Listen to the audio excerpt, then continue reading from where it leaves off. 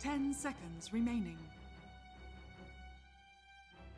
Team Liquid's turn to ban. Gaimin Gladiators turn to ban.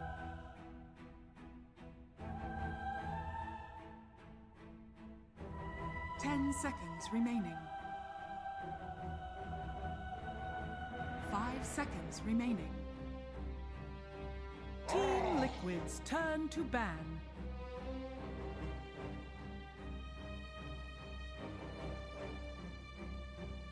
Seconds remaining. 5 seconds remaining. Team Liquid's turn to ban. Gaimin Gladiators turn to ban.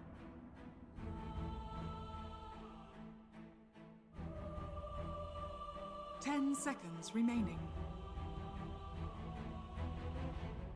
5 seconds remaining.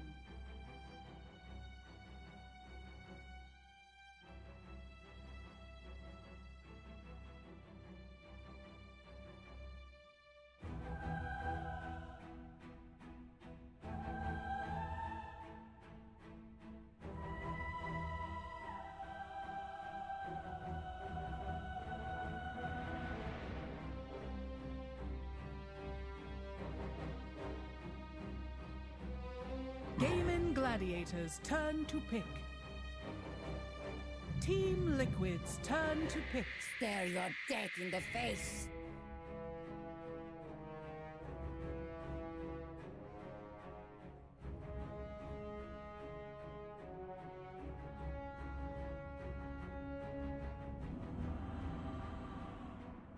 Seconds remaining.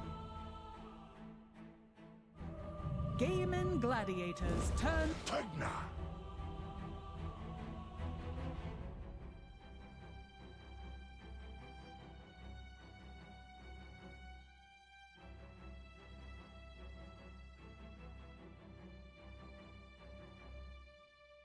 10 seconds remaining. 5 seconds remaining.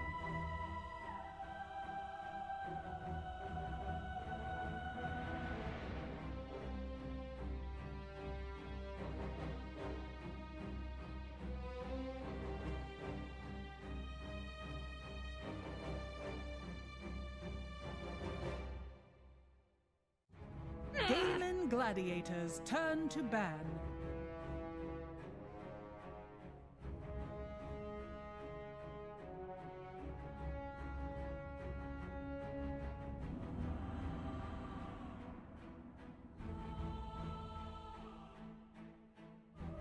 Seconds remaining.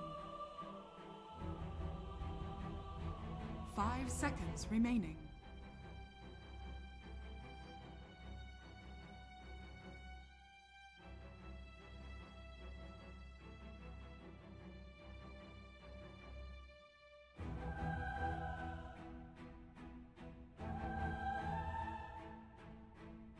Team Liquid's turn to ban.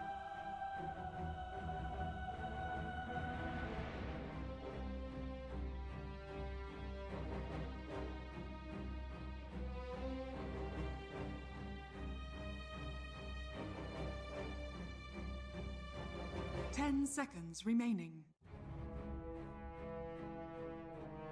5 seconds remaining.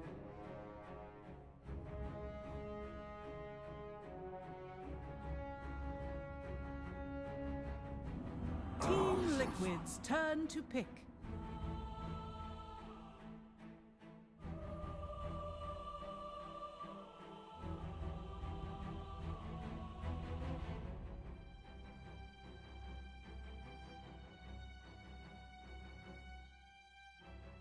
Seconds remaining. 5 seconds remaining.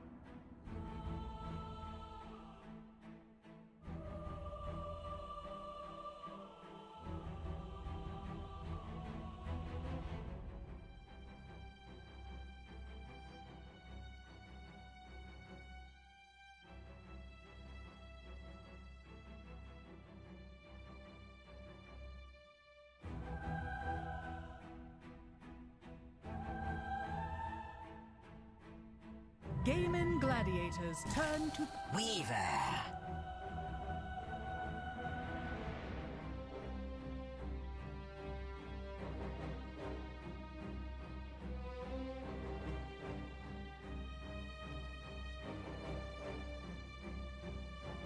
10 seconds remaining.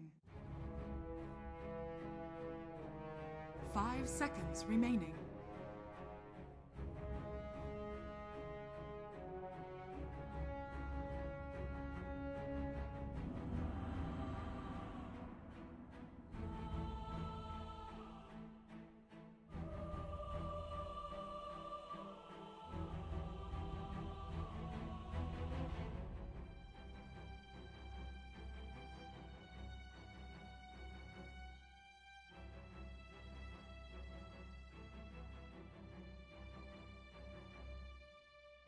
Gaimin Gladiators turn to pick.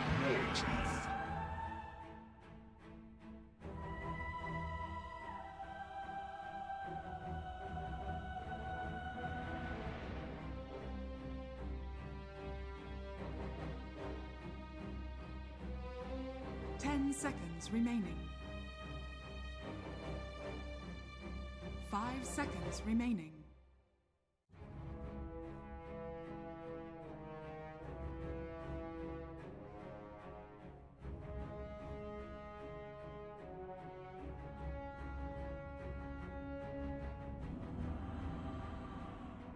Team Liquid's turn to pick.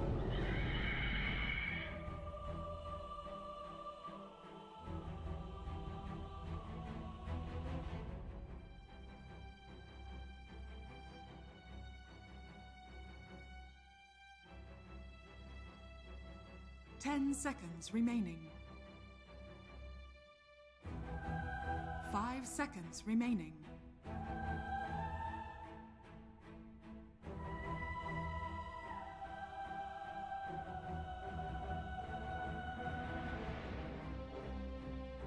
Team Liquid's turn to pick. Luna.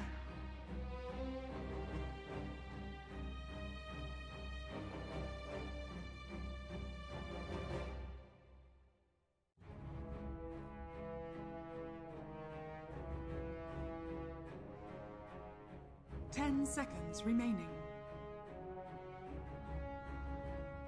5 seconds remaining.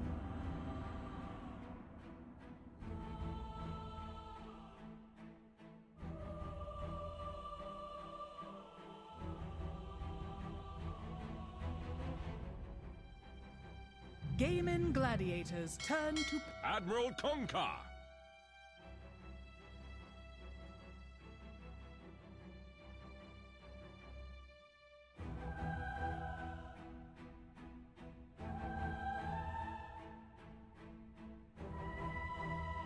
Ten seconds remaining. 5 seconds remaining.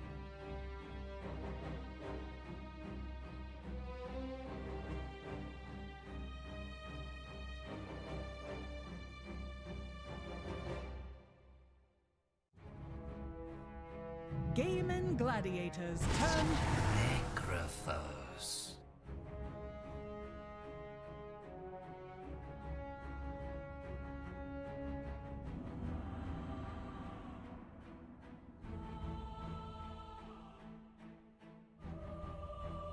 Ten seconds remaining.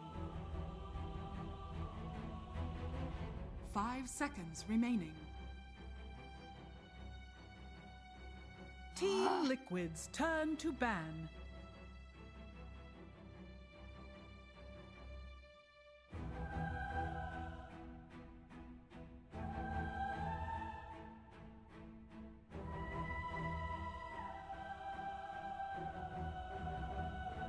Ten seconds remaining. 5 seconds remaining. Team Liquid's turn to ban.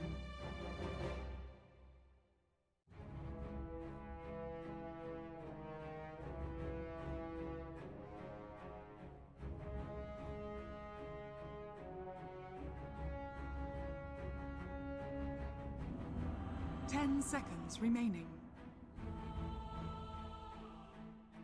5 seconds remaining. Gaimin Gladiators turn to ban.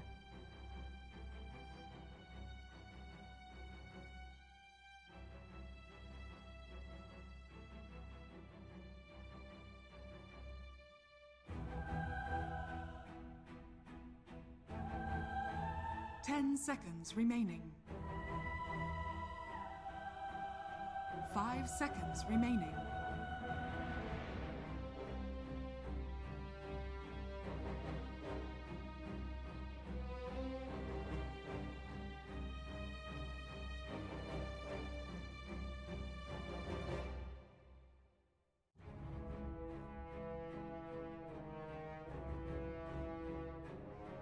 Gaimin Gladiators turn to pick.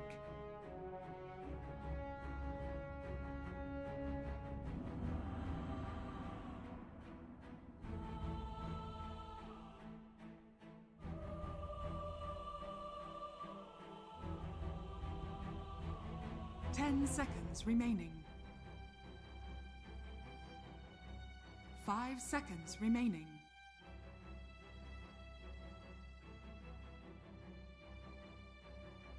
Team Liquid's turn to pick. Bloodseeker.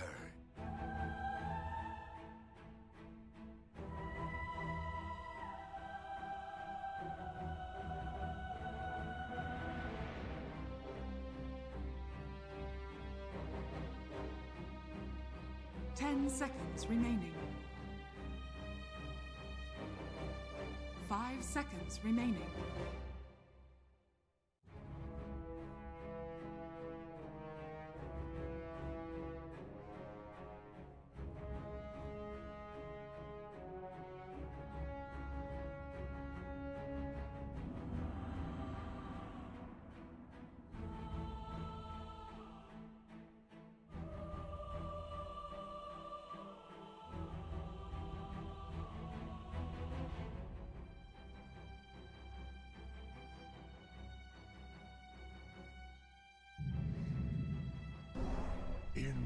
You may now select your heroes.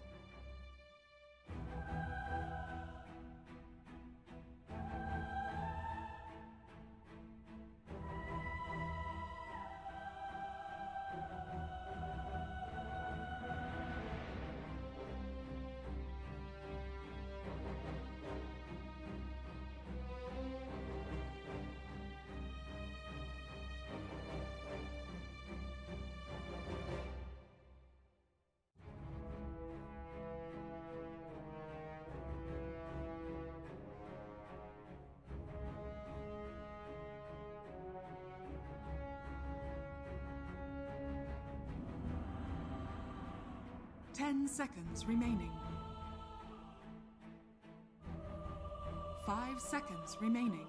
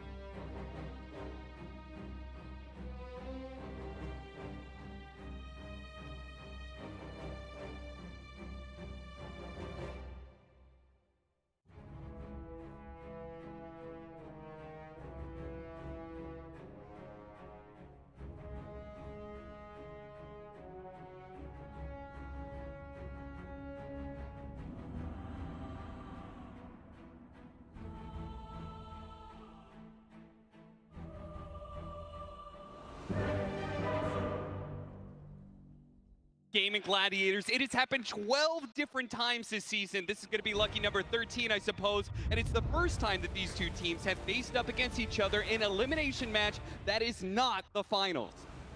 New territory? New Is that what you're territory. saying? I mean, personally, I've never seen this matchup before, like you were saying, so I'm really looking forward to it. I think this is a crowd favorite for sure as we get our hands back on a major final matchup that has been repeated so many times But like you said, never for elimination in a tournament that matters as much as this one right here.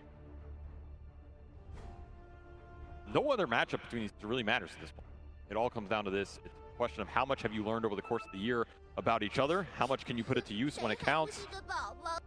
How many voice lines can you spam? And as you can see from the chat, Will line already coming out, and the little bit of all chat with these teams know each other very, very well. They matched in every single major finals this year, and they matched up against each other in Riyadh, though that was an upper bracket match where Team Liquid, you know, they finally managed to get one over the Gaimin Gladiators team.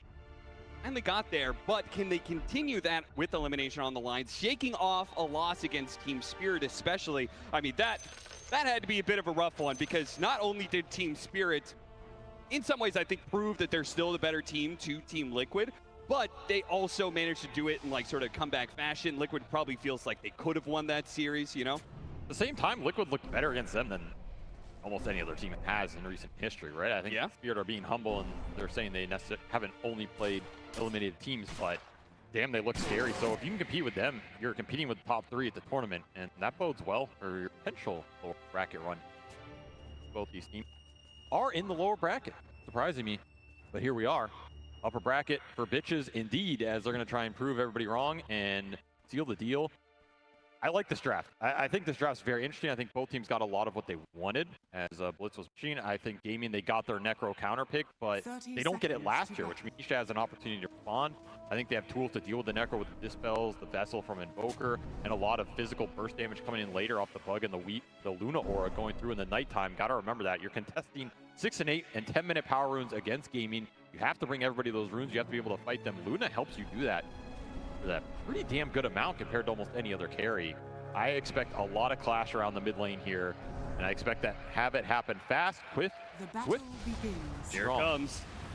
Bounty runes out in the field. Immediately Liquid are going to try and battle Gaimin Gladiators, but it's going to be Insania who's looking close to dying first. Tofu, he barely managed to live long enough, holds on so Quinn can claim that coveted first blood. And even Boxy, who does have the Shikuchi, yes, but they have the Bloodseeker. They see him, but they can't hit him, at least not yet. He's going to have to suicide, though, I think. I don't know if you play the lane with this little regen. The upside for Liquid, you give Quinn first blood here, but you did drain a lot of mana off him, and okay, managed to dodge the dead shot, but again, still the vision from the Bloodseeker allows them to claim a second kill of the game. So not only did they get a 2-for-1 there, but they also managed to get the first blood, and they also walked away with even bounty runes. So big win for Gaimin Gladiators right out the gate. Nice way to start the lane, especially when you have Bloodseeker. Any of these types of trades, you set Equilibrium up in a way where people are already missing regen or they come to lane half HP. Duraccio is going to be very happy about that. And this is a lane where he can just dominate, I think. Kunkka's not going to pose too much of a threat on him. I mean, you're building up some attrition with Tidebringer going through, but Bloodseeker's just going to heal through all of it. So I kind of expect Gaimin's laning phase incredibly strong here. And I think it's going to become a question of where can Liquid make the moves with their supports, gain some momentum back, and hopefully get Nisha activated. Because I think if this Invoker has a really good first 15 minutes, he can take a lot of this early game over. I mean, the mana burn is going to be a problem for Quinn. The Tornado is going to be a problem for the Ghost Shroud. And a fast Vessel in this game to negate a lot of the healing could just win you some of these back of like good Ghost Ship Storm in the mid game. Especially with Luna Aura coming through on all of it. It's a very strong 5-man group up from Liquid if they can get it going. Yeah, Nisha starts off really strong. It's 4 denies already and a lot of damage onto the Necro. If he can keep that kind of pace, then he'll prevent the Necro from being able to get that regen. But it does become harder over time. They're going to jump on his eye here, hitting their level 2, while the Kunkka is still shy of that. Zai will manage to walk it off. They actually get pretty low here. Boxy is going to take advantage of this. He should easily be able to pick up at least 1 kill. Celery pops Fairy Fire. Zai's coming in as well. Can he hit the swing required? He turns back to Duraccio instead. A torrent to the side and catches him. Boxy will now be able to finish him up. Plus Duraccio can somehow keep himself alive through getting last hits, but no. Run down by the Shikuchi. Meanwhile, on the other side of things, Tofu picks up yet another kill, but Insania's already back into it, shows up with the blood grenade. They'll have their revenge perhaps, but Mickey may cost his life as he's going to try and limp away. Ace, dive in the tower. Oh, it's a bad dive. Now he gets a little bit of a stun underneath the tower. Want to turn around. Liquid will manage to pick up a double off of that when it looked like for sure it was going to be a trade-off 1-for-1. These are just brawls of a lane, man. And already we're seeing this Aura do work bottom. Pugna with such high move speed, such good attack animation, just kiting them around. This is the type of laning stuff you want versus Gaimin. Do not give them a head start. Do not let them run away with it like we saw yesterday. However, Quinn pushing in mid. This is an oppressive laning hero right here, and we're showing exactly how much you could do with it. Quinn is not afraid to play this hero blind. That is a scary thought. Yeah, right now, I mean, this is insane pressure right here. He has fully recovered this setup now where he was low on CS and low on regen. Managed to get a bunch of last hits all in a row, and now he is commanding this lane and will probably continue to do so. Back, he just got stuck. Remember, this is all thirst for Dyrachyo, which should be winning you this lane as well. So the more Quinn wins mid, the happier his carry is also going to be. That's why that kill was pretty valuable up top. Really good for Boxy's early game here. I mean, this is an interesting Weaver setup because they didn't want to play a core into the counters the Gaimin had, particularly the Bloodseeker. Even the Centaur can be a little annoying. But you put it on support. I like the idea that you have the Luna Aura to back him up in the mid. A lot of bonus damage on a hero that at some point is putting out 2-3 attacks on everybody with Shard Kuchi through. Sounds pretty damn good to me. That'll help him threaten those backline supports. I assume that's what we're looking at for this support Weaver, right? Get to this Phoenix or this Muerta and just try and force them to use their ultimates to defend themselves. Just cause chaos if you can ever kill an egg too. Yeah, I'd be really happy about that team fight. Still Gaimin, this lane phase, it's 3 lanes going pretty damn well for them. It has been hard to stop this tournament. And one of the biggest problems a lot of teams have faced, trying to deal with the early pressure. Continue stronger and stronger here, especially as they get the first set of items. And I'm thinking about falls, right? That's also a very big point. We have 2 levels of the Lunar Blessing already, so one liquid that strike back. Yeah, that nighttime global. And that's what I'm saying, these rotations. I'd like to see the Pugna and the Weaver combine a bit on the map. Get some like ganks going, especially during this nighttime, and enable some of the cores. Either Mickey or Nisha, I think, is what you're going for. I think Zai, he's going to have a, maybe slow game, but he's a Kunkka. It doesn't really matter too much. Get these ganks going, you're really going to enable your supports, bring some of the CS advantage back. Yeah. And Zai was well known for tanking a lot of terrible laning phases back when he was on Secret, right? Like a lot of times they would just leave him out in some pretty rough ones. A lot of times playing like Dragonite, Kunkka here, very similar type of hero. I mean, it's a Yapsor effect. And with that mobility, I mean, I love the fact that Weaver kind of operates like a Monkey King when it comes to the mobility aspect of getting through those portals. So maybe he can link up with Insania like you were talking about. That's one of the strengths of support Weaver, is the rotation capability. Like, every one of his points at level 1 is powerful in go-on situation. Question is, I mean, if you can pressure Dyrachyo, you'd be happy to take that. But I love when you kill this guy and take him off the lane. I just don't know if he's going to get chipped hard enough. And Celery making the first move to bottom. This is not what I expected out of Liquid. I expect Boxy to want to respond to this, or at least create pressure on Dyrachyo, try and bring him back. That's what they're doing. They're going for the kill on the Bloodseeker right now. Forced to TP away. Barely makes it. Meanwhile, here comes that rotation, but TP immediately coming out from the Weaver, so Gaimin Gladiators may not be able to go for this dive as much as they want. Nice hits, though. Celery landing all of the Fire Spirits on Mickey, and that'll finish him up. Boxy's going to try and trade out on Celery, but Ace is trying to protect his support, staying close by until the dive is ready to go. Celery gets out, so kind of a trade. Like, would you rather, in that situation, be straight up dying as the carry and then TP back to lane instantly, or do you feel like Dyrachyo is not too happy about keeping out of the lane and missing so much CS? I mean, I think Dyrachyo is happy with that. He's not giving a lot of XP to Zai. The better of the outcome, especially when the team made the first move. These are going to be in some trouble. Instantly hit with the silence, and that's enough. Lock him down with the Reaper Sight underneath those ghosts. And while Zai is being run down by Dyrachyo as he made his way back to lane pretty quickly, thanks in part to those phase boots. This mid lane, it's just been all Quinn. I'm surprised with how well he's done in this matchup. I mean, this is a matchup where Invoker generally has done okay, or at least okay enough that he can get into the point in the mid game where your spells are really good versus Necro. This is a wide lead to open up, and of course Gaimin are going to advantage of it with the quick roam, get the gank going, translate that pressure into experience for their supports. You have that nighttime full stride here, 3 points in the aura. This one Boxy's pretty strong on the map. Sania getting these extra right clicks in it does hurt when you have low armor heroes. Got him with the bugs, pulled him back in, but missed the torrent timing there from Zai. So once again, Dyrachyo takes some damage, but he will be able to heal up a decent amount. CS directly under the tower. You're going to rotate your supports off the safe lane.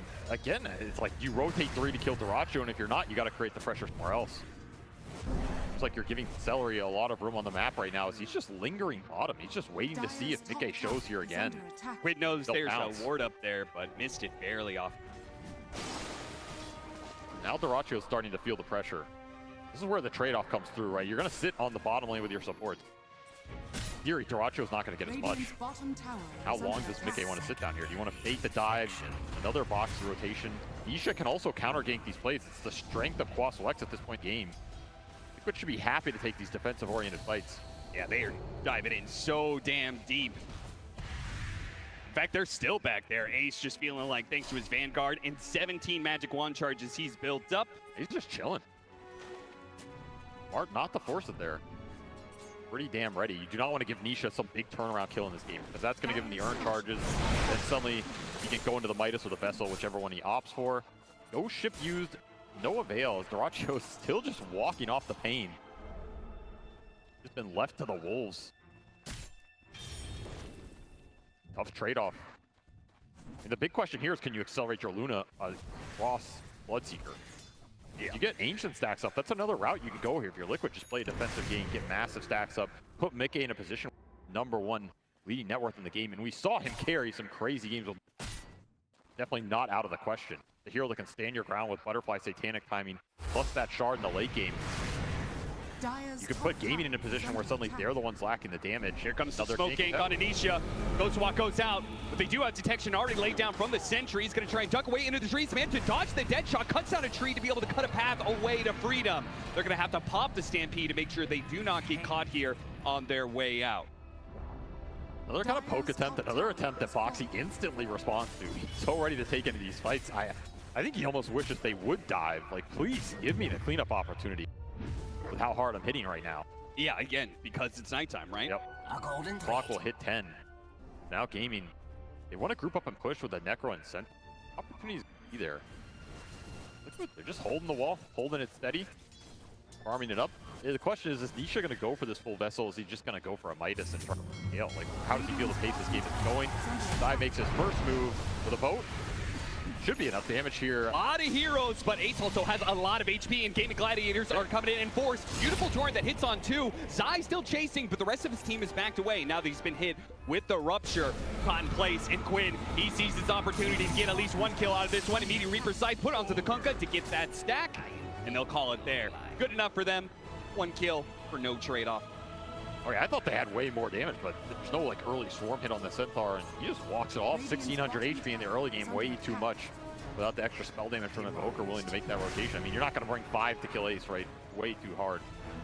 Upside is, for Liquid, you did get this tier 1 top during all mess that was happening bottom. So even if these towers go out, you're trading the map. It will open up some space for Mickey later off, you know, triangle rotation into that top lane.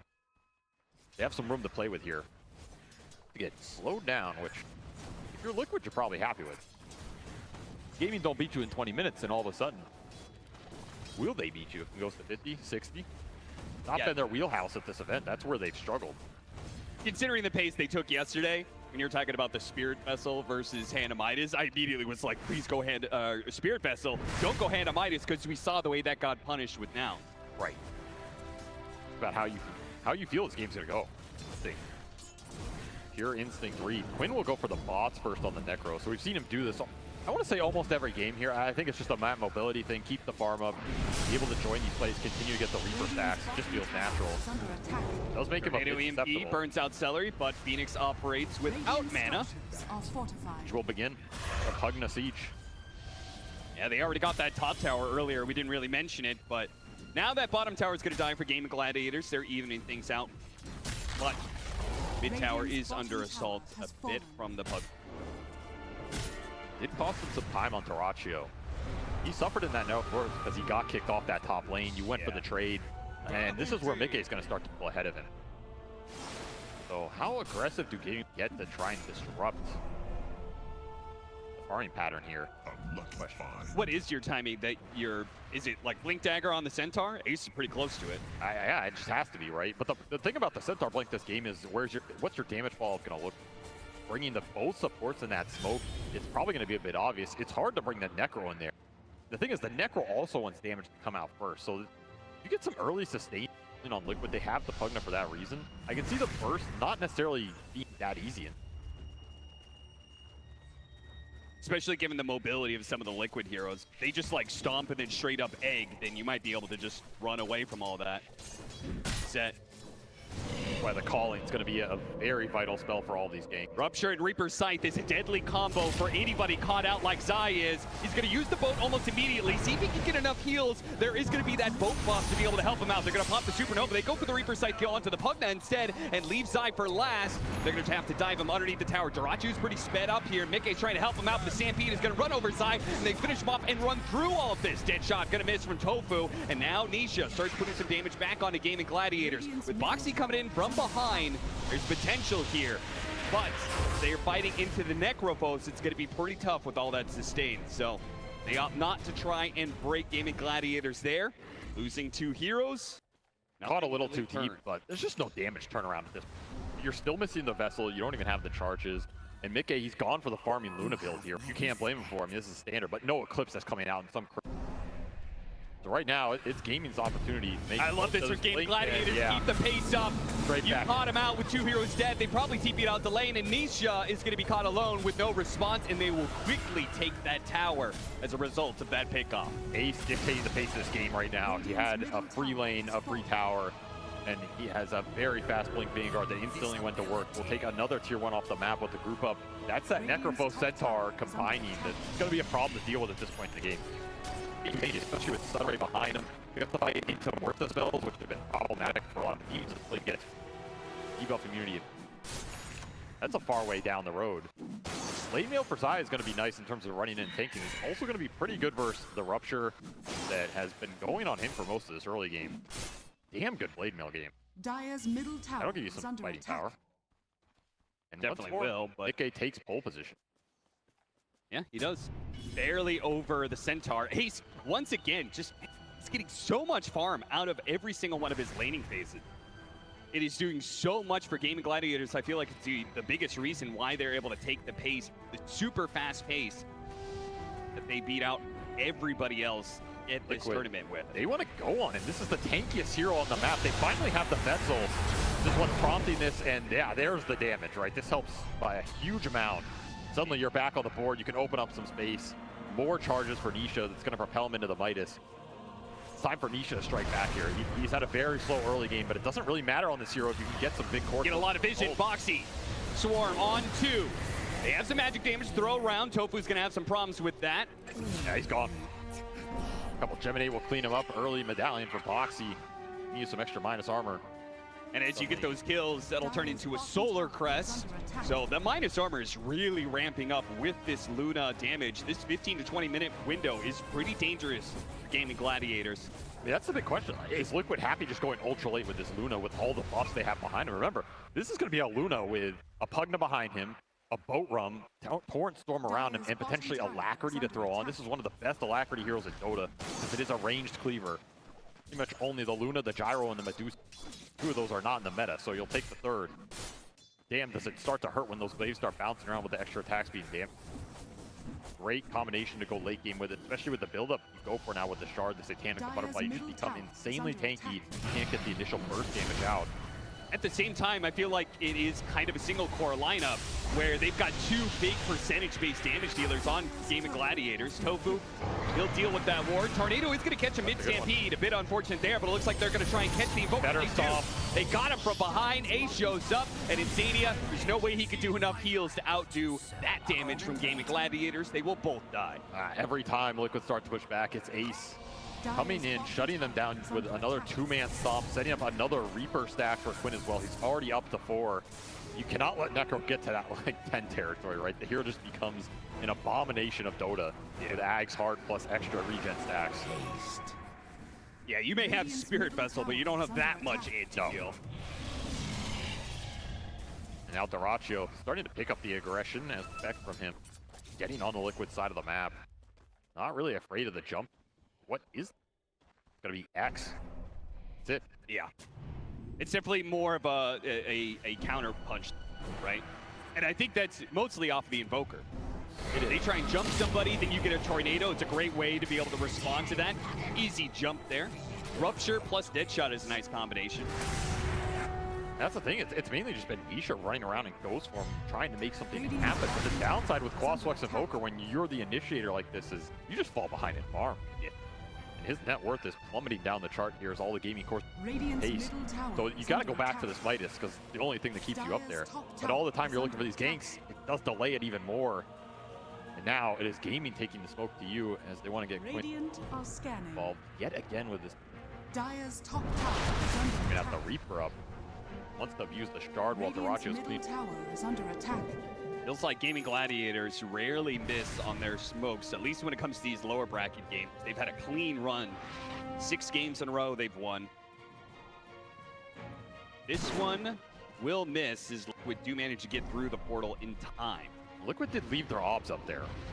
Pretty good wards to smoke back to in the top lane. They can map up again. They are just targeting Isha so hard. He shows up again. Insania's behind him with the heals, but it's just not enough, man. Way too much damage. And again, it means Insania because he couldn't heal up his core enough. His core dies, and so will he.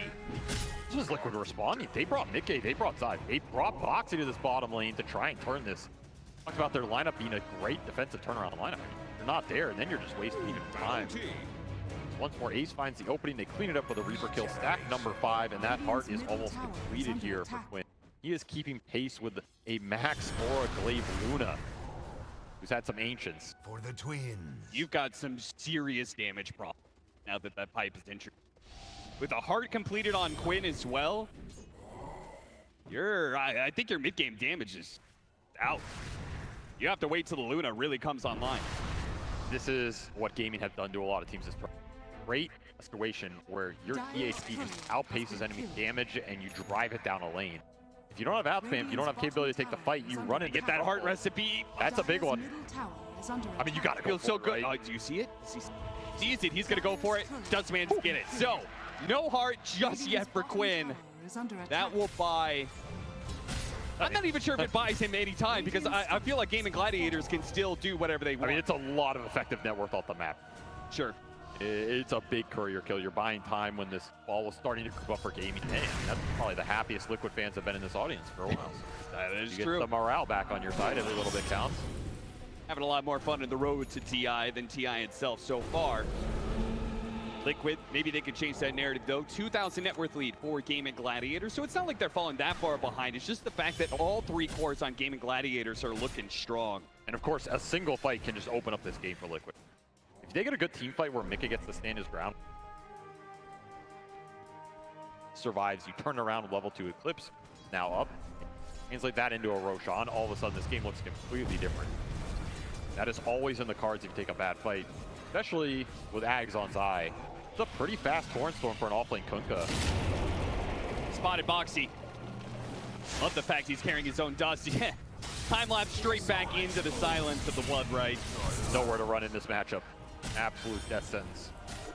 Look at all this deep vision that Gaming Gladiators has up too. We're gonna have the cheeky tier 2 ward bottom, which, you know, I'm still debating whether this ward is actually supposed to do this, but hey, it's in the game. It's in the game. Why not use it? Definitely Damn one of the good most value wards out there. Open up this tier 2. Almost no defense when you have this option. You just see everything. Yeah, you get some sort of vision, some sort of support or something sitting in the bottom part of the tower. You have that ward up on the top part. You see everybody that could TP in. It's going to be Tormentor for Liquid. It's going to try and push Mickey towards his BKB. That's going to be the big go time for Liquid. You have BKB on Mickey plus this Torrent Storm. That's your team fight. It's all coming together. If you can fight behind the Luna with the debuff immunity, you're going to be really happy in that situation because it is a lot of magical bursts coming out on Gaimin. Gotta pray you can hold your ground. BKB forced from Darachio. That is definitely a small win here. Even better if they can get the egg in time, and it looks like they've got it no problem. Oh, Ace! It was a good attempt. If he hit Zai too, there was a chance for the Phoenix to survive. Another exit now. Yeah, he got him. Yeah, they're going to be able to get him off the vision from the Sunstrike. He gets him off the X, pull him back in. Oh, nice. He's going to land. Mickey pushed back by the dead shot. But Ace, he's going to be left alone. Gaming Gladiators cutting their losses, and I think it's a smart play. Liquid did catch them out there, and they accept that. That was a nice attempt at the stop. If that hits Zai, you maybe get something out of that engagement, but it's very deep, especially when Dyrachyo had to TP out of the top off the BKB, so you know the Bloodseeker's not connecting to that fight. Yeah, that's just a green light for Mickey to join it. Gets the cleanup. This will push him towards that BKB, flying out right now. Yeah, he doesn't have it though. Yeah, where is it? He has pushed that tower without actually having that one. He's going to be in some serious trouble unless his Tor can stop the Reaper's side, but Quinn is way too tanky. He's not dying to this, and he does bring down Mickey.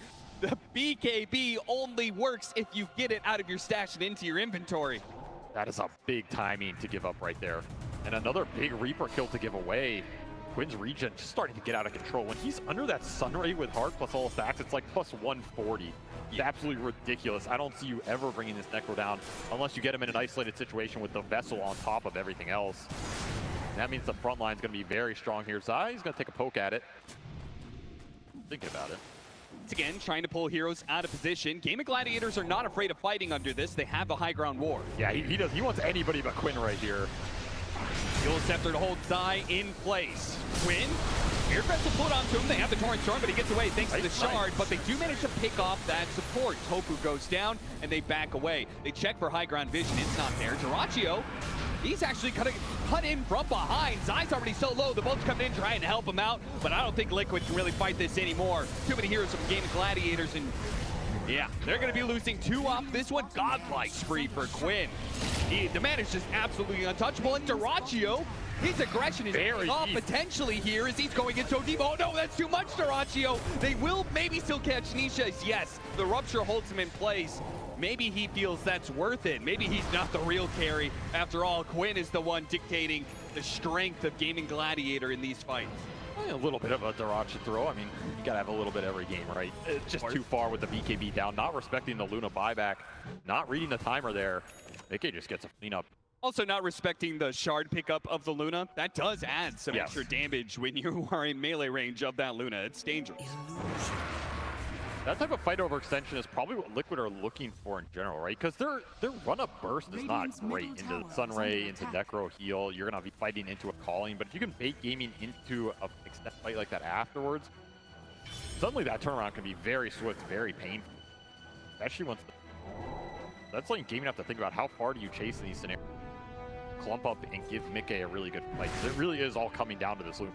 Yeah. And he stand his ground, output the damage, get good eclipses off. Do everything. Sometimes these team fights can be a mess, and it's hard to decipher what exactly is going on. I think it's clear what Gaimin Gladiators want out of their team fight, right? Jump in on somebody, burst them down. What does an ideal team fight look for Liquid, though? Somehow save that, or like get BKBs off and get the supports, right? You take the Mort out, you take the Phoenix out, or force an early egg and fight it. That's the situation where you can draw Gaimin out in a long extended fight because the supports are dead. Suddenly the Necro's not as tanky. Suddenly your go attempt with Mickey manning up isn't necessarily putting him in a position stuck in the calling after his BKB goes down. It's about kiting it, right? Find the supports, kite the fight out, extend it as long as you can, and then you're in a pretty okay situation. That's why Gaimin want the burst here. They want to jump with Ace, get a Reaper kill on a big core, and set the fight up for Dyrachyo. Even if that hero does not die initially to Reaper, Bloodseeker thirsted so far up, you might just clean the fight up anyway. From my point of view, I feel like Tornado is like the biggest spell for Team Liquid, right? I think it's the only spell that really allows them to be able to reset off of the initiation from Gladiators. Tornado, EMP, the Ice Wall, all these control spells from Nisha. Just got to recreate that gap. Yeah, we saw that Ags on the Necro post completed. Man, he is farmed this game. Yeah, you can kill him, and now he's outputting crazy damage with that Aghanim Scepter over time. He's shown he's willing to play this hero in basically any game. Radiant's middle tower is damn good. 9-0. The big streak if Liquid can collect it as well. And I think Liquid are recognizing the fact that a tough fight is coming their way. They're trying to cut creep waves. You can see Boxy's playing in deep while Zai's using some X marks the spot shenanigans. They don't want to give up this Roshan. That's the problem, right? Like, this is a great Roshan for Liquid with Solar Crest Swarm if you can get.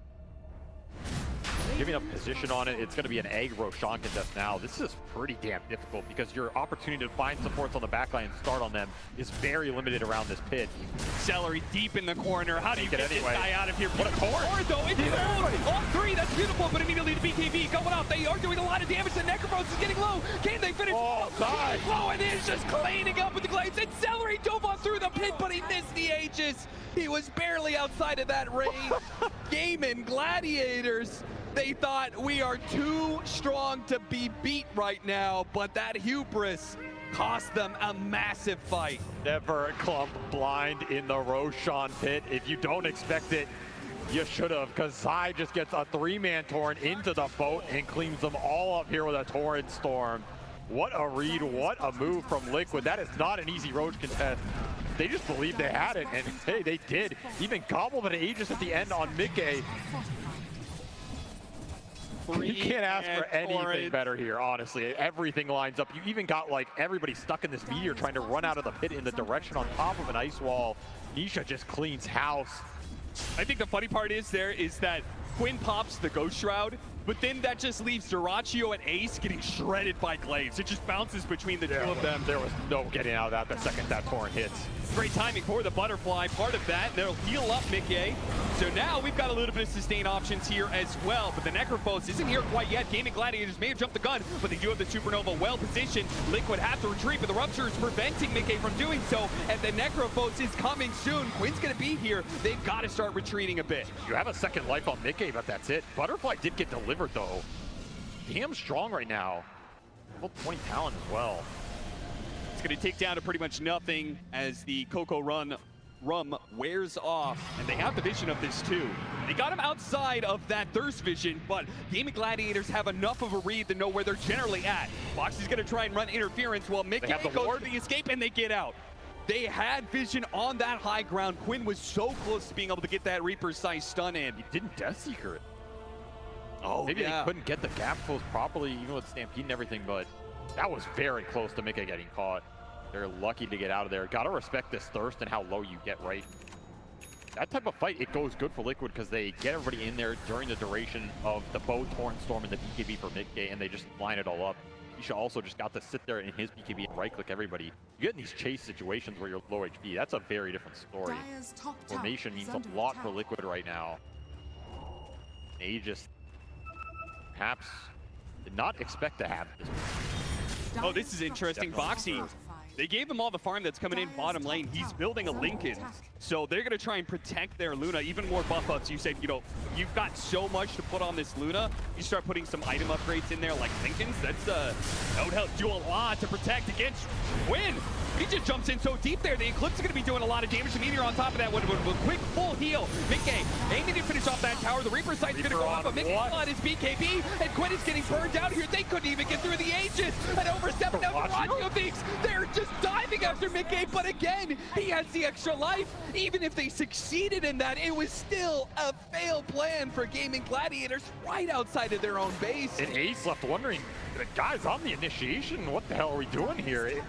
It's just too much hubris, right? You think you're too tanky, you think you have too much regen, but the BKB timings and the Vessel's doing work here, and now they're gonna drag you back in. Gaimin, Full Celery out of position. Gaimin is crumbling for them very fast. He comes back down with the Tornado into the Sunstrike, popped before he can use the Supernova. All it takes is one bad Torrent to ruin your day here. As Zai has just turned this game around, and now all of a sudden you're facing down the barrel of a Luna with Aegis, a Butterfly, Grofo looking for that Satanic, and is taking your racks. And this is where that alacrity starts to go to work. All of a sudden, Nisha, he's a second damage source. He can make Mickey even more powerful. You have to think about the Glimmers on the Reaper. You have to think about the BKB on the Reaper. Not so straightforward anymore. This is where this ball lineup strikes really hard. And the problem's going to be is Aegis expires in a minute. Liquid can get a lot in that minute of time, but then as the Aegis expires, he picks up a Satanic. So even if that second life is gone in 50 seconds, he will have additionally a second life thanks to Satanic. You gotta wear through this. You're looking down the second lane potentially. I mean, Mickey is just taking names right here, plus Sunstrikes. Oh, and a man dodge! Stops Ace entirely from getting that initiation. They're gonna keep the pressure up. with the barracks being revealed. They're going to try and burn out Mickey from a distance, but Insania can keep him healed up, even if there are no heroes to lifesteal off of. And they're actually just going to be able to walk away. There is a period of time here. The Aegis expires, but Gaimin Gladiators don't have their full squad. Don't have any smokes either. Yeah. No punish available here for Gaimin. That'll be 2 sets to Liquid. They just walk it off. Mickey, his item timing's got so damn accelerated off these last few fights. He's in prime position now, and I mean, this just felt very casual, right? You can see the bait here. I mean, Quinn is incredibly tanky with Ghost Shroud, Sunray coming through. Ace is here, but you're just in an awkward position because it didn't start with you going on a core and bursting them, and you had Aegis the whole time, so even if that happens, you're gonna get stuck in an awkward engagement. At this point, I mean, Dyrachio's trying to clean up something that there's nothing to clean up there. Yeah, what the hell are we doing, guys? Hey, we've all been there in that moment. I think everybody in this stadium recognizes those emotions. Just a bad plan for Gaimin Gladiators, which is surprising to me because I would have thought Liquid getting knocked down recently to the lower bracket. I thought they would be the ones, perhaps with a little bit of main stage jitters with elimination on the line and such. Gaimin Gladiators been playing clean through this lower bracket, but that was very uncharacteristic slip up from them. Game is definitely fallen out of their control. Liquid, they did an immaculate job of bringing it back. They took the right fights, they took them in the right way. That's what counts on the TI main stage. Nothing else really matters if you can't clinch those big engagements when they happen. Right now, this ball lineup is clicking on all cylinders. It's a question of how much more you can get, right? Because now if you get this next Roshan and you're able to push that last lane, you might just close this game out before it gets into any type of ultra late game situation. Liquid to turn this game around. Let's take a listen to what their comms are like.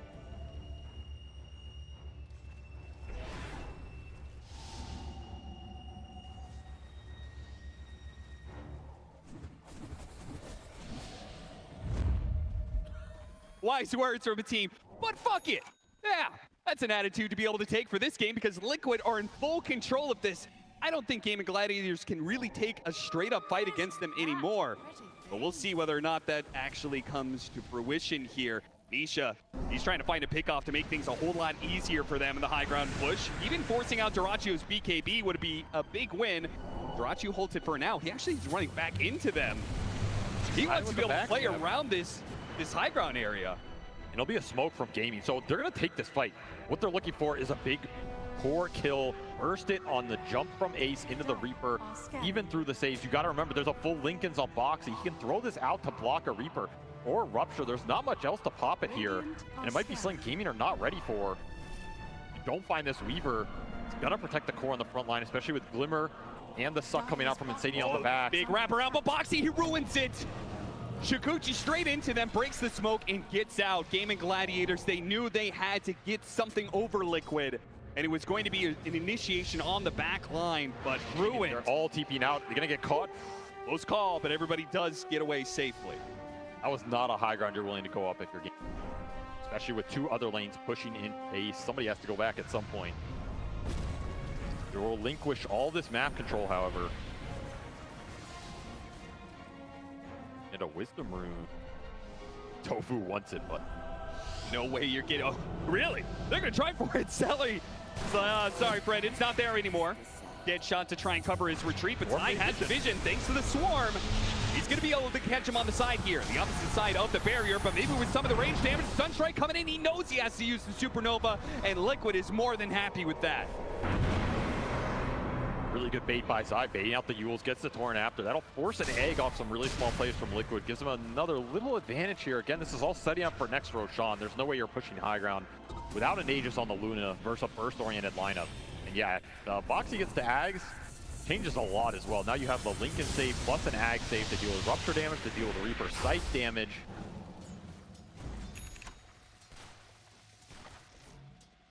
How much can Ace do, right? He's on a hero that, it's not like those Tidehunter games where blow the fight wide open. You get one jump, you're a pipe, and that's about it. Yeah. Eyeing him up. Spotted here. This is what this Invoker, I feel like, has been so good at throughout the tournament, is being invis, running around the map, and finding these heroes who are trying to find some... Dyrachio! Oh, Dyrachio, what happened? Gone in an instant trying to help out Ace, and it looks like somebody must have Oh, screen bug. Well, at least it wasn't Duraccio. Yeah. No excuses there. Pause and look for him, but he ain't there. And that was very fast. Instantly gone. I feel like Duraccio's read of where the Liquid heroes are in these fights has just been a little off, right? He's been getting in very deep in melee range, especially versus Mickey, and maybe not respecting that new Luna shard. That makes these man fights a different beast. And the Liquid fans will fill out the pause with the chant as they can sense the end is nigh for this game one. Liquid in a great position. Whether this pickoff of the Bloodseeker does it for them and they straight up go for the high ground from here, they're likely to still catch Ace as they've got him dead to rights in so many different ways. The X marks the spot, the Torrent to pull him back in. Yeah. By the way, that was double damage on Mickey, so that's another reason that Duraccio just got shredded there. So the upside is this was on top lane and not bottom. Otherwise, I think Durax is gone. Liquid, that'll secure Roche for them. That was your Roche fight, right? Just gone in the blink of an eye here. They're respecting the fact that Gaimin Gladiators could have buyback. Better to just play for Roshan. Of course, we know they actually don't. So Liquid could have ended the game right there, at least gotten Megas. But they're going to play it very disciplined. Get the Aegis and cheese. Assume there's buybacks here. Yeah. Don't know where the gold is. This Roche is just absolutely free. Make a full slotted pretty much. Him and Aegis, let him go high ground and throw every buff you have on him. Not a bad strat here, NTI. Even level 20 provides, just gonna amp up this Torrent Storm and the chaos in the fight. Talking about the control that Liquid has when it's on a straight 5-on-5 when the BKBs go down. If you don't get that burst and shorten the extension of that fight, Zai's gonna take it over. Quinn, the problem with Kunkka. He was trying to cut waves because he knows the final push is coming in, so he's hoping to be able to buy a few more seconds, but he's gonna get caught out here. He is 100% dead, but he does have buyback. So he's gonna have to use this for some desperate final hold from Gaimin Gladiators. Can't afford any pickoffs, but if they can get a pickoff on Boxy, that would help delay things a little bit. The Lincolns, though, is gonna prevent the rupture, and he's out. Not today. Now that means Rupture's on cooldown when this push comes in, and Mickey is approaching 55 seconds. He is fully slotted out here. I mean, you're talking about this Necro has buy. Quinn has 5,300 gold. He is buying another item. He just doesn't know what the hell he wants in this game. I mean, it's got to be BKB. He's trying to get close on both. He could sell and get it here. They're going to wait for the initiation, the attempted jump from Ace. Once again, a Manta dodge is able to get away from that hook stomp, and they really cannot seem to Quinn got dragged. Oh, he got pulled out from the tidal wave. Quinn's in trouble, but he does manage to use the shard to get out from the side. Still, though, buildings are exposed. You can reset all you want. Your buildings are still going to be in some trouble here, down to half health. But again, he has that Aegis, he has the Lincolns, he has Satanic to full heal him. Nothing is going to stop Mickey from claiming the Megas. Keep going here if you're Liquid. Reset, gain some resources as well. You have a lot of time. That'll be the BKB bought out from Quinn to not have it for that fight. Does that actually save him, though, because Mickey's physical damage he outputs is pretty intense. Part of the problem is how do you get through the saves now? Boxy's itemization in this game with the Lincolns, Ags is closing in. You have the Glimmer Cape. You have another Lincolns on Nisha as well. This is double Lincolns that can go through against Reaper, Rupture with, like we were saying, not a lot to pop it beforehand. These are long cast animation spells. You can honestly hit them pretty reliably. You're just looking only at that and not worrying about anything else here. Block potential is very high. More rally around your Luna. Let him do the work. Let the Glaives do the work. Luna is so good at being able to siege down tier 4s with those bouncing Glaives. Getting pretty low already off that bit of burst. See if they can get him again. The Manta dodges. Mickey, he is so on point with it, but he does get burned out anyway. Second life. BKB and Cheese are going to be ready to go for this one. Immediately feared up, though. Does get off the BKB. Turns around, fights Duraccio. Duraccio has to get out of there. That's BKB down, though. Ace, he wants to punish it. He doesn't get the stomp, though. They need to be able to slow down Liquid, but Liquid actually going to turn underneath the Supernova, though. That one is going to be a little bit sticky, and Quinn jumps forward, takes his opportunity to the Reaper side, but no! The save comes out just in time. Back to full he goes. He gets the cheese off, and now he's ready to rumble. Oh, what a time-lapse timing. Just when you think you're going to get a Reaper kill after all the BKBs and the Glimmers are down. No, Boxy is waiting for you. picks up that Agate Scepter just in time for that was literally just flown in. And they'll get another buyback out of Gaimin here. Ace, the next to pay the price. 2 cores on cooldown for 5 minutes here. Did take your Aegis, did take your BKB. Final push is coming in. Let's take a quick listen in on Liquid, though.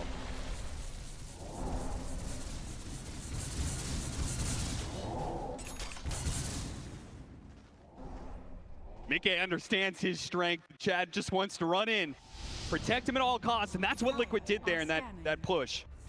Now he has a pressure. So this is a level 25 Luna with full 6 slots, double BKB, double Satanic, double Manta dodge. Get them both. I agree. Put everything on him and let him end this game right here, right now. He's got a little bit of window where there is no Supernova, even the BKB on cooldown from Quinn. But Liquid are a bit hesitant. Waiting for it. Call. For the right opportunity to present itself, perhaps. Back to 4. Another Tormentor. Why not? Might as well take away those resources away from Gaimin Gladiators. After all, they're in no position to be rushing things to take their time if they need. Now we have the EMP pull-in, so not only are you dealing with the constant Torn Storms, the Tidal Wave pushing you back, but the EMP is also dragging you away, out of position constantly. To see that attempt there, though, always the Death Seeker ready to go for Quinn. Get out. Just start poking him down. Create a situation where you force Ace to jump, and then Mickey's gonna have a good fight. There it is, pull him out of position, hit him with the nullifier. See if they can get that BKB out of him, but Quinn doesn't hit the button. Hold strong for now, but they are taking damage on their tier 4s. The Megas start streaming in. Nice torrent into Cataclysm, a beautiful setup, and that's going to be Ace going down with no buyback. And Mickey sees his opportunity now to be able to hit the tier 4s. Gaimin Gladiators back away. The throne is going to be exposed. Sergio tries to come in, sliced and diced by the Glades. No contest whatsoever. They can take down anybody they want on the side of Gaimin Gladiators. Liquid will complete the comeback in style and take it at 43 minutes. And for as strong as that Necrophos looked for a lot of the game, he doesn't even get a Reaper off in that last fight. Luna just outputting way too much damage for Thrasio to deal with.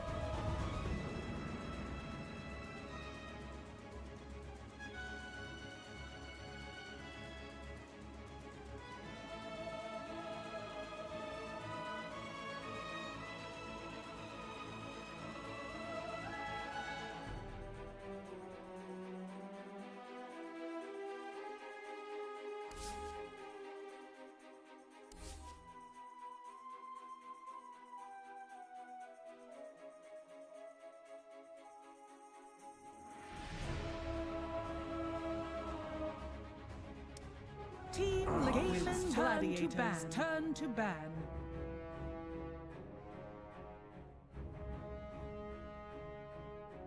Ten seconds remaining.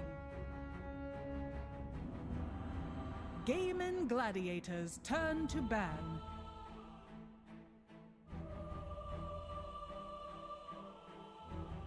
Ten seconds remaining. 5 seconds remaining.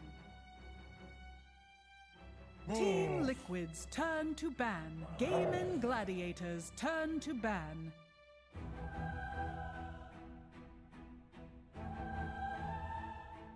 Ten seconds remaining. 5 seconds remaining. Gaimin Gladiators turn to ban.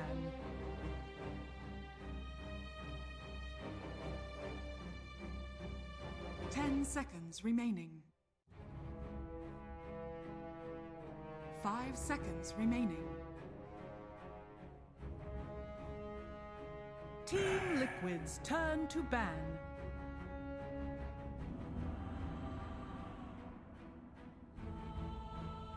Ten seconds remaining. 5 seconds remaining. Team Liquid's turn to pick. Gaimin Gladiators turn to Tegna.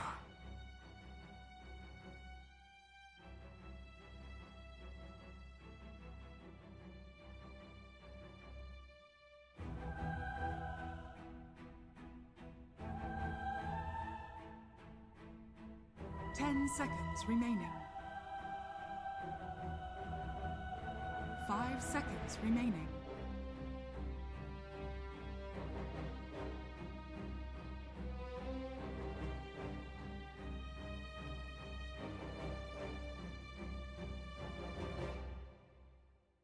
Team Liquid's turn to ban. Stare your death in the face.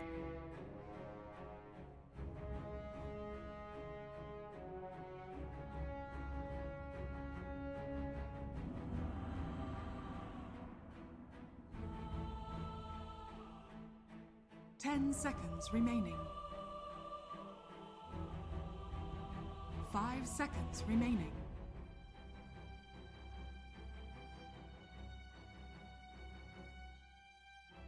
Team Liquid's turn to ban.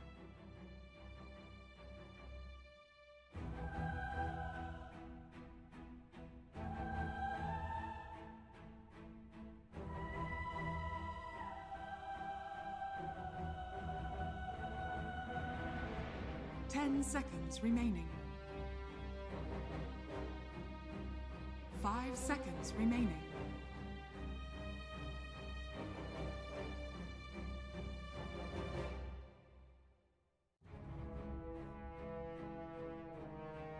Gaimin Gladiators turn to ban.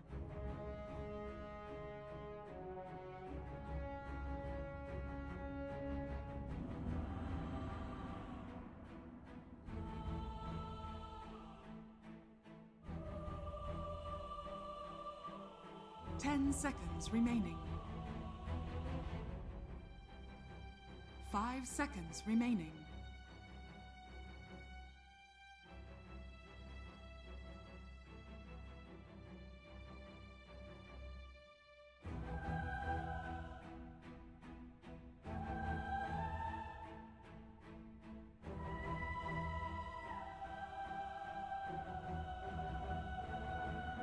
Gaimin Gladiators turn to pick.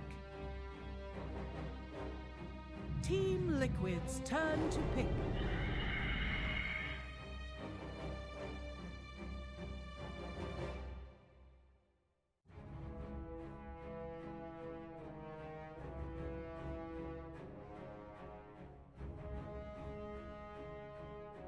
Ten seconds remaining. 5 seconds remaining.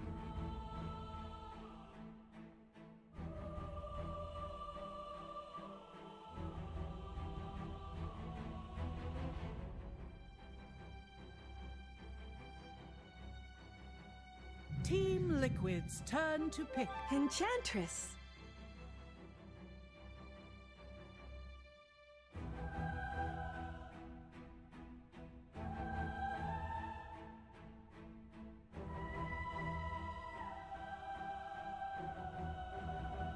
Ten seconds remaining. 5 seconds remaining. Gaimin Gladiators turn to Luna.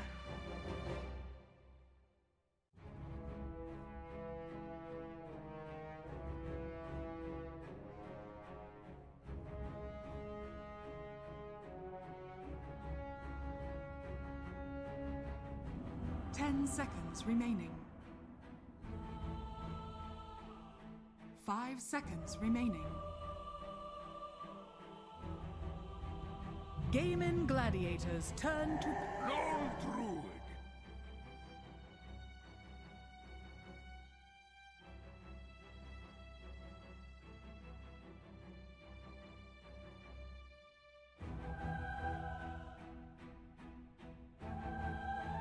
Ten seconds remaining. 5 seconds remaining.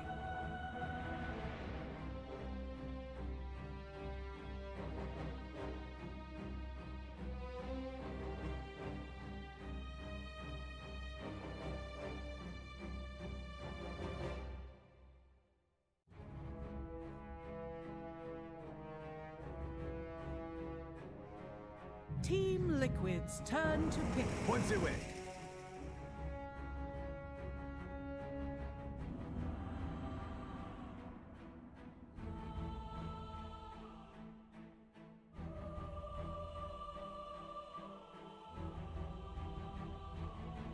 Ten seconds remaining. 5 seconds remaining.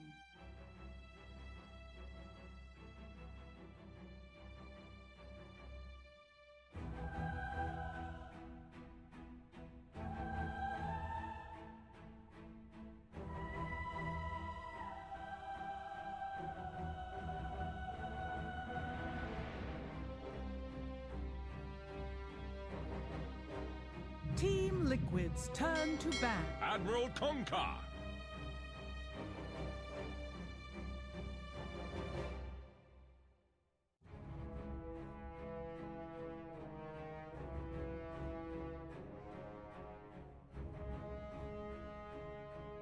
Ten seconds remaining. 5 seconds remaining.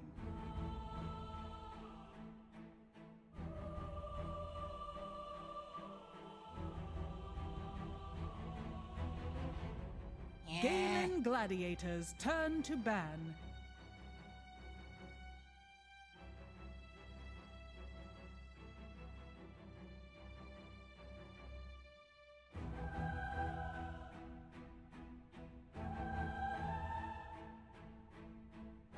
Ten seconds remaining. 5 seconds remaining. Gaimin Gladiators turn to ban.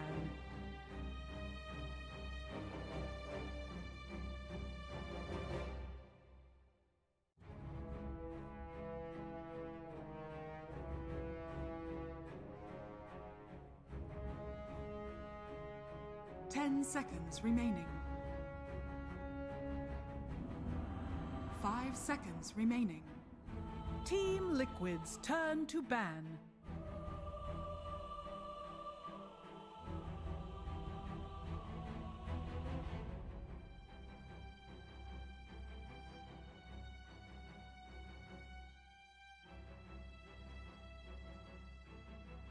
Ten seconds remaining.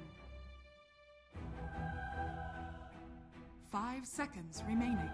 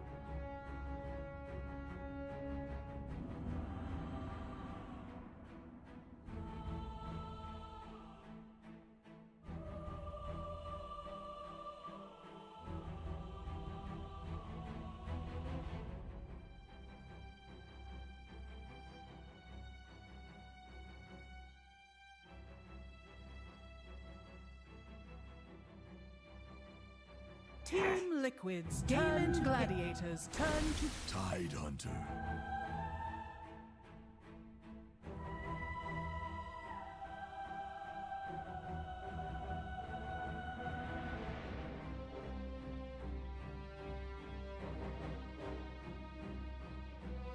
Ten seconds remaining. 5 seconds remaining.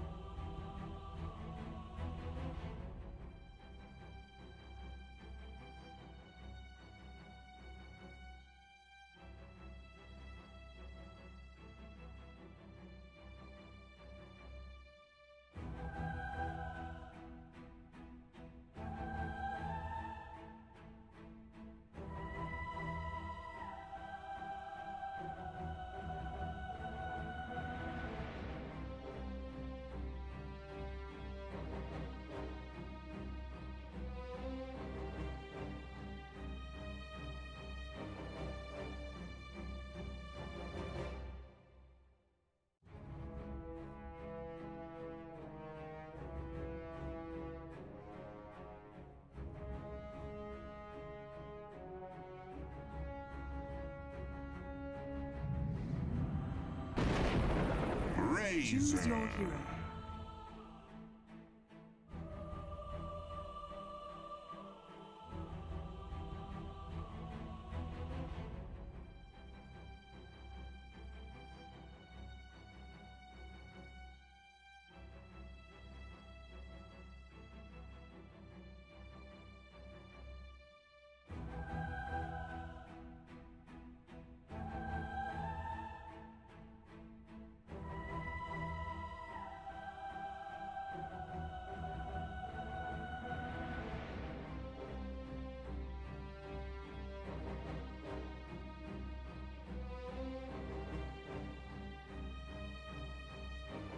10 seconds remaining.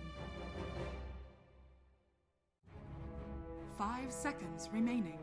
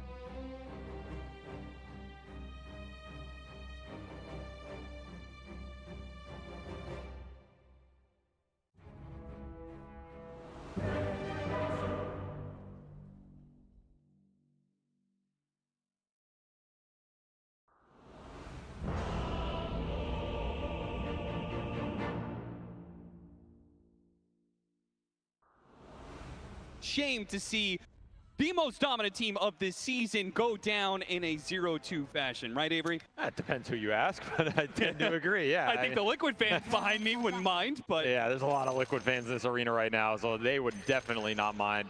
I don't know, maybe we can test the crowd. What do you think? You guys want to hear a 2-0, or do you want to get a 2-1? You want to see a game 3?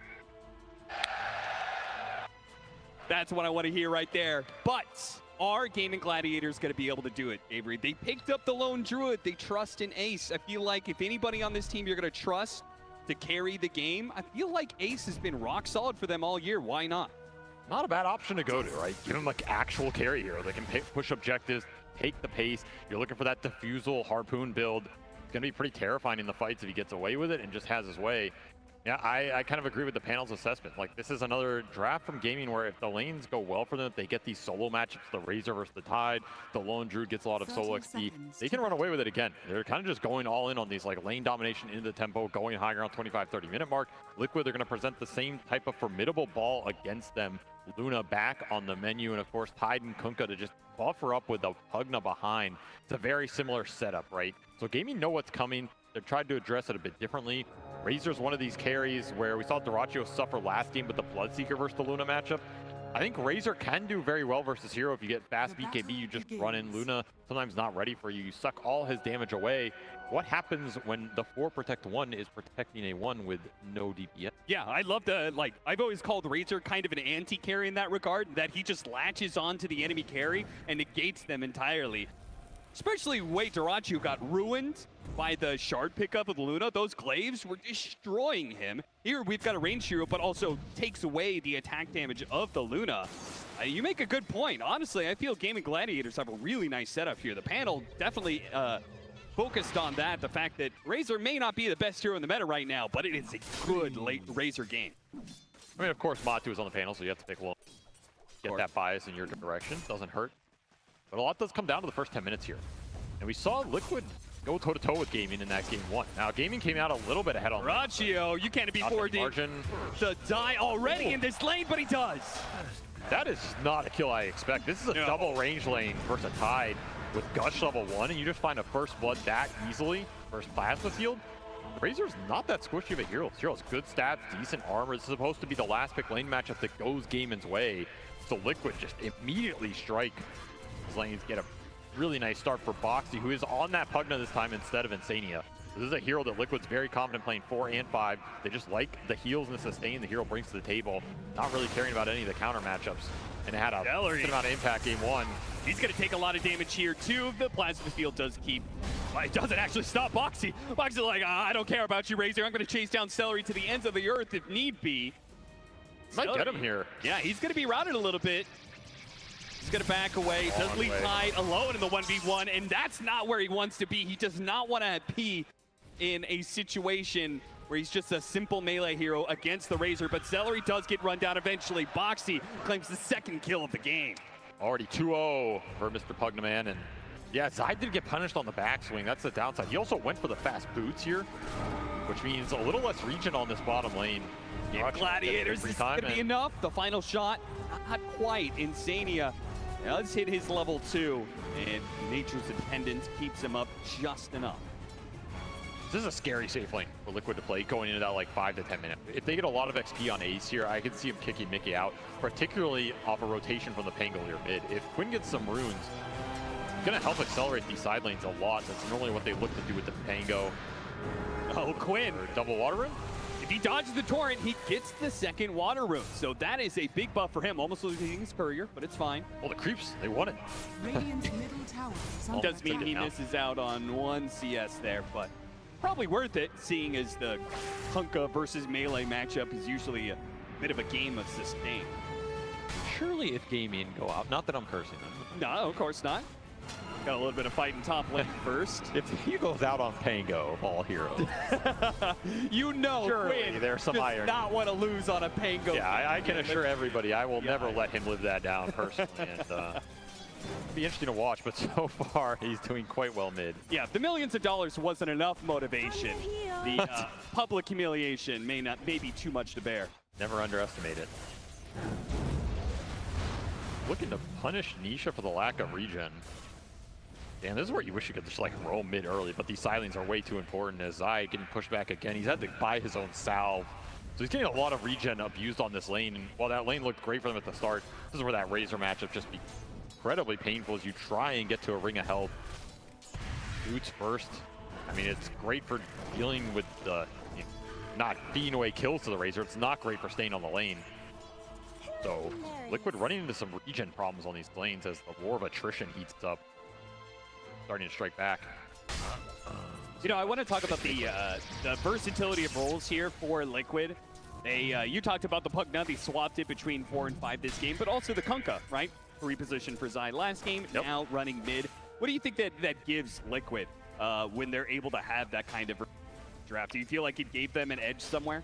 I think it's what Blitz talked about. Like, the versatility helps you the most in the draft, right? You get to hold these flexes till later, and you can see more lane setups. You're not going to get punished in matchups as hard.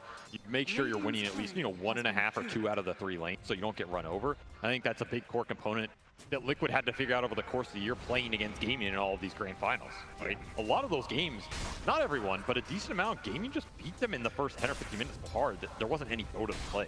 Yeah. So if you go even in that phase as Liquid and you get into that mid game like we saw last time, get one good team fight, all of a sudden you can just win a game off that, especially with a hyper carry like Luna that they've shown pretty nasty given a lead.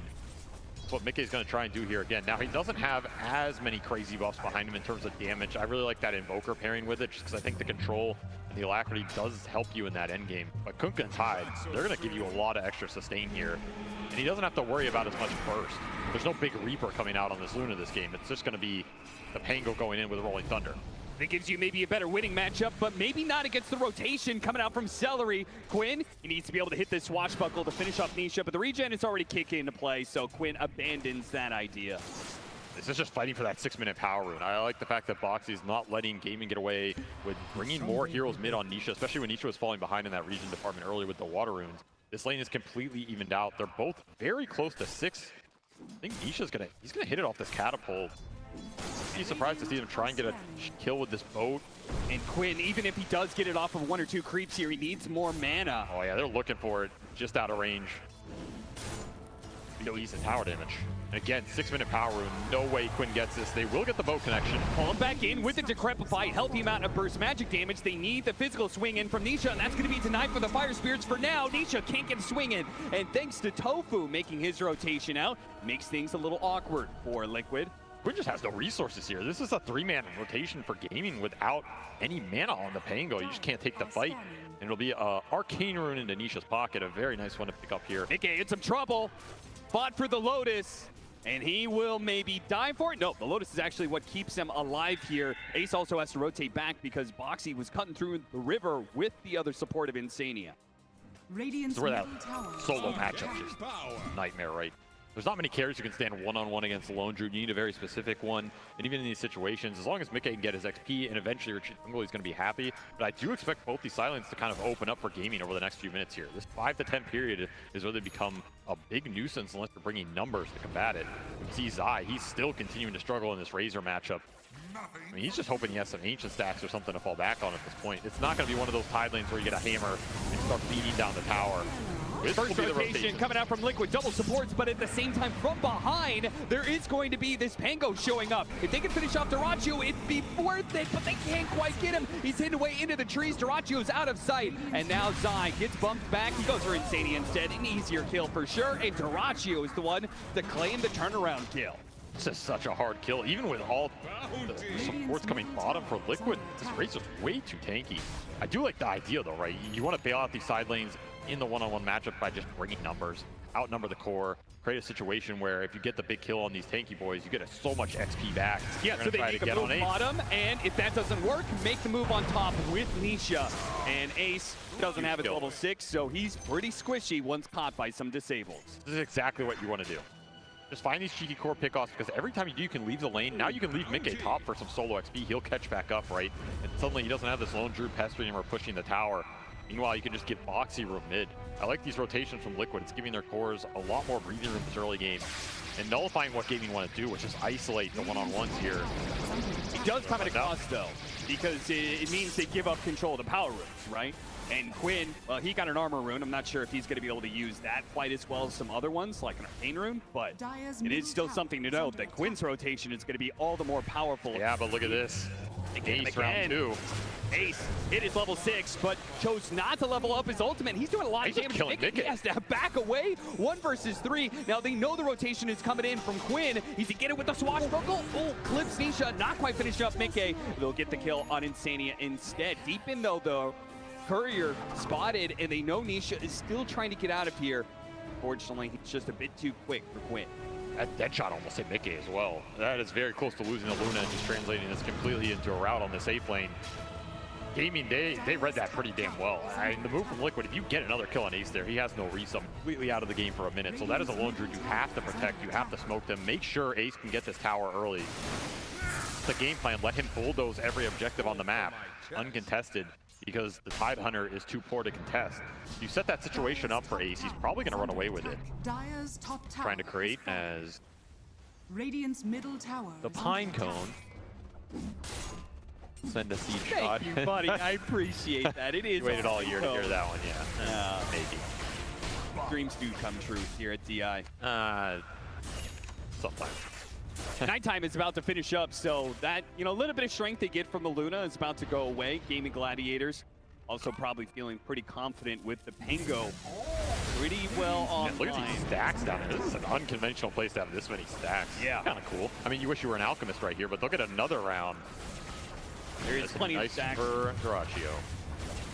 Liquid jungle, their triangle, they also have something Zai is probably going to need. Not Zai at all. Maybe Nisha's going to take it, speed along to that Aghanim Scepter. Not taking a pit stop for the Blade Mail, which we've seen so much of. Why do you think that is?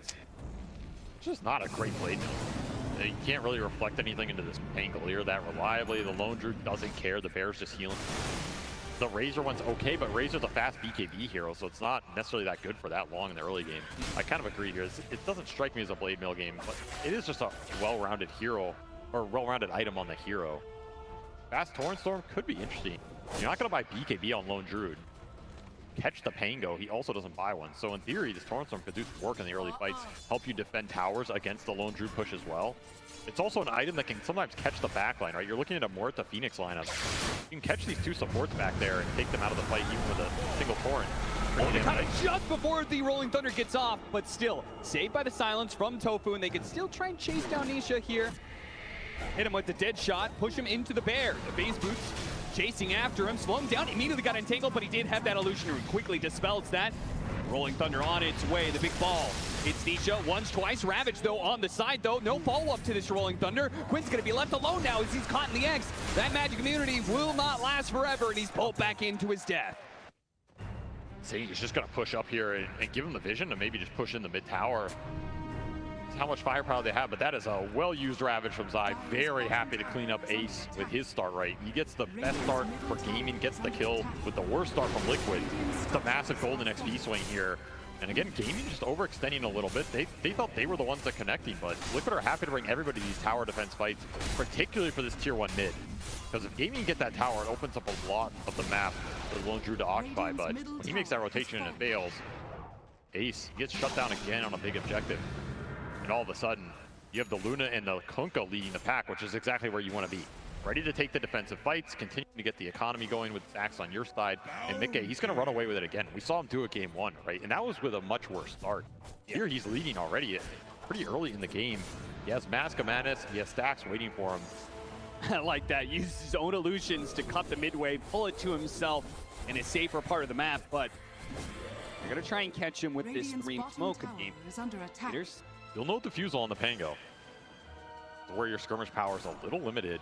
You get stuck in these long fights versus the boat from, right? That's been one of the biggest problems here. Like, how are you dealing with damage? Game 1, you had a Reaper to just cut through it before it did its work, but here, it's a very deep smoke. Very important smoke for Gaimin if they can hit this. They are a little too low. Okay, might walk back into or it are they? here. The greed. Perfect opportunity. Mask of Madness going up, but Mikke cannot get far away in time. The dead shot repositions him right into that, not even needing the Rolling Thunder to hit a few times. And Duraccio already made this rotation over, so kind of similar to the move that Liquid did earlier with Zai. Came in with the Ravage, they immediately pushed the tower. It looks like Gaimin Gladiators can exert some pressure of their own. Ancients pace off there.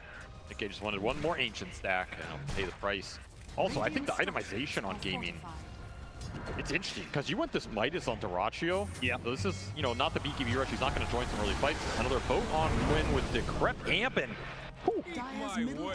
See you later. There's a good reason for the Torrent Storm there as well, I guess. When you have a Pugna amping up magic damage, that Torrent Storm can actually do a lot. Turning this hero into a burst hero. Yeah. That will take you out of there. But they went the Midas on the Razor, and they're going Radiance on the Lone Druid for Ace. Okay. So this is a classic bear build going back to, what is it, TI3, TI4? Yep. It's very good at the farm acceleration. It'll clear a lot of the map. It'll help them keep the scale and the rate up. It's okay in the fight here too, right? The one downside is you get like a fast pipe on Zai or something, you're going to mitigate some of it. We'll see what they decide to do with the timing, because that's going to be a big one for Gaimin. You get this Radiance on the Lone Druid, you want to take the fights into the Roshan and get that going, as well as just clearing out more of the map. That tier 1 being up for Liquid is still a big deal. See how much Gaimin prioritizes, but it looks like they're just giving everything to Ace here, putting everything into this bear, hoping it wins them that big fight with the Radiance burn. Also, AoE mischance for the egg. Yeah. Never bad. The old Kuroki Radiance coming into play here. he's going to get that Radiance pretty damn quickly. Liquid seems more than content. I mean, they're probably looking at this as a repeat of Game 1, where they just sit back. Eventually, that Luna is going to get to a point where she can carry the game, but it does feel like Gaimin Gladiators, with the itemization you pointed out, they're definitely playing to scale better than they did in Game 1, right? Yeah, a bit more security. That's what I feel about it. Yeah. Like, this is not just all in. Now, they can hit that really strong timing push around the BKB on Razor and the Radiance on Lone Druid, but it's not like they completely fall off after that. As double damage on Nisha, prompting a Liquid Smoke, looking for the Razor down here with the duo that has bursted cores the whole game. Be an awkward angle. They should get it. Got him. Magic damage coming in. It's too much. Man, this single combination between the creep into all the magic damage. Very effective, very efficient on the map. You're not committing numbers for these ganks. Look for Mickey mid, get some mana burn. Quinn again diving very deep. Rolling Thunder gets off, but he's already at half health. He's going to have to run away, especially with Nisha showing himself on a double damage. Nice dead shot. Keep him away. They want to make sure the X marks the spot, doesn't hit that Pango. Get him pulled back after the Rolling Thunder. Instead, it hits Celery, but he immediately pops the Supernova. And they're actually kind of in a bad position here. The Torrent Storm comes down. That's going to help. That shot push him back into the silence. Quinn's trying to lip away. That double damage is dangerous, but he doesn't have the attack speed to get the swing in. Liquid overextending in the river as Ace makes a backswing. Beautiful calling around the egg. That combination is deadly with the attack speed slow, and Radiance right on time at 16 minutes here. This is really damn fast. They gave him so much ancient priority around that triangle. It's go time for Ace.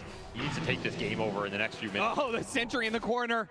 Foxy, no doubt he doesn't know exactly where that ward is. He's going to try and get out of the way, but the Plasma will nix him, and the Radiance will burn him down. And that's a 3x streak, so more gold into Ace's pocket.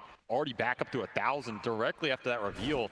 That's just not a fight Liquid were willing to take, because the Tidehunter was also taking a tier 2 bottom. Oh, like, wow. Zai is your biggest team fight presence right now with Blink, Meteor, Hammer, Ravage.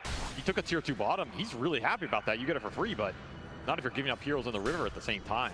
And remember, a lot of this game to me is about the Lone Druid pace versus how much the Tidehunter can take the fights. Blink gets disabled. He is tanky, though.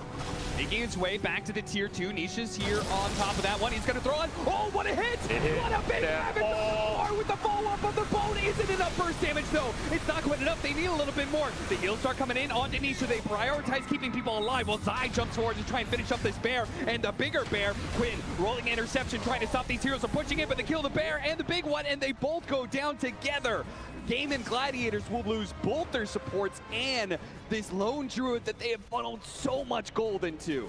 That was your big Lone Druid Radiance fight, and it went horribly wrong as Zai just ravages your entire team into the boat in the Torrent Storm. Look at the damage output from this Kunkka right now. You were asking what that Torrent Storm can do. That is exactly what it can do. Send you back to your fountain packing, as the damage is just ramping up way too fast here for Liquid. And normally this is where Gaimin, they'd have a bunch of sustain, they'd have a Sunray, they'd have this big Lone Druid who's healing off, dealing damage to heroes. I mean, the sustain is not nearly enough right now as you just walk into a hammer. This hammer also hit on 3 plus a bear, by the way. That is some insane value coming out from Zai, who just walks it off and says, all right, team, I set the plate, come and feast. I love the fact that he jumps back in. Bold, knowing the fact that, you know, once he hits him with that anchor smash on the Lone Druid, it really doesn't do that much anymore. Not to the Tidehunter anyway. Another reason to go this Radiance build, right? Maybe you don't care about the anchor smash as much. You have a bunch of bonus damage on the bear and you get this burn going through. Yep. It's one of those matchups that's been played for a very long time. So far, I feel like Zai is doing so much start he's had to deal with. Made it back already. Itemization, early blink, worked. Gaimin will continue to look for this BKB on Dyrachyo so they can just man up in the fight. You know, that fight might be a different story if Dyrachyo is able to come there, be in that engagement, and presence felt right. Yes. But it's just how Razor functions. You need BKB to go into this fight. Otherwise, you're just stuck on the Torrent Storm with everybody else. Gaimin Gladiators not shying away from aggression, though. Now that the Ravage on's cooldown, they continue to play on the same part of the map that they're trying that last fight into. Take down a tier 2. You're still quite strong at fighting around Ace if the fight develops in the way. The defensive egg, baiting some Liquid heroes in, you get a calling around it, somebody gets dead shotted, somebody else is rooted or ward. There's a lot of teamfight disruption pre-BKB that Liquid has to deal with, particularly on their two big beefy frontliners. This Sunray plus the Radiance burn, it's going to add up, plus Pango poking through with some swashbuckles and the mana burn. This is a smart push. Looking for Roshan in this game. That's the biggest objective for Gaimin to roll in this type of group up push lineup. When you take that and what you do with it, vital to your game plan here as the Liquid ball continues to grow. And of course, Mickey is having a free-for-all in these Ancients, man. He's continuing to climb the levels. Level 16 on this Luna right now, 3 ahead of the next on Gaimin. That is the power of Ancient Camps and stacking them. Yeah, that one death early on. The only kind of action he's really had to worry about. Dyrachyo again. This is the second time in this series that he's picked up his BKB and immediately has to use it defensively. It's just not what you want. Trying to jump onto Quinn. Once again, the X stops the Rolling Thunder. The burst magic damage is so good against this Pango. They have just enough disables and just enough magic damage to finish him off. That was perfectly executed. You cannot ask for any better timings there on the X.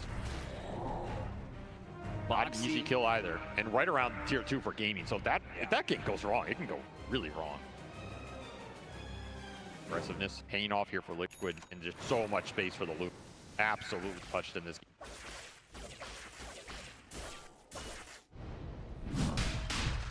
Liquid. It felt like that Ravage fight earlier. Gaimin Gladiators, if they don't lose that fight, they take a tier 2. Maybe they could take the Roshan after taking that tier 2, but now it's switched over to the Radiant side here. And Liquid had that lane pushed in. They're going to take full advantage of it. And Gaimin Gladiators, they know what's going on, but with Quinn dead, they just can't get there in time, not with their full force.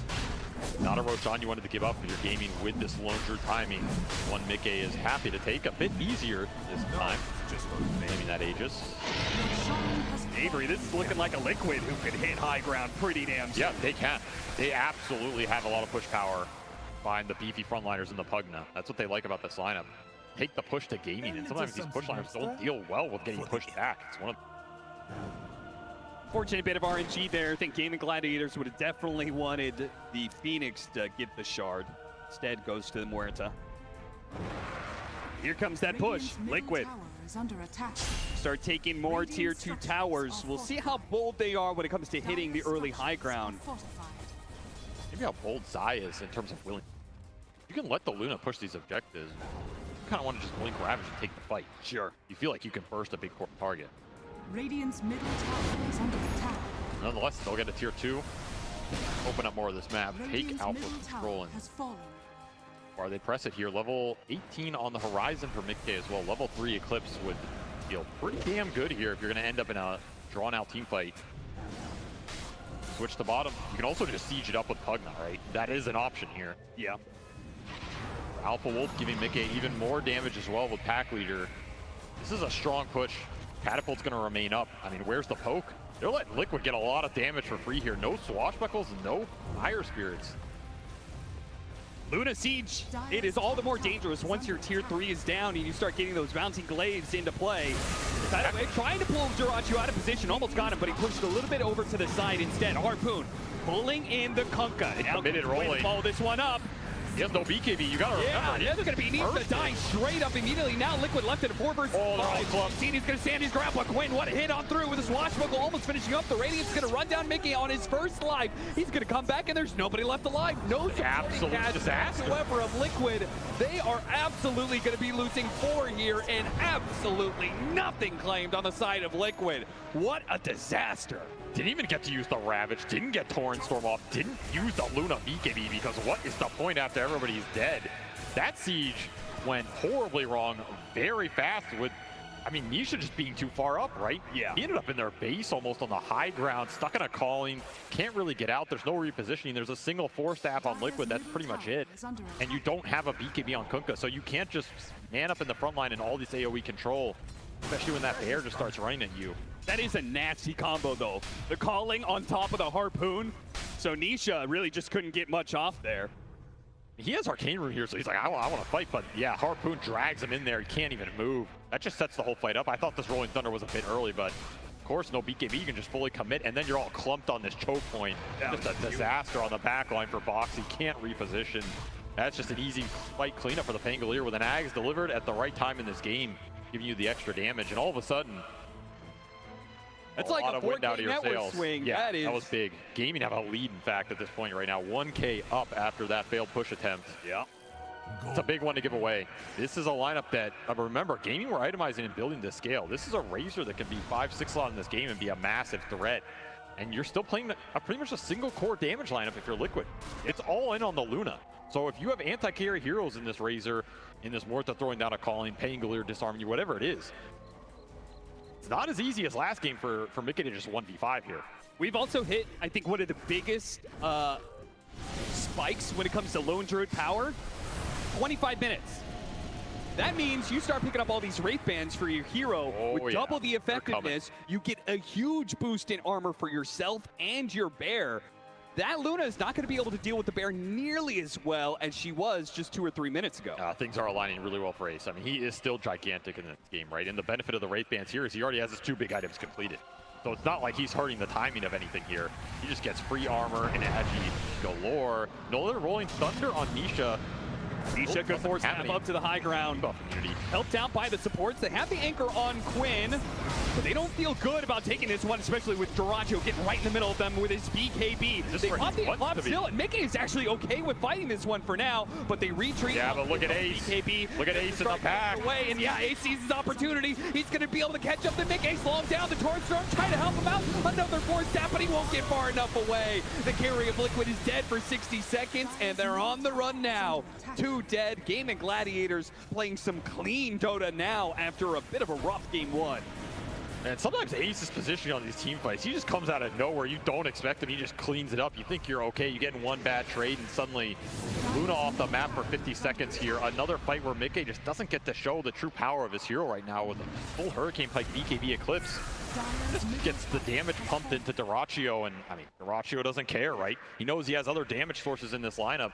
As long as he soaks up the Luna BKB, he's probably happy with that exchange, assuming no one dies in a Ravage. Speaking of Ravage, when was the last one, right? It feels like that Ravage top was the last time Zai felt this big teamfight impact felt in this game. Yep. We haven't seen one for a while, and the opening just hasn't been there. I mean, you don't get that kind of hard initiation. We saw what happened. Gaimin Gladiators, they saw BKB plus the Shard, the Moonglade's active out for the Luna, and they said, okay, we're not going to make the same mistake of like trying to commit on that hero like we did last time. Duraggio learned his lesson. He said, kite it out. That's all we have to do. If you get it to a point where the BKB is down for mid-game, you don't have anything on the other cores, the Rolling Thunder becomes a big problem. You're just going through with this Axe, burning everybody's mana. There's no control for it. We see Zai throwing the anchor out on Quinn. I mean, yeah, that's great when it expires, but only if you can punish him when it expires. The whole duration, it's going to be free. And Lone Druid, he's becoming a problem in this game. If you don't burst him off the Ravage, he gets true form off. He's incredibly tanky in engagements. 2 Wraith Bands before that fight. After it, he's now got 4. Big armor upgrade. 27 armor now on the bear, and his hero has 25. So they're mitigating most of the physical damage coming their way. Double neutral item as well. Big pickup. They need that initiation. We talked about it. Getting a jump on a Quinn would have been the best, but they know Quinn was a target. The supports protect him. They also know that this dead shot hit. Another thwarted jump for Zai, who did finish that pipe. It's a great pipe game. Use it. The best way you use it is you push. But are Liquid confident enough to just push straight up right now? I mean, you're sieging high ground with Pugna. Radiant's middle tower is pretty ballsy, especially with how that last push went. They don't even have Aegis here. Yeah, seriously. They do the damage pretty quickly, and they got the cliff out. So now, Gaimin Gladiators are put in a position where if they mess up this next team fight, they could be losing 1, maybe even 2 lanes of barracks. That was a value glyph. Absolutely value here. Radiant are scanning. I mean, they're smoked. They wanted to flank. Want to backstab that push from Liquid. You know if they get on the back line, they're happy with the fight. You take this Pugna and Ench out. Duraggio, he is just going to run in. Man does not give a damn. But he gets ravaged. Or does they burst him down in time. The Rolling Thunder is going to try and stop things, and Duraggio gets off his BKB. Now he's going to be able to fight back. Mickey forcing forward, trying to put the damage onto Duraggio, but underneath the Supernova, the Dragon side back into it, and Mickey has to start running away, but the bear is on the other side. Clean it house. Sandwiches Liquid in this, and they are done for in this fight. They cannot stop the bear. Liquid Another aggressive engagement from them. Another utter disaster. They trade 1 for 5. They don't need the Razor to hit high ground.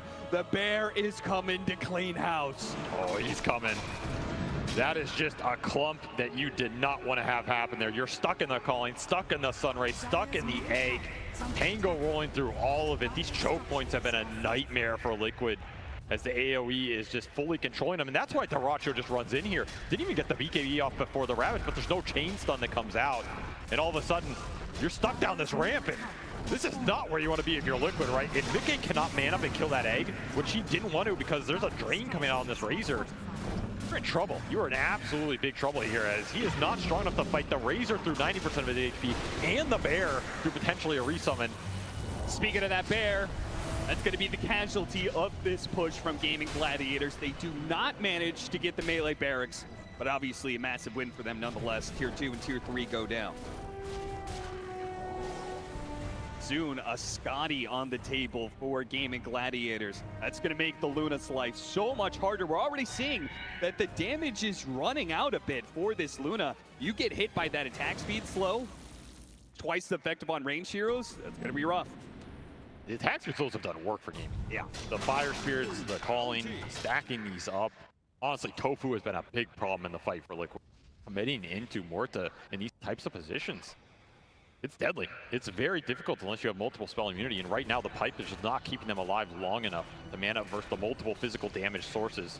This is why this type of lineup for Gaimin scales a lot harder into the late game than the previous one. They're not relying on some single target magical burst. If you can deal with that, the fight becomes easy. You have to deal with 3 cores who are all scaling up here, have pretty good synergy with the minus armor coming through from Eye of the Storm. And potentially 2 bears if Base can stay alive, which so far, they have not been close to jumping him and killing him first. His positioning has been very strong. Throwing Aegis on top of this. Might just be too many lives to get through. Can Liquid make magic happen around the pit once more? They're late to the party this time. No blind 3-man torrent for you. They're still going to try and take a fight. Though it seems like Gaimin Gladiators are aware of this situation. They are going to be pushing it. It's all inside. You need a good Ravage jump on support. And he gets the Dream Initiation. It's just the Phoenix and maybe that Lone Druid. Backlight still got the Supernova. Now comes the Rolling Thunder. The egg dies, but are you going to be able to fight this one? Once again, they're trying to kite out this BKB of Mickey. Darachio's in deep though, wanting to make use of this Aegis. Clear space for the rest of the team. Oh, that's Torrent Storm. Storming a lot of them. The Torrent Storm bouncing off Gaimin Gladiators up Bear's dead. And this team fight is too much. Don't summon. The Bear dies before Darachio's back into play. Well, they're running out of firepower. Mickey's low, but he's getting the heals out from Boxy. Is he able to stay alive here? Another tidal wave coming in, trying to help him out. The Disarm helps a bit, but they realize it. They have run out of power. They start retreating. They cannot save Mickey. They'll leave whoever is left behind. It's going to be 3 down on the side of Liquid, but it was a fair engagement to them. They were trapped up against an Aegis, and they still managed to do okay. I mean, honestly, a pretty damn good fight for Liquid. They get a buyback off the Celery Phoenix. Egg went off, so that engagement started off pretty rough. You have to commit longer with your BKBs and just sit there while Darachio's linking you. And yeah, you get the Aegis off Darachio, so you eliminate some of that high ground pressure. Ace going down as well. Big pickup there. He did not have a resummon to take the longer end of that fight. And you got to remember, you're down to 10 or 12K going into this, right? It's just all Kunkka in that engagement. Torrent Storm did bad work. Problem's going to be is this fight, the end result is not good enough for Liquid to change the narrative of this game. Gaimin Gladiators are still going to hold a pretty decent lead here and still have pretty good map control off of just having enough heroes up. Darachio, I mean, great Torrent Storm, better Tidal Wave. I mean, that was a sick combination. Yeah, I mean, Quinn also gets cheese off there, right? If he gets maybe hit by one more of those Torrents and goes down, that's a different fight as well. He might get out of there with Mickey. The fact Quinn gets a full second life, full refill here and can take Mickey down at the end. That's what felt good about it for Gaimin here. 2 lives on 2 cores basically expended. You were not at the Roche in time. You rather fight here than at your base, right? Yeah. And you also took down probably the most important hero to bring down first, the Lone Druid. So even if you do lose that fight, it's not going to be able to take your buildings immediately. All they lost was a tier 2. The Gaimin Gladiators still have the 13K gold lead, and now they have the Eye of Scotty. They didn't have that one in the last team fight. That bear has become significantly tankier and much worse for the Luna to deal with. Got 5,000 HP with 26 armor here. Oh, yeah. He's going to harpoon you, he's going to slow you, he's going to provide the mischance. This is the lone Druid problem right now. Do you try and burst Ace off a jump, or do you just deal with him? Woo. Yeah, that win probability has spiked significantly after that Roshan. We're still looking for the next item for Mickey, by the way. This has been about 10 to 12 minutes. He's trying to build this butterfly. He is struggling. Yeah, he is. At this rate, he's going to get that butterfly, and we may see the MKB counter coming in from Gaimin Gladiators pretty quickly. Butterfly is here, though, so they have a window, perhaps, where the evasion can come Dire's into play. top tower is under attack. You need to make sure the positioning is on point here when you jump with the Ravage, because the chain stun limitation is also something that's hurting Liquid on these goes. Like we saw there, they got an egg off, because what's your chain stun off Zai's jump? It's potentially a torrent if you can line it up, and a Lucent Beam. That's it. Oh, there's a little bit more chance of chaining that stuns with a refresher done for the Kunkka. Oh, we're going to have double torrent storms going on. That's one way to control the fight. You get to the other side of the Razor BKB. How much else outside of the Rolling Thunder, of course? Gonna save these heroes in double torrent storm. Cannot underestimate it, but you need to make sure Mickey is up, right? You need to align the control with the damage here for Liquid. Protect Mickey, get him to a point in the fight where the Torrent Storm and the Ravage are controlling heroes while the Luna's hitting them. Sounds a lot easier than it is at this point, when Gaimin can just run a frontliner in like Dyrachyo or Quinn and not care about anything. Of course, if you can find the supports, that's a big ticket as well. Taking this Mortar or Phoenix out of the fight opens it up a lot, especially when you know Celery does not have buyback here for 4 more minutes. He's going to try and protect that situation by getting an Aeon Disc. He's already bought out for it. So chance of you getting this guy before he gets off Supernova, I think, are pretty low. But let's see. He just shows on a D ward off the gate. You know where Liquid are. Bottom of the map. Wear out as well. Triple 4 staff for Liquid, so they have some kiting potential. And they're going to need it. If they know that, hey, hit the high ground really, really quickly, and you can get some buildings before they can TP back in time. The Range Bear is the first to fall. Let the Bear do the dirty work here. Yeah. Bear is perhaps expendable, though it does give up 300 gold. They've got a second one. This is a little bit of a danger. Worst part would be losing your Bear a second time, and then there goes 20,000 of your net worth. You can't see. Upside of taking that fight outside the Roche pit as well, right? You got rid of this Mega Aegis period that would have caused you some high ground potential problems. Should mention, however, that Tofu has picked up a full BKB, so he has started his path towards true 4th core status, which I think is something that really cements these games in the current meta when they go ultra long. I'm not saying this game's going to go 80 minutes, but if it does, you know, having a carry more than It helps. He's farmed. He's like 2K behind Zai here. Zai, who's about to complete a Shiva's here pretty. Get some attack speed slow on their own side. A very valuable Shiva. He's going to buy out for it. Martyr's played as well. Tide very tanky right now, but not if he just gets linked and gone on by the Razor. And of course, we saw Dyrachyo pick up the Refresher. This is the Razor dream right now. Double Satanic, double BKB, going in with a double Eye of the Storm. He will absolutely decimate the fight if he gets away with it. How do you feel like this Razor scales? I'm looking at that level 25 talent. That looks so scared. He starts taking away attack speed too. I think he's scaling like there is not a lot to deter him. If your Luna were ahead and can provide a big enough threat with something like Daedalus, a Refresher, some accent you're eating, okay, maybe you can take that type of fight, right, with multiple 4 staffs kiting out the links. Biggest thing that deals with Razor scale is survivability, either in utility or being able to stand your ground and fight him back. Lotus Orb is another big one here if Liquid can get it. They don't really have natural Lotus Orb buyers. It's the downside of their lineup right now. Both these squishy supports don't really want to build it. The armor's not that great on them. And both these frontliners, they just need better items to be able to sustain the damage. So you're not ever reflecting Link in this game, which is breathing room for Dyrachyo. He runs in, he links anybody. You're getting a Link.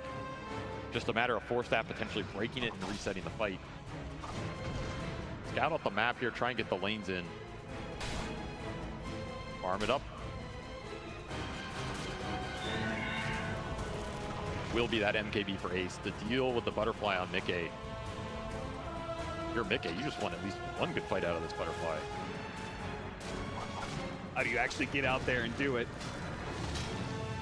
you don't push your high ground, which it looks like they don't want to do without Roshan, then it's going to be that Roshkin. Almost feels like Liquid are going to have to bank on a fast Roshan. Otherwise, that MKB could be done before the Roshan actually spawns. Got 4K in the bank right now. Third Rosh actually spawned. So he's going bottom, however, as shift to daytime here. I mean, it's good for Gaimin with the buyback potential on the outpost, but they don't have it on Dyrachyo. They don't have it on either support. So there's some jump burst potential from Liquid. Take advantage of the lack of buybacks right now if they want to take the gamble. There is a double damage on Dyrachyo. Yeah, there's also that looming in the bottle right now. He's just ninja gearing in. Zai puts himself at the front lines. They're immediately going to pounce onto him. Seeing if they can chase him down, slow him down, pull him back in as much as possible. They're trying to reset. He did manage to get a blink away. So they are really resetting off this one. The refresh immediately put to use. Dyrachyo, it's a man fight. One fight against Big A. He's going to be able to win it. He is. No problems there whatsoever. And he doesn't give a damn about your water park ride, Mr. Konka. He's going to fight through this one. Oh, the rap's coming up. He's going to maybe be still alive. He gets a little bit of life going out, but Dyrachyo is still up. The last little bit of damage coming out from Insania is not going to be enough. Dyrachyo this time. He mans up this time. He challenges Team Liquid, and he is the one left still standing in the end. Puts Mickey in the dirt with that second BKB. No way Luna wins that man fight in round 2. It was good kiting initially from Liquid, but the longevity here in the items, the satanic, and this Razor aggression has paid off in game 2. And with the bear, they can end it right here, right now. Liquid, they don't have the buybacks. I think they're just hoping Gaimin Gladiators don't actually go for the throat. Not even close to buybacks. This is a game 2 win for sure here. So we're going to get a game 3 between these two teams. An absolute beauty of a series right now as Gaimin strike back with a lineup that very similar setup in terms of the push power, some sustain, but they made sure they had a lot more scale in the back pocket and were prepared to take those 30-40 minute team fights in the 5-on-5 scenarios, right? And I think this game showed it felt a lot more comfortable for them. And Liquid, they went with this Luna 4 protect 1 type of strategy round 2. Didn't pay off in the same way at all because Mickey just couldn't take those later man fights versus the cores. Yep. And you didn't have that big Roshan swing to regain a lot of the momentum for your carry. And dare I say it, Avery, a lesson from this series does feel like the fact that both times, game 1, we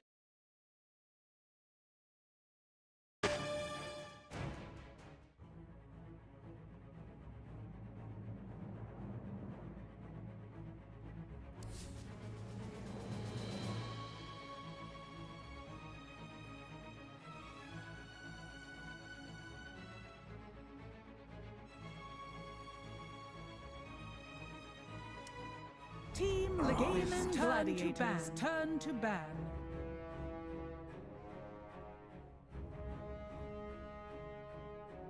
Ten seconds remaining. 5 seconds remaining.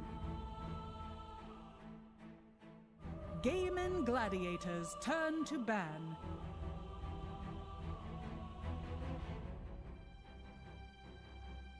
10 seconds remaining.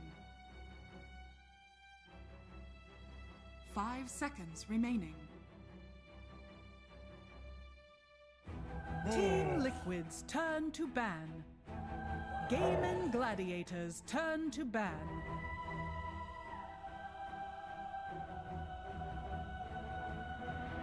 10 seconds remaining. 5 seconds remaining. Gaimin Gladiators turn to ban.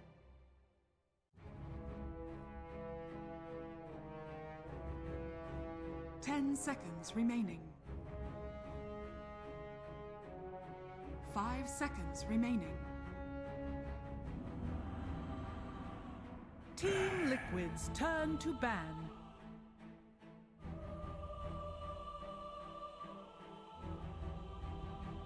10 seconds remaining. Team Liquid's turn Gaimin Gladiators turn to pick. Tegna.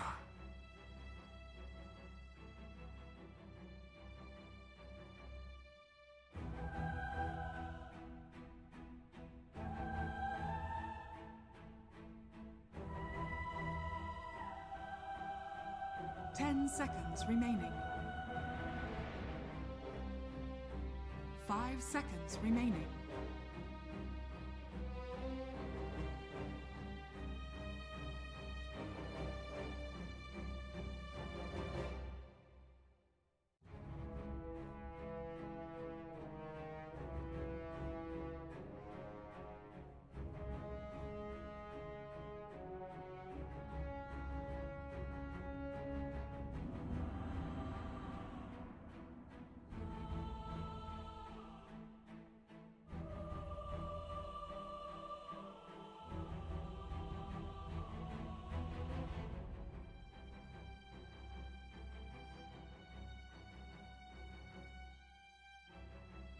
Team Liquid's turn to ban. Stare your death in the face.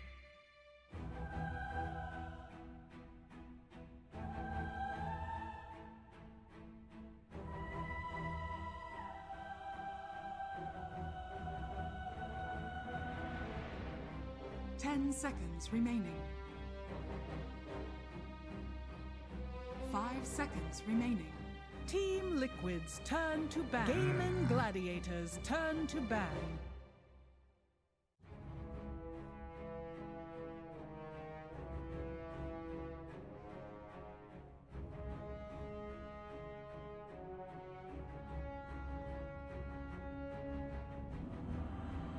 Ten seconds remaining. 5 seconds remaining.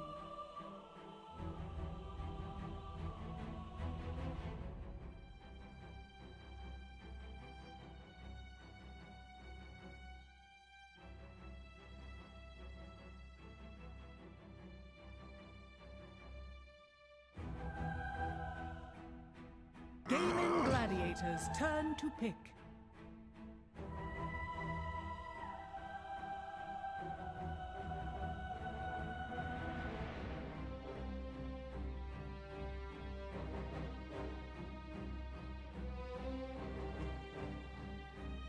Ten seconds remaining.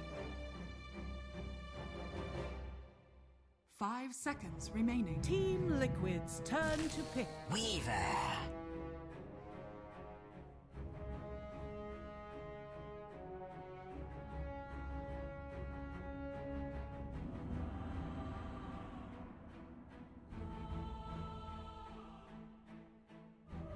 10 seconds remaining.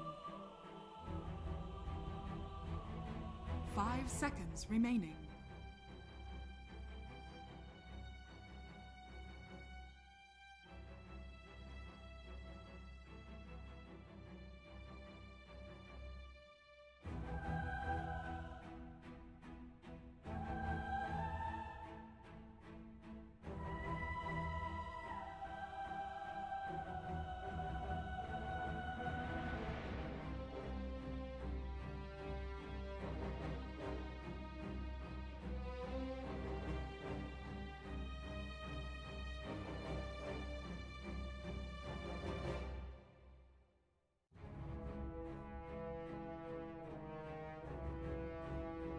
Team Liquid's turn to pick. Warchief.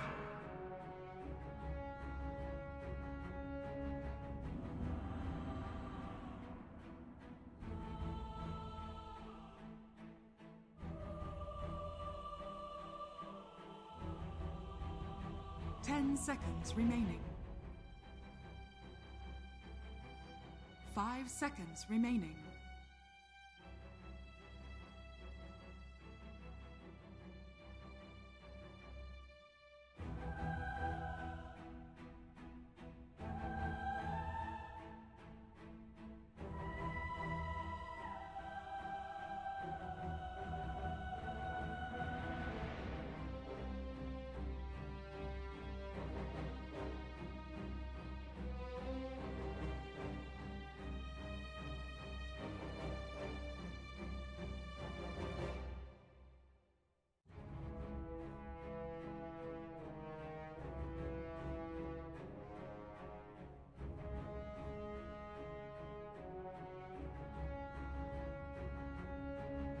Gaimin Gladiators turn to pick. Sky Wrath Mage.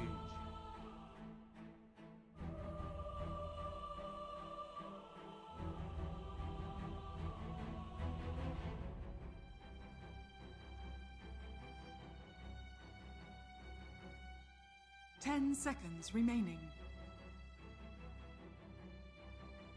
5 seconds remaining.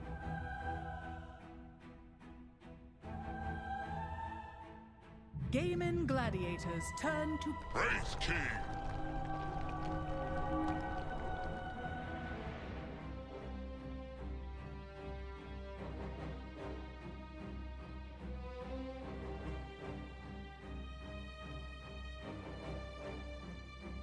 Ten seconds remaining. 5 seconds remaining.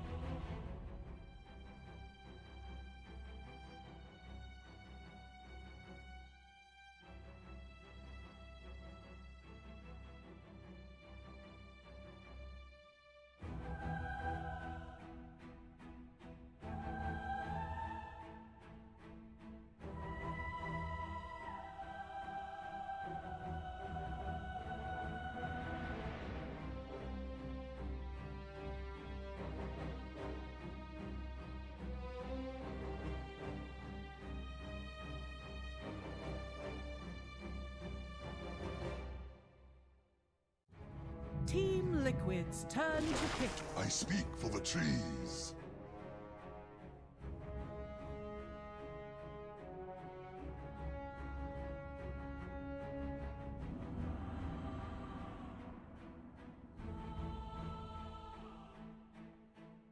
Ten seconds remaining. Team Liquid's turn to ban. Terrorblade.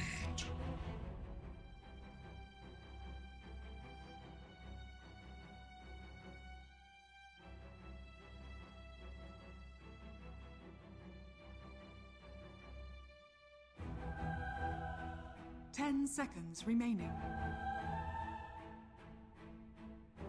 5 seconds remaining.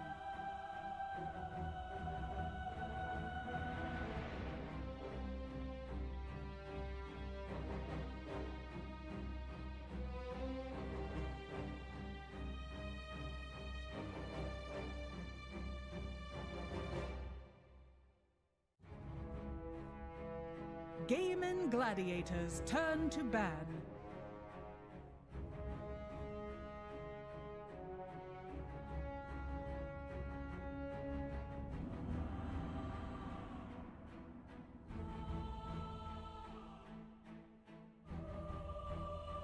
Ten seconds remaining.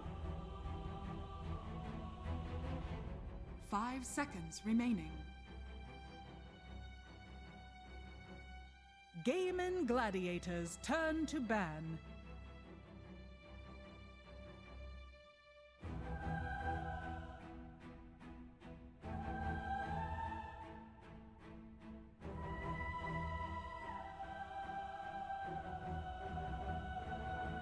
Ten seconds remaining.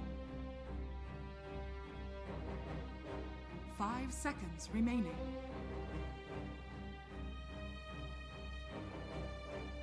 Team Liquid's turn to ban.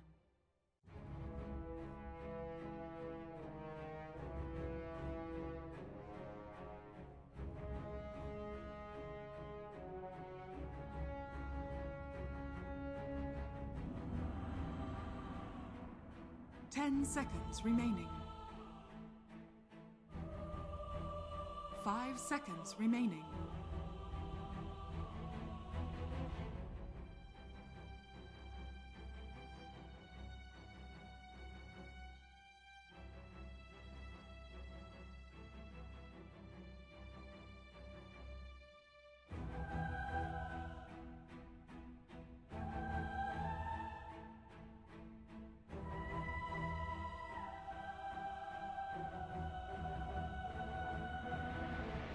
Team Liquid's Gaimin Gladiators turn to Puck!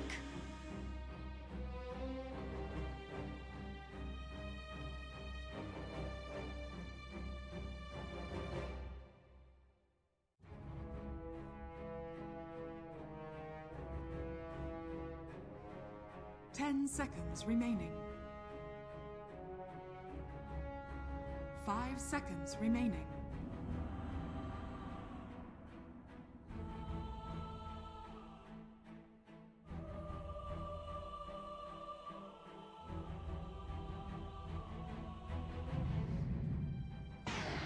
Void You may now incarnate. select your heroes.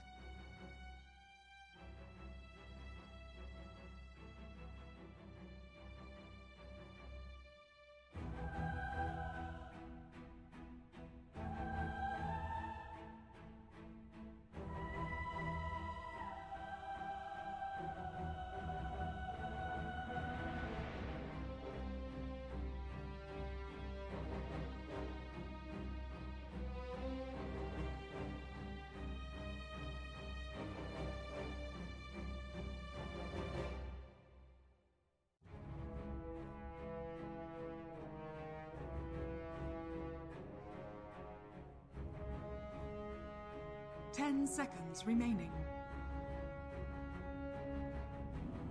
5 seconds remaining.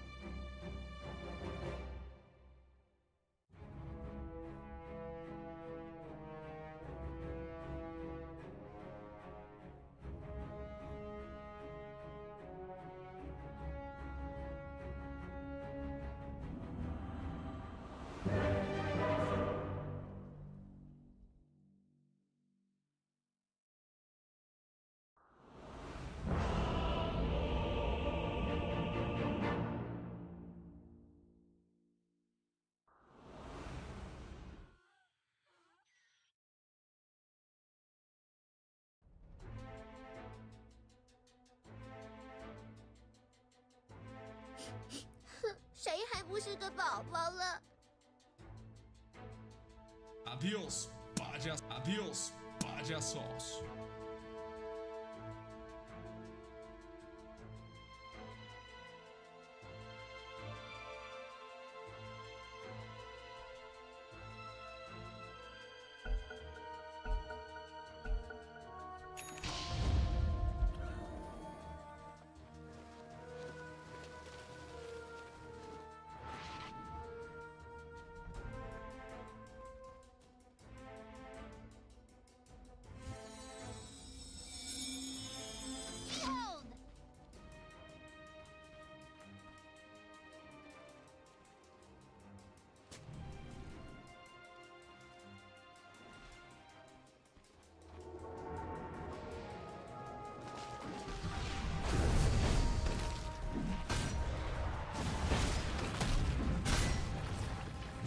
Curses to all my advisors. Sinner and saint bleed alike.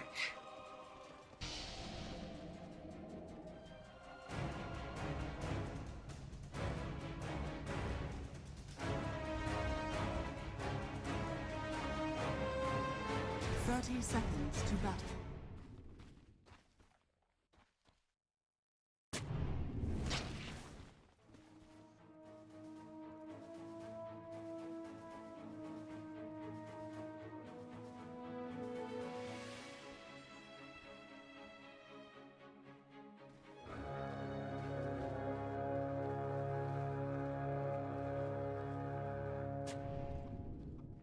The battle begins. Just exercise.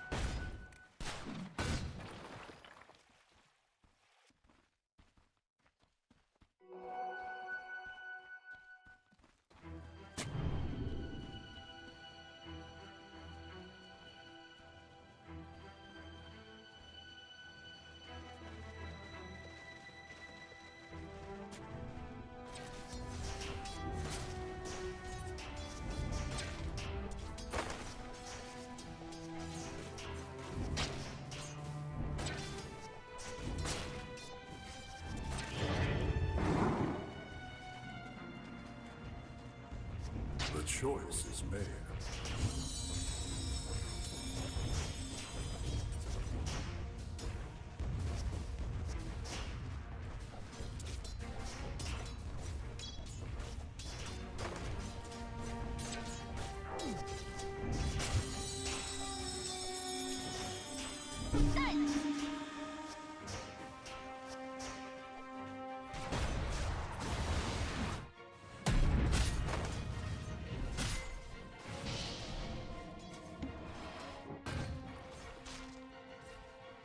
Dire's courier has been killed.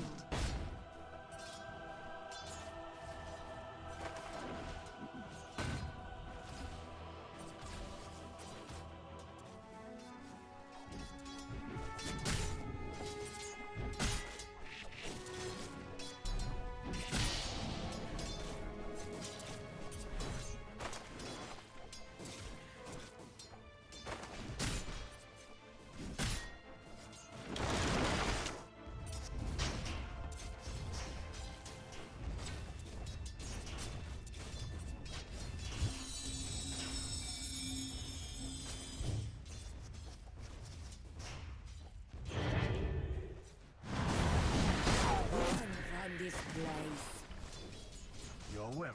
Take throne away from the current best mid in the world.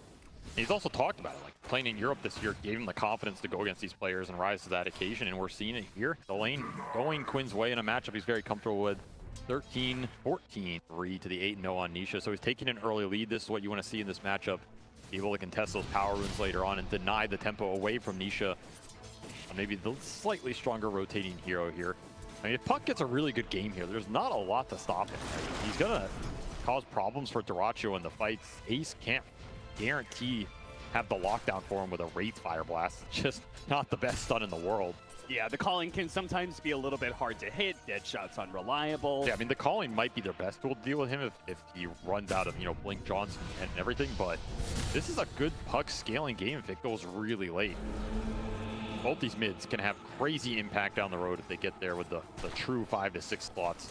Good use of the calling to block out heroes from being able to grab that Lotus. Still, we're seeing Ace struggle up here, man. That first blood did work for Mikke, and Liquid are continuing to abuse him on the lane here. Wraith King, not the strongest level 1 and 2 hero. You're really looking for that 3 to 5, and you really want to get kills or good lane pressure out of the skeletons. This hasn't happened for Ace so far. Back gonna be in trouble here. He gets one last stomp off before he goes. Level advantage. This is ours. Yep, double range, both level 3 to the level 2s on Liquid side, so Boxing's Eye eventually getting out XP down here, and I mean, this is a very strong lane of its own. Gaimin decided to meet this aggressive lane with even more aggression. Route into Swarm to just go on you, slay you, send you back to the fountain before the Vanguard can come out on Zai. Double ring is solid for the armor, but there's just not enough regen. Yeah, Centaur starts with 0 armor, so the physical damage of Weaver is actually kind of a problem here. Picks up the water rune away from Nisha. Quinn continuing to have Nisha's number. Boxy. Looks like they're going to go for this Furion kill and get it, but it's going to be a trade-off. Boxy gives up his own life, and Dyrachyo is going to be happier for it as he puts the damage back onto Zai as he tries to get out of the way. Ring of Health is picked up, and he's got a healing sound, so he'll be able to stay in lane healthy. But Dyrachyo takes away part of that healing cell. Extra Gemini point as well. Opted not for Sakuchi cooldown. Just packing the raw damage. Zai here and taking advantage of early Falcon Blade for some regen. This is a very strong start for Dyrachyo, top of the board here. These extra kills mean a lot for Weaver in this early game in terms of a snowball carry. This is probably the best one in the meta. They're straight back onto Zai bottom, and it should be a pickup here with that blood grenade taking him out. It's great reads from Gaimin Gladiators. In fact, they get the kill on the top lane as well. Seeing the Skywrath Mage TP mid, they knew it was perfectly fine to be able to dive a Centaur like they're doing, and now they're just trickling in one by one. Boxy underneath the towers being assaulted, and they can't really do much about it. He's going to try and hide, healing salve a little bit just to stay alive long enough for the Centaur to get here, but it's too late. Zai cannot punish Dyrachyo. And the creep wave went past that tier 1, so Zai lost the flag bearer creep. He lost XP on that double salve down the drain. A huge amount of economic damage done bottom. I mean, it doesn't reflect in the CS, but Dyrachyo just took 1,000 gold lead over Zai on this bottom lane at 5 minutes here. This is an explosive start for an explosive carry in this patch. And we also saw Ace use the skeletons well top, right? That's at level 3 Wraith King timing. They found the opening there as well. So Gaimin once more showing their prowess in the first 10 minutes here. one of the strongest laning teams in the world for a reason. This is the time to make use of it, right?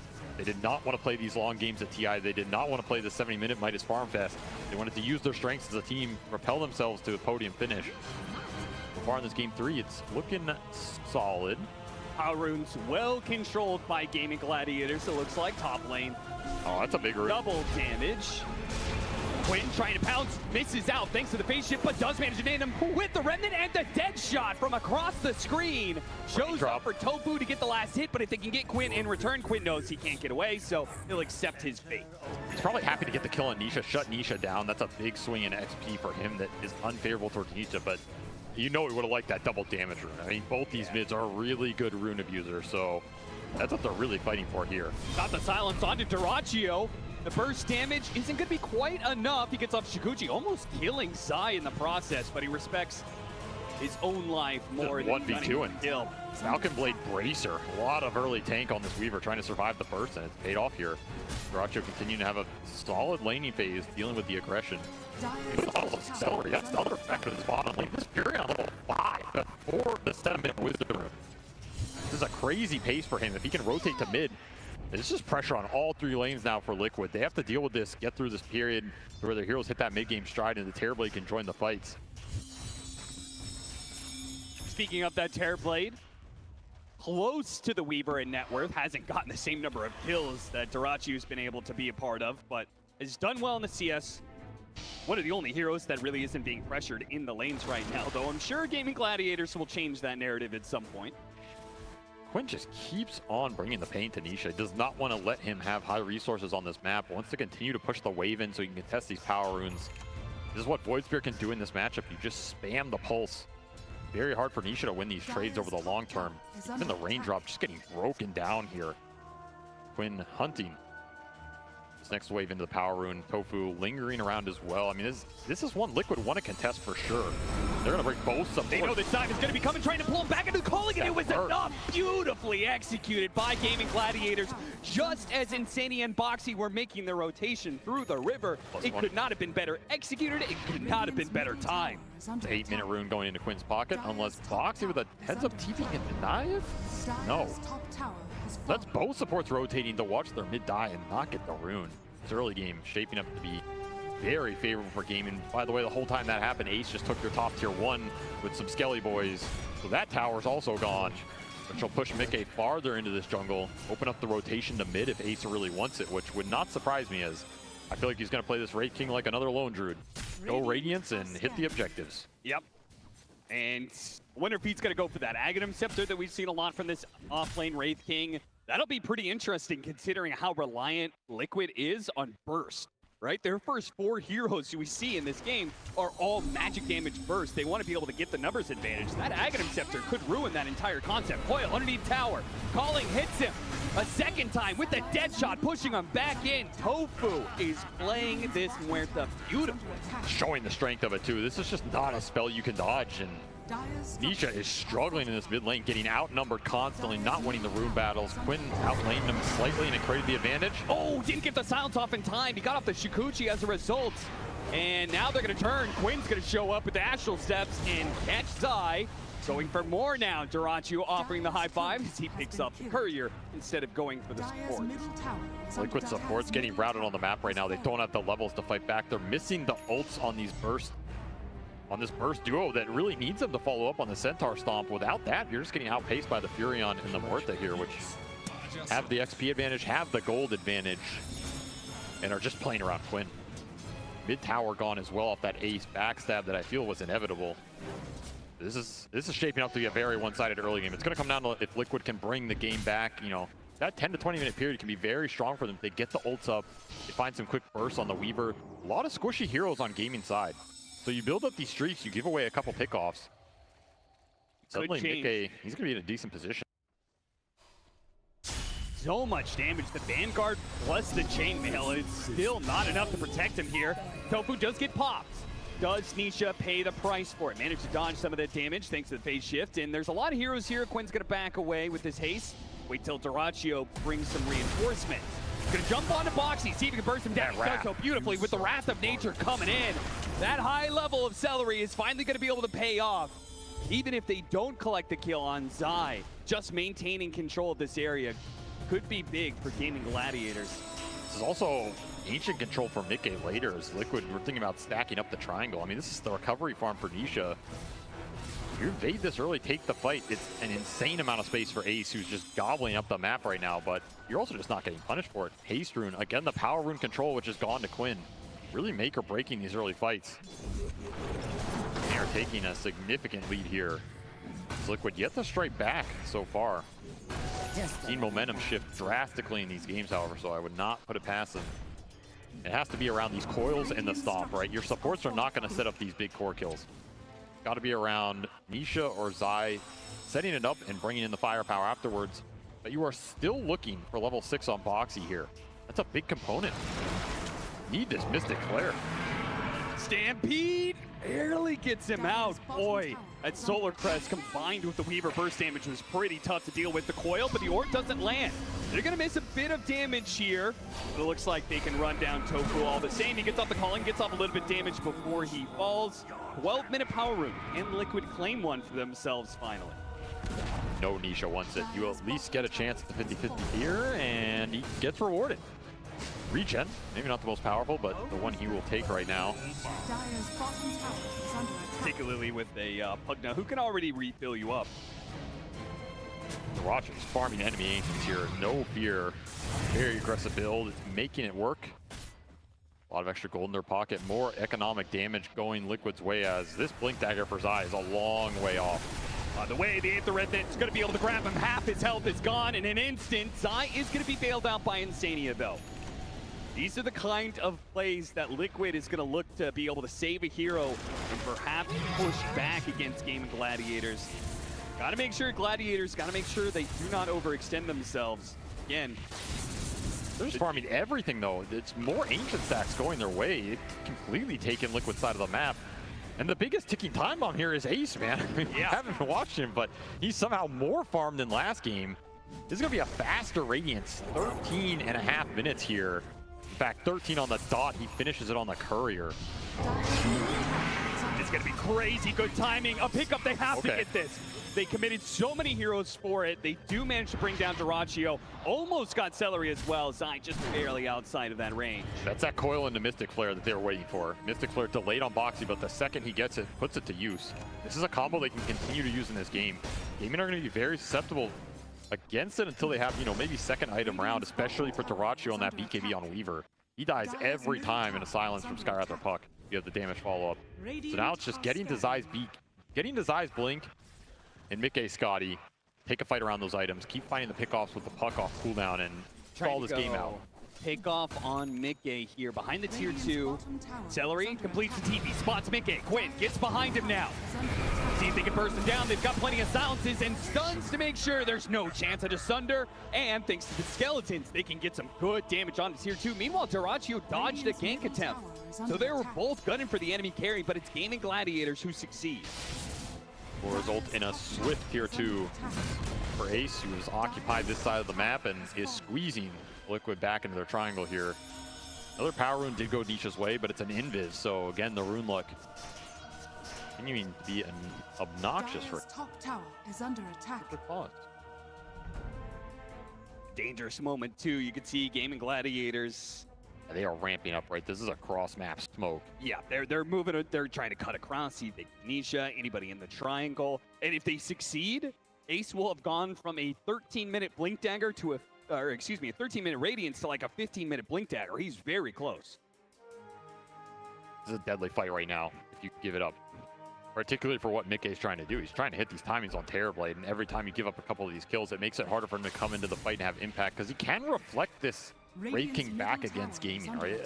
The Terrorblade can do some work, particularly if he can get Asunder off in a fight, if he's not debilitated by the calling silence here. Those are the things that have to line up here, which is why you need Zai and Nisha to create the initiation, or at least take the brunt of the go. Echo finished for the Void Spear here as That info is going to be a little bit troublesome. Breaks the smoke move and goes for the pick off onto Tofu. It's not immediate. In fact, Insania, who tried to jump forward to finish him off, is going to be running into the silence. They trade out supports though. Zai trying to find a target somewhere in this, only stomping up Celery, but Celery doesn't care. He's pretty tanky. In fact, he turns around. Mickey is going to be stalled up. They do manage to bring down the Wraith King the first time, while the Skywrath Mage is going to be left victim to Duracio's aggression. Mickey now trying to get out, but too many heroes are there. A double kill for Quinn and a 1-for-4 exchange for Gaimin Gladiators. Morita continually causing Liquid problems in these fights. It's so hard to engage into this calling plus the Deadshot reflecting heroes into it. And of course, Skeleton's up for ace that entire time. Did a serious amount of damage here. 3,100 pumped out from this Wraith King. Just burning everybody down. Happy to trade that level 1 ult for a cleanup on that team fight. Only Nisha survives. If that coil hits on Quinn, maybe you can commit on him with the follow-up, because Zai had decent positioning on the backside, but again, you're still looking for the Centaur blink here, right? Don't have that stun initiation that brings your supports into the fight. It's a big component that's missing. Continue to look for it, and Duracio continues his hunting spree. Yeah, he's got Decrepify, so he's going to be okay for a small window of time. The silence is lasting on to Duracio. Oh, we barely got off that time lapse. That was a close call, but he does it, and because maybe he lives here, still hit by the coil. A little bit more damage is all they need. The Shukuchi lasts so long, though. He's going to get another round off. They are going to follow this orb, but it's not going to be enough. Nisha's not going to catch him. He gets away. Zai dies on the other side of the map, and they still got that kill onto Insania. Gaimin Gladiators are getting everything on this map and getting punished. Not at all. Extra strength items for Duracio paying off. Even that trusty shovel. Come handy there, some HP. Yeah, I mean, the amount of Ancients they've taken off this map compared to Liquid, it must be a stack. They took so many of their early stacks. They've been stacking their own side of the map as well. They have a Fury on cleaning up the side wave, so this is just max efficiency right now. The fact that he's taken so many Ancients on the side of Duracio while holding that safe lane tower for this entire game. I mean, we haven't seen a tower go down. Liquid has not been able to get enough ground off of a losing laning phase. And that's what's continuing to punish Zai here. Because Centaur is a hero that wants to open up this tier 1 off the back of early Vanguard and some lane domination. That is what Skywrath Centaur is designed to do. But when you're put in this position, there's nothing to farm for Zai here. He can't go and do Ancients, take it away from his other cores. I mean, half of those are gone to Gaimin anyway. Where's he supposed to go, right? Still looking for this blink. 400 away. That will be the comeback opportunity here for Liquid as they have found themselves down 10k at 17 minutes. It's going to be a mountain to climb.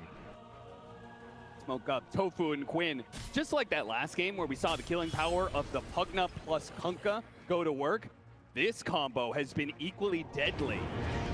They're going to try and put it to work on Zai once again, slowing down his Blink Dagger time and time again. The dead shot does not land. Can Quinn finish the job? He's going to jump in, but immediately gets stopped up, and the overextension. Oh, he's got just a little bit left. Oh, he gets away, dissimulate on out, and they cannot finish the job. Even Insania on the other side. Quinn doubles back, sees the support trying to get the kill, but he dances away freely, and now Insania has got himself killed as well.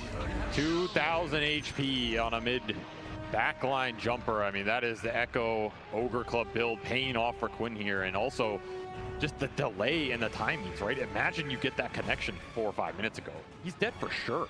Yep. Imagine you had a few more levels on the Centaur, right? He's only got 2 levels to double edge. The burst damage just wasn't there. Zai's game is just, it's been decimated here.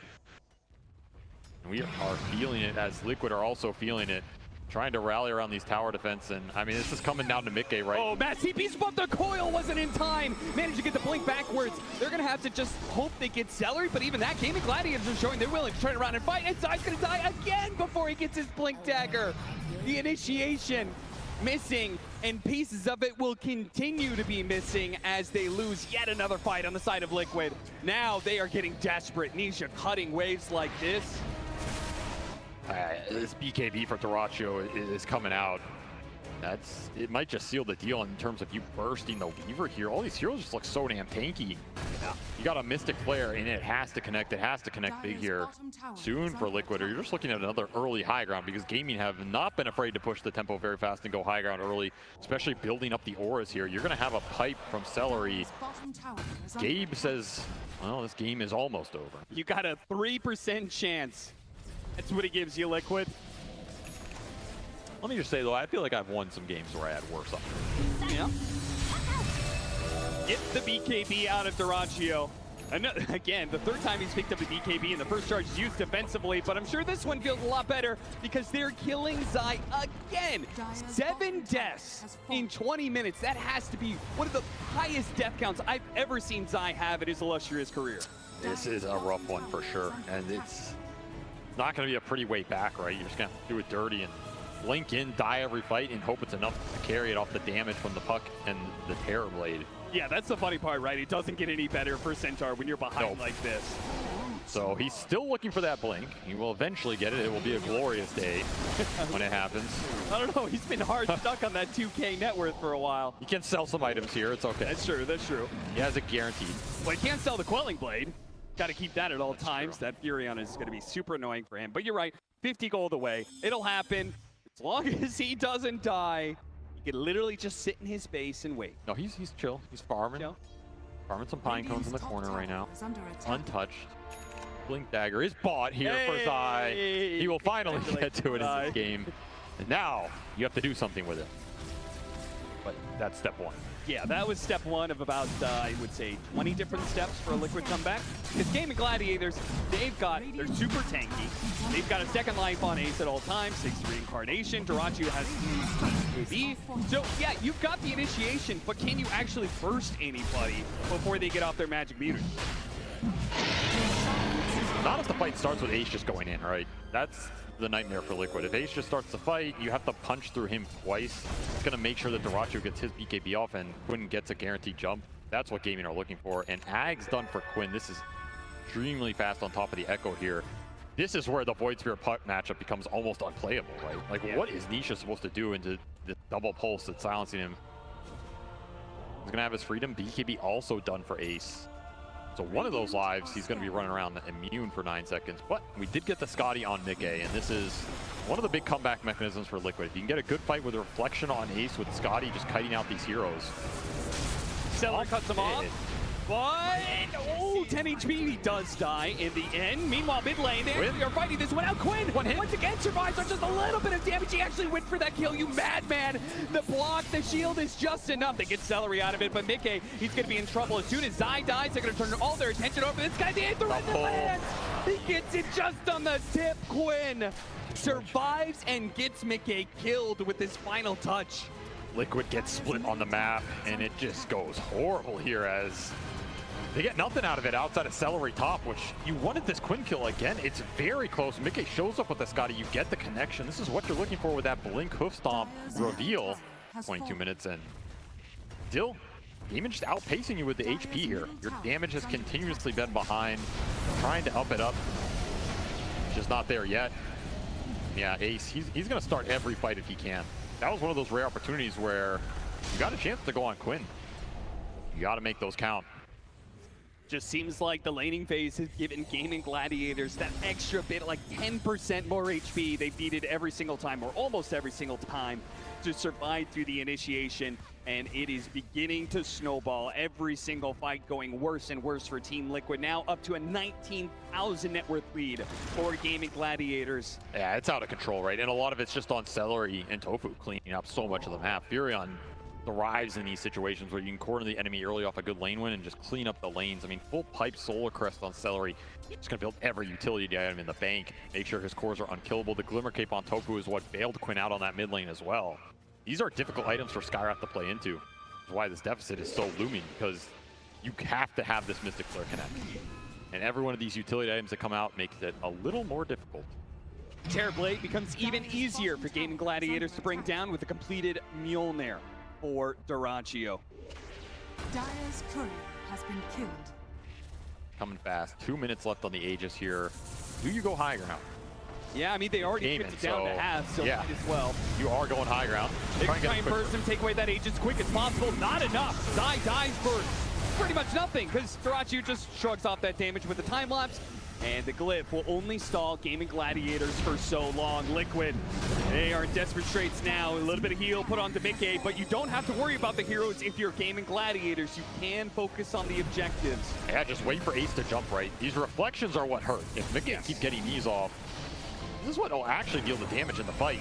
That's why That radius back around. Instant silence under the coil. Isn't enough damage, though. Once again, he's held in place, but he's too tanky. Mickey can't quite commit. Not with Gaimin Gladiators. The rest of heroes surging forward. They got that one kill. Immediate buyback, though, from Insania to hold this lane of barracks. Gaimin Gladiators will respect it. Just refill the resources here. No time lapse on Dyrachyo. Don't want to spend BKBs in a bad situation when you can just reset and continue to build your lead here. Does mean they're going to be a little bit pushed for time if they would still want to use this Aegis. They got 1 minute left, so Dyrachyo, they just cruise straight down middle. They could still make good use of it. Yeah, they can. I mean, this AC is almost completed for Ace. He's one component away. So the next 2 minutes, could have it if he just farms up the entire map. Do you feel like Gaimin Gladiators... Also, no meta. Is there a rush to take this lane of barracks? I mean, no, but the opening's there because you know Mickey doesn't have meta. And there's no way Liquid are taking a fight without it, right? So how much do you take, then? Is the question. It is the question. There is a... Welcome, Matt. On the front middle lane. Nobody's home. Gaimin Gladiators just walk right through the door, take the lane of barracks. There are no tier 2s. So they can translate this into even more. Team Liquid will be forced back to defend at some point. Yeah, there's a wave in their base with the catapult. There's another wave coming in. They did not cut these. Just a free double lane. There's no towers bottom as well. You're looking at Mega's potential. In a meta where the high ground has thwarted so many teams, Gaimin just stroll into a double lane here. No defense, no contest, as that meta is still 50 seconds off cooldown here. I think feels like an eternity. It doesn't feel like Liquid is getting an item. It's not like, oh, we gave up 2 lanes to barracks, but now we have this. This will help us win everything. As, oh, Nisha gets caught up by that one. Phase shift is able to blink away. The clawing's going to be a problem, but he doesn't manage to blink, but straight into the arms of Dyrachyo.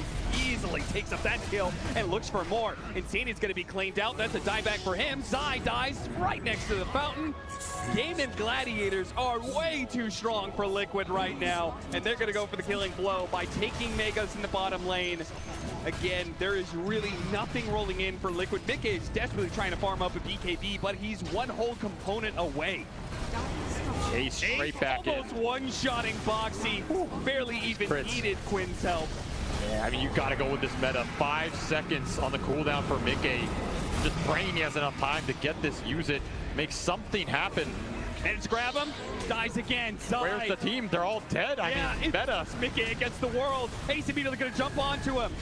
Anybody help out Mickey? No chance at a Sunder, and GG is called. Gaimin Gladiators will do it for the 22nd time this season. They will bring down Team Liquid. They've had their number all year round, and they will prove it on the biggest stage that Dota 2 has to offer. That is a very frustrating defeat for Liquid. I mean, this has been their nemesis the whole season long, and most of it's been in the grand finals. Here you're in the lower bracket elimination match. That game 2, the game 1 especially, where those high grounds went wrong for both teams, right? Either of those games can come back to haunt you depending on if you win or lose this series. And as Liquid drop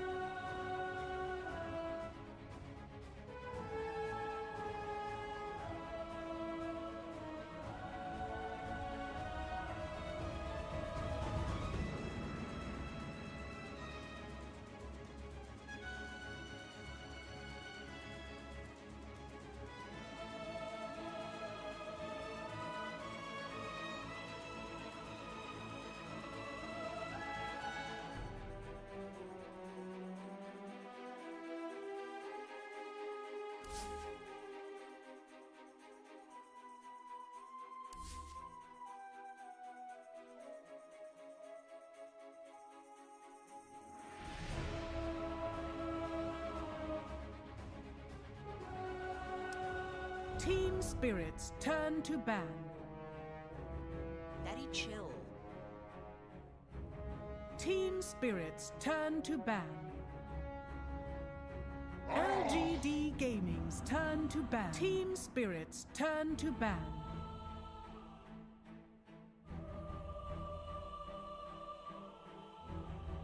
10 seconds remaining.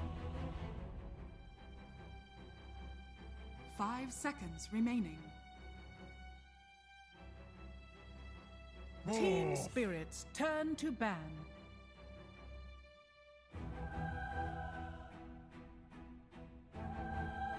Ten seconds remaining. 5 seconds remaining.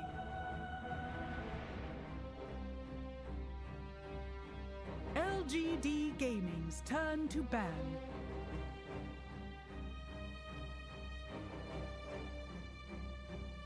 Ten seconds remaining. 5 seconds remaining.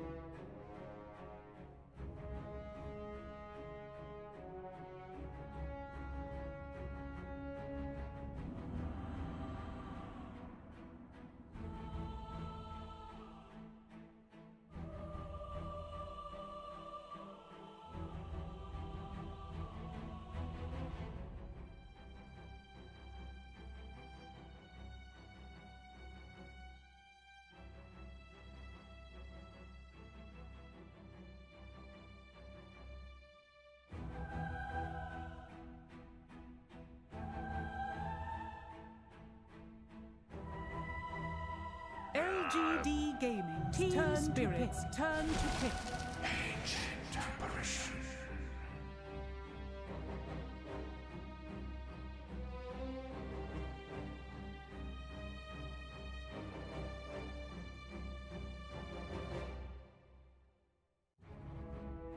Ten seconds remaining. 5 seconds remaining.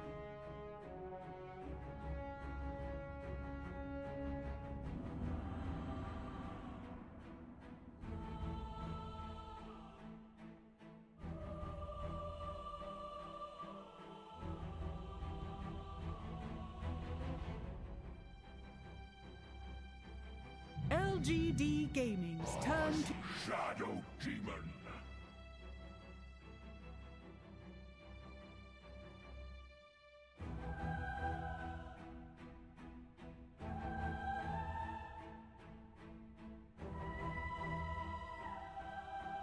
Ten seconds remaining. 5 seconds remaining.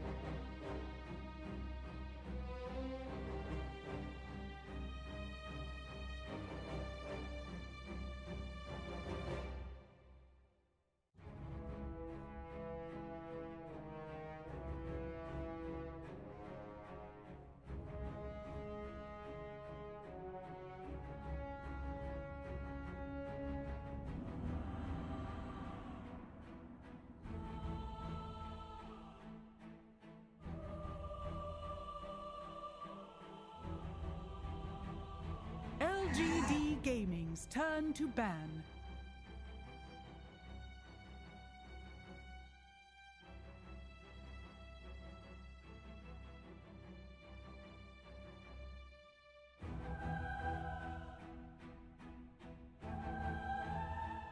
Ten seconds remaining.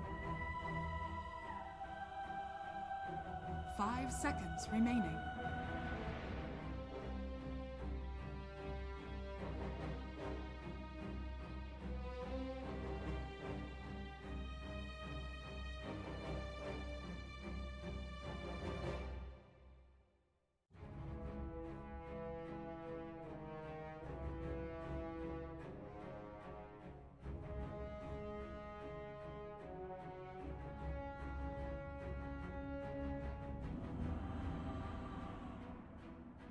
Team spirits turn to ban.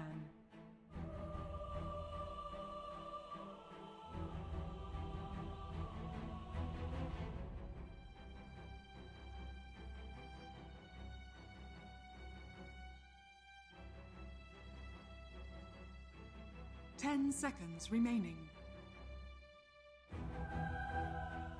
5 seconds remaining.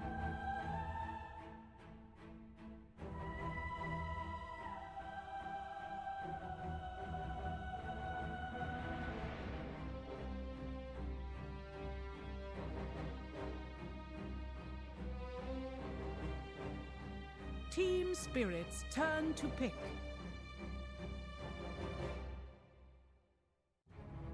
LGD Gaming's turn. Behold the horn of madness.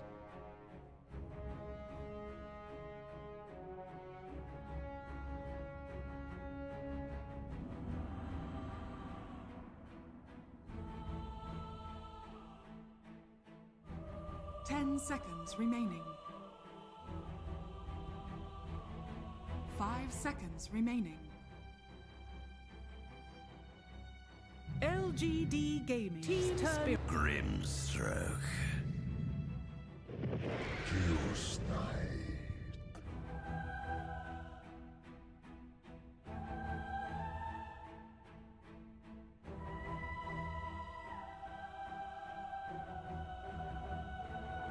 10 seconds remaining. 5 seconds remaining.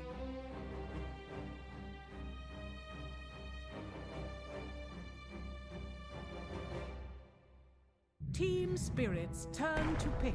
Elder Titan.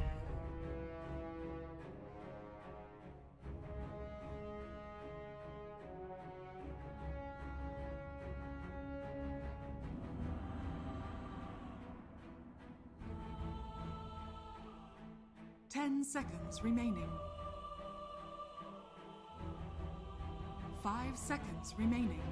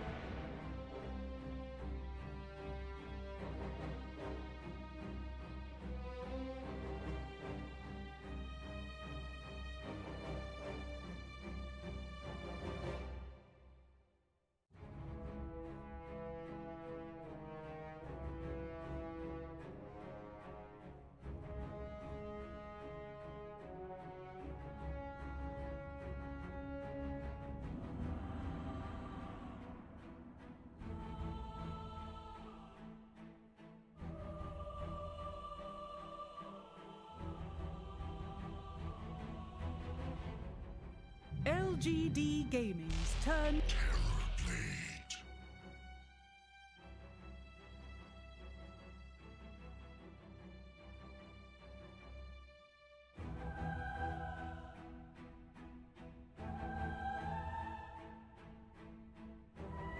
10 seconds remaining. 5 seconds remaining. LGD Gaming's turn. Tinker.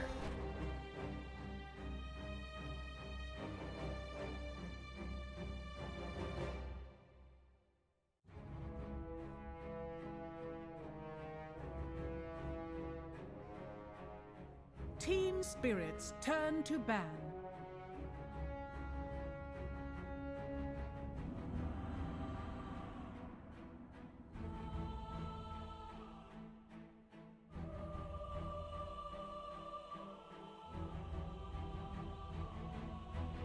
Ten seconds remaining. Team Spirit's turn to ban.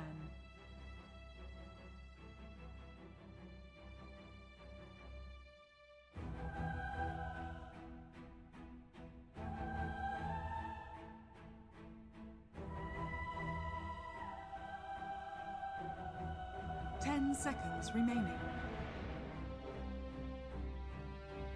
5 seconds remaining.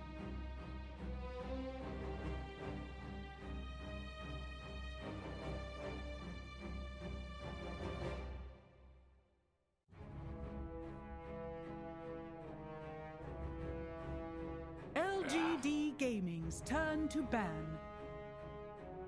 LGD Gaming's turn to pick. Team Spirit's turn to pick.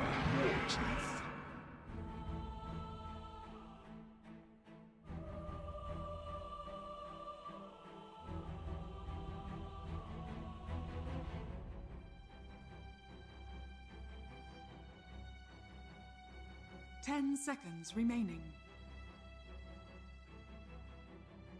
5 seconds remaining.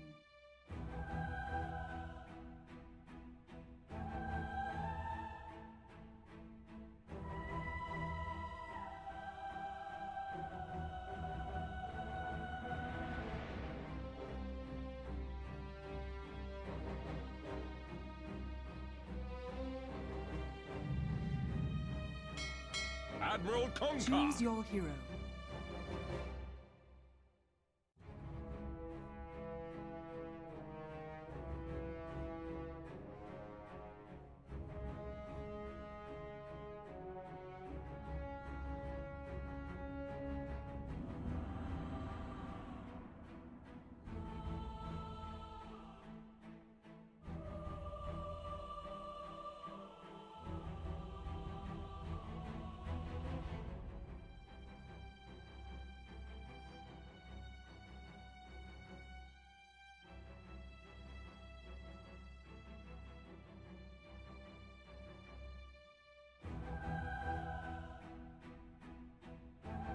Seconds remaining.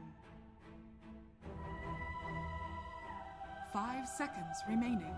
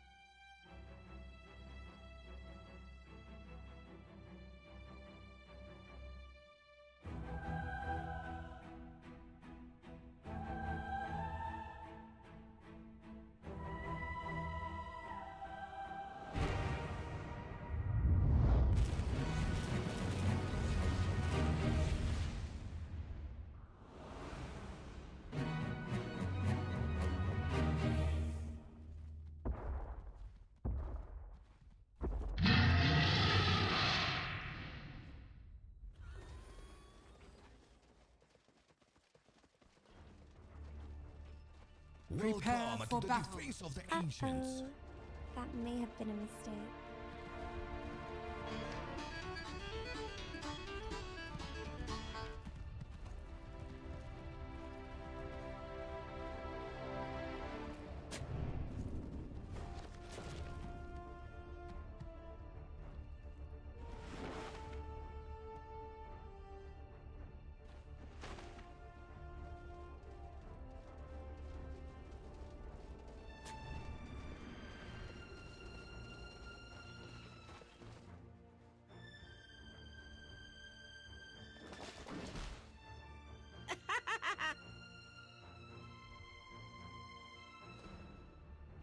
Thank you very much, Tsunami. Yes, ladies and gentlemen, it is time for Spirit to go up against LGD. And my goodness, folks, what a blast. What some kind of hero player combinations we've got coming out. Indeed, as was hyped up, the Collapse Magnus. But over on the side of LGD, the Tinker. There's been so many games, so many drafts in this tournament that a lot of people have felt that maybe it was the time to bring it out. It didn't happen, but it's happening now. And folks, do they have the answer for this Nothing to Say Tinker from the side of Spirit? Can they deal with it? Oh, could be some limited answers, but if anything they do have is base control and base defense. There's skewers, there's an ET to hold high ground, there's tidal waves and whatnot too. I think we're in for an absolute treat. Who knows which way this one's going to go, but all I know is it's going to be a fun one. Absolutely. I mean, when you look at both drafts, what do you feel that both teams have really kind of gone for with their approach to this game? I mean, we just heard it right there from Silent. I think it's a lot of comfort, right? Comfort, but also definitely a lot of heroes that are really popular currently at the moment. But you see Yotoro's bringing out his Terrorblade, which he hasn't been playing as much as some of the other carries. And of course, NTS playing his Tinker. I think it is just these two teams. They know a lot about each other, and we're going to see that quickly defined inside this game. Absolutely, we'll see how well Lyle can do in the matchup here against Nothing to Say is Tinker, and sort of beyond the laning stage, who's going to be the hero that has the answer to lock Nothing to Say down and stop him from being able to freely jump around the team fights in the later stages of the game. Yeah, because overall, you tend to see the Spirit heroes used to be the answer, of course, for the Tinker. Even the Zeus, of course, would have his merit, but overall in this game, looking at Spirit, the catching for this Tinker could be difficult. They have the ET Spirit, probably one of the best scouting tools, and the Kunkka in particular to catch this Tinker, but could fall into some issues. Nothing to Say. It's a Nothing to Say Tinker, right? If he's able to get away with it, he will take over this map. And they have a lot of aggressive potential that they can do with Global. They have an AA as well with this Tinker too, so it's got to be a lot of damage that they can have in that early mid game. And looking at the side lane matchups, what do you think we're going to get out of this bottom one? The classic sort of CK AA safe lane duo from Shira and YU Smile going up against the signature, the Collapse Magnus, which will be backed up by Mirror's Shadow Demon. Anybody going to have difficulties down this bottom lane? Is there kill potential for either of the sides? That's a good question. Overall, CK, I don't think has really had any difficult times, as we're saying. This new top, trying to make a bit of a chase down on towards him. They just popped the meta for that one, but New's fine. Zoning him away, though. Still going to take a few extra punches here from Eposhka. Backups in from Planet, maybe just a bit of a bait as New. He's ready to turn with Planet and start to get aggressive over towards the Elder Titan. They're in with the first stun, follow up with the Who Stomp. They've got the burst, they'll find first blood. That's LGD bait Eposhka perfectly. Nice play from Planet. Sometimes you do see, these 4 positions or these greedy supports. They tend to just hit the creeps when something like this has happened. Planet immediately runs to his buddy, so quick little identification. They can go for that kill. Yatoro does get pretty much every single last hit out of it there, but a good kill for this Centaur to start off. Yeah, and that was the first usage of the meta, so there'll be this long period now where New and Planet, unlikely to feel into any sort of heat themselves, they'll be feeling very solid in the lane. And Eposhka just have to be very careful with his positioning. With a bit of an advantage, they'll get off that kill. They could look to go again if Eposhka gets too sort of ahead of himself. No, absolutely. We haven't seen too much of the ET, right? I think it was only 9 Pandas who've been playing it too much here, but you can understand the idea what they want from it. I think T was talking a lot on the panel about just trying to stall, get that farm up. It's a very, very farm-heavy team that Team Spirit's looking for this time around.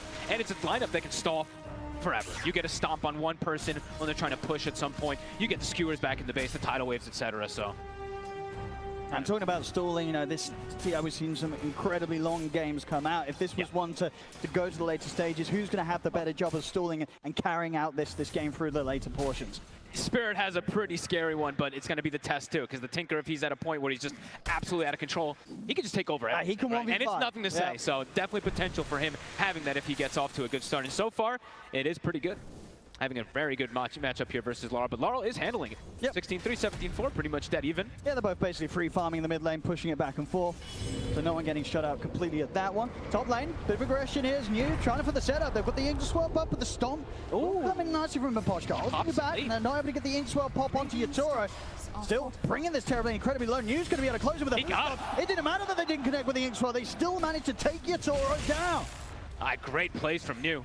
Lacking a little bit on the last hits, but getting these kills, it's going to set him up for a pretty damn early Vanguard. He's actually buying the boots, so looking for more aggression in this lane. I like it. It's a lot of magic damage up here versus this squishy Terrablader. Yeah, it's going to be pretty frightening for Spirit, right? They're losing heroes despite the fact that LGD didn't need to hit all the spells. Exactly.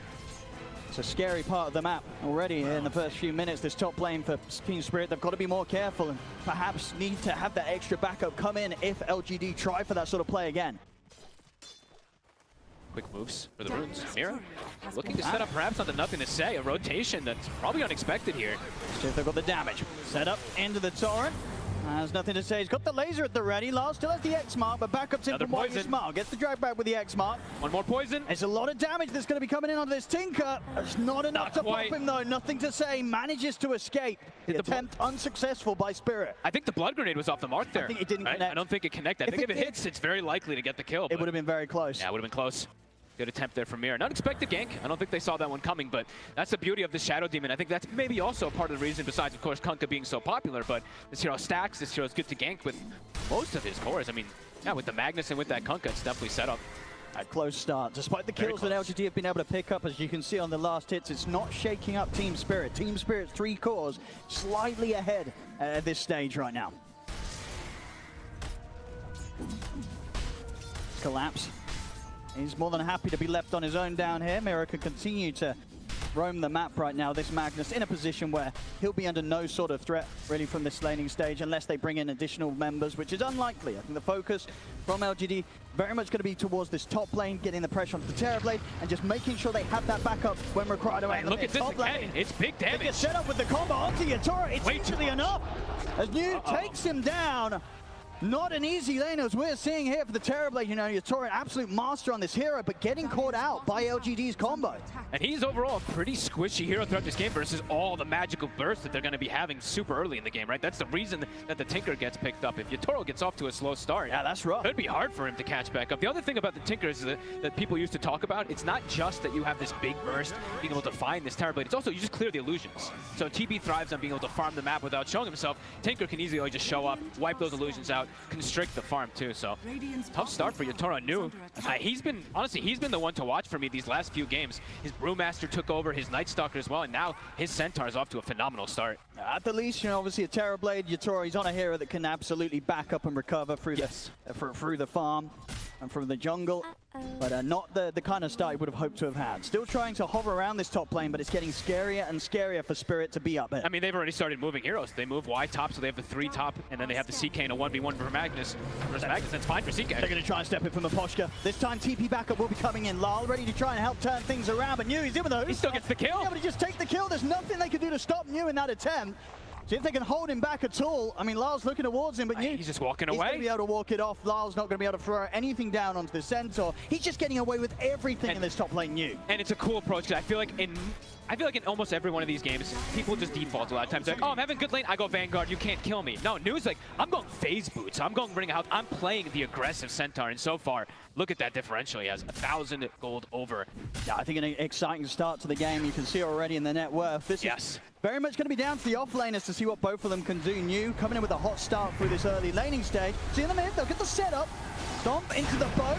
Is it enough, though? Able to turn and get the laser off onto Lal. No further hits coming in, but the X mark is still there. Now the TP backup comes into play. LGD wanting to try and do their best to keep nothing to say safe, and it will work. This side of Spirit can't go in any further. See Collapse, he's also swung across, but the silence was there immediately. Stampede comes out from New. LGD able to separate themselves from Team Spirit's attempts. All the little things mattering. Raindrop and a bracer. Maybe not something you expect to see on the Tinkers too much, but nothing to say. He knows. Be a little bit tankier versus this burst as Laurel. Should be all right, yeah, Planet. Just throwing out a blood grenade for a bit of fun. And as we know, there's a lot of aggression going on so far for LGD. Lanes are looking good, but as Panel said, and as we see, it's a greedy draft that Spirit is setting themselves up for. And looking at the stacks, they're getting them prepped. I think this is what, a quad hard camp stamp or something like that at the moment, set up inside that triangle for the Kunkka. So they will have these recovery outlets. No, for sure. Spirit can calm things down even just a little bit. Very likely that you're going to see Yatoro's Terrorblade get back up to the top spot in net worth. As long as they don't lose these stacks. I mean, they might have to go clear them pretty soon just in case of anything, because if a Tinker walks over there, gets cleared in no time. Yeah, lanes, I mean, they've kind of broken the lanes a little bit here. LGD, with this dominance from New, they're going to force Yatoro a bit to the jungle there, and the supports are having to make these moves around to get these stacks around to try to fix things. They're going to work on those stacks. In terms of Collapse's progress, he's of course going to go straight for that Blink Dagger, 1,300 towards it, so should be on Could be in trouble though. Having it a good timing. They're in with the silence, and with the 3 of them, there's a huge amount of damage that Collapse he cannot withstand. LGD clean, taking kills wherever they want right now, 5-0. Planet making it happen. All 5 kills are at the back of this Grimstroke so far. Inkswell connecting perfectly. He's got level 3 Inkswell already too. I mean, this is very scary how much magic damage they have. I mean, New's gonna have such an early Blink Dagger too. He's just he's like, screw it, I don't even need the Vanguard. He's gonna have it at such an early time for these early aggressive moves. And they're just continuing to pick up the pace here. It's gotten to the point now where Spirit, they're not gonna be showing any faces up on this top lane. Unless they bring a lot of numbers. But Collapse, he actually did port down bottom, so TP will not be available for the Magnus to be able to join if there's a big battle committed up top. Looks like Laurel was able to sneak into the enemy triangle a little bit here. I think he stole a double stack, it looks like, so a little bit extra gains for him. Aposhka's got to be careful. He's hiding in the trees, trying to soak up some XP. He's got to be so cautious. Stampede's at the ready. They'll slowly but surely siege this top tier 1 tower, LGD. Aposhka, he'll start to back off. He does not want to be around here. Too much of a push. They've got the vision on him. Alright, that's pretty much the Blink Dagger going to be finished up for New right after that tower goes down. Trying to give levels, the AA. Why? Trying to get a little bit in the mid lane, but seems like he knows something's up, having that ward on the right side. Does see the Kunkka and the Shadow Demon set up. playing far left, trying to get this level 6 online. Well, it's got the DD in the bottle, so a good amount of burst if you can find some sort of setup around this mid. Carl, how close to 6 on AA? Oh my goodness. So close. If Y is 6 there, that just is probably a dead Kunkka. Laurel has to be a little bit careful. Planet. Okay. He's going for the player. By He's been himself. followed up by the Stampede. He's able to close in onto Miposhka. That's going to be Miposhka going Look down. at him go. Another kill here for LGD as a whole. They're just 6-0. Spirit still struggling to find anything so far in terms of kills from this early game. Yatoro, he's getting bullied out of this top lane, has to TP out of there. It was just bringing the action to him. Him and Planet, right? The 6 kills, they're involved in 5, and then 6 on the counterpart, their Planet. Super active so far. And you see the scans are coming out already. LGD, they're taking notes. They're like, all right, well, Spirit, they're going to back up to their triangle. Could see some early contest come out here. They're actually just going to throw a casual AA blast to scout and potentially snipe someone. Won't connect, but a nice attempt. Yep, they're going to need time, and Yatoro obviously with his build, he's approached that, has the Midas on the Terrorblade. He just wants to be hitting the creeps without any interruption. Well, we'll see if the rest of Spirit can create that sort of space for him. Collapse has got the solid timing on his Blink Dagger. He's keeping it hidden for now on the Courier. We'll see if they try and make some sort of move around this reveal of this pickup. It does feel complicated though, especially with Yatoro going down full greed route for Midas. All of the heroes on LGD are going to be ready to fight at all times. They want to try and get something mid. TP over to the mid lane. Blink Dagger at the ready for Collapse. Got the RP. For the jump, gets the skewer back. Straight underneath the tower. 12 will miss, but it doesn't matter. They'll still Great get catch. the kill. A solid Blink Dagger reveal there from Collapse.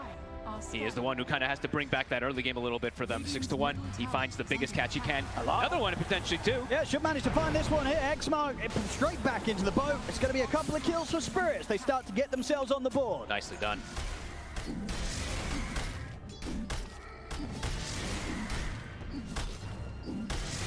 Nuke does have that Blink Dagger finished, but as you said, Yatoro, he's just chilling on the sidelines. Quick little RP usage, and they're back off to getting that farm. So for Spirit, it's going to be a lot of that this game. Getting a quick kill, backing up, farming, and it's going to be up to LGD to punish this farm, to find these heroes and hunt. I mean, how they are looking for. How easy is it for LGD's heroes to hunt down around that sort of tier 2 area top? Is it easy for them to set up to try and get the Terrorblade, or is this a pretty safe part of the map for Spirit to hold for Yatoro to keep farming up here? It'll probably be pretty safe for some time, especially until they can get out that mid tower. Because there is a lot of counter gank. That's the one thing that Spirit's draft really thrives on, especially for like later stages and stuff like that. ET, Stomp, Magnus, and SD save, so multiple different things they can do to protect each other. If kill doesn't happen instantly, it could get quickly turned. 6-2, with gold now. Spirit, those stacks starting to work out. 3 cores at 6K. And TS has been slowed down significantly just off that 1 kill. Fully set up around this bottom tier 1, really, Spirit, just in case LGD were going to group up and try for a tier 1 tower push. I mean, they're going to have RP back up in about 20 seconds. Yeah, they're ready very ready respond. for this fight. Yep. And they will have pretty decent damage, at least because the ET does have okay levels. Miposhka has hit 6 and Laurel is 11, so if they do catch anybody near tower, very likely they will just pop.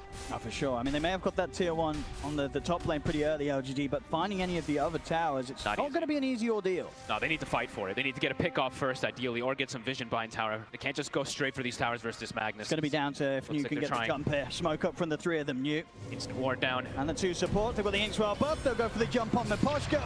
Quick and easy. See if they can turn this into anything else. Laurel is immediately rotating over. Has a shield rune as well, too. This is hard for straight at them. He is incredibly tanky. They do not have the damage for him at this point. If he gets a shield rune off. And they'll back off. They'll get the kill. They'll pull back here, LGD. They're actually going to give nothing to say the wisdom rune as well, too. I think he was perhaps farming the left side, but they have to give him anything he can just to get him boosted up a little bit. And he's going to, I mean, at the moment, he's got the Aghanims queued up, so cool. Does feel pretty awesome versus a lot of these tanky heroes and stuff like that, right? So besides just the Terrorblade, of course, that counter, but yeah, cool.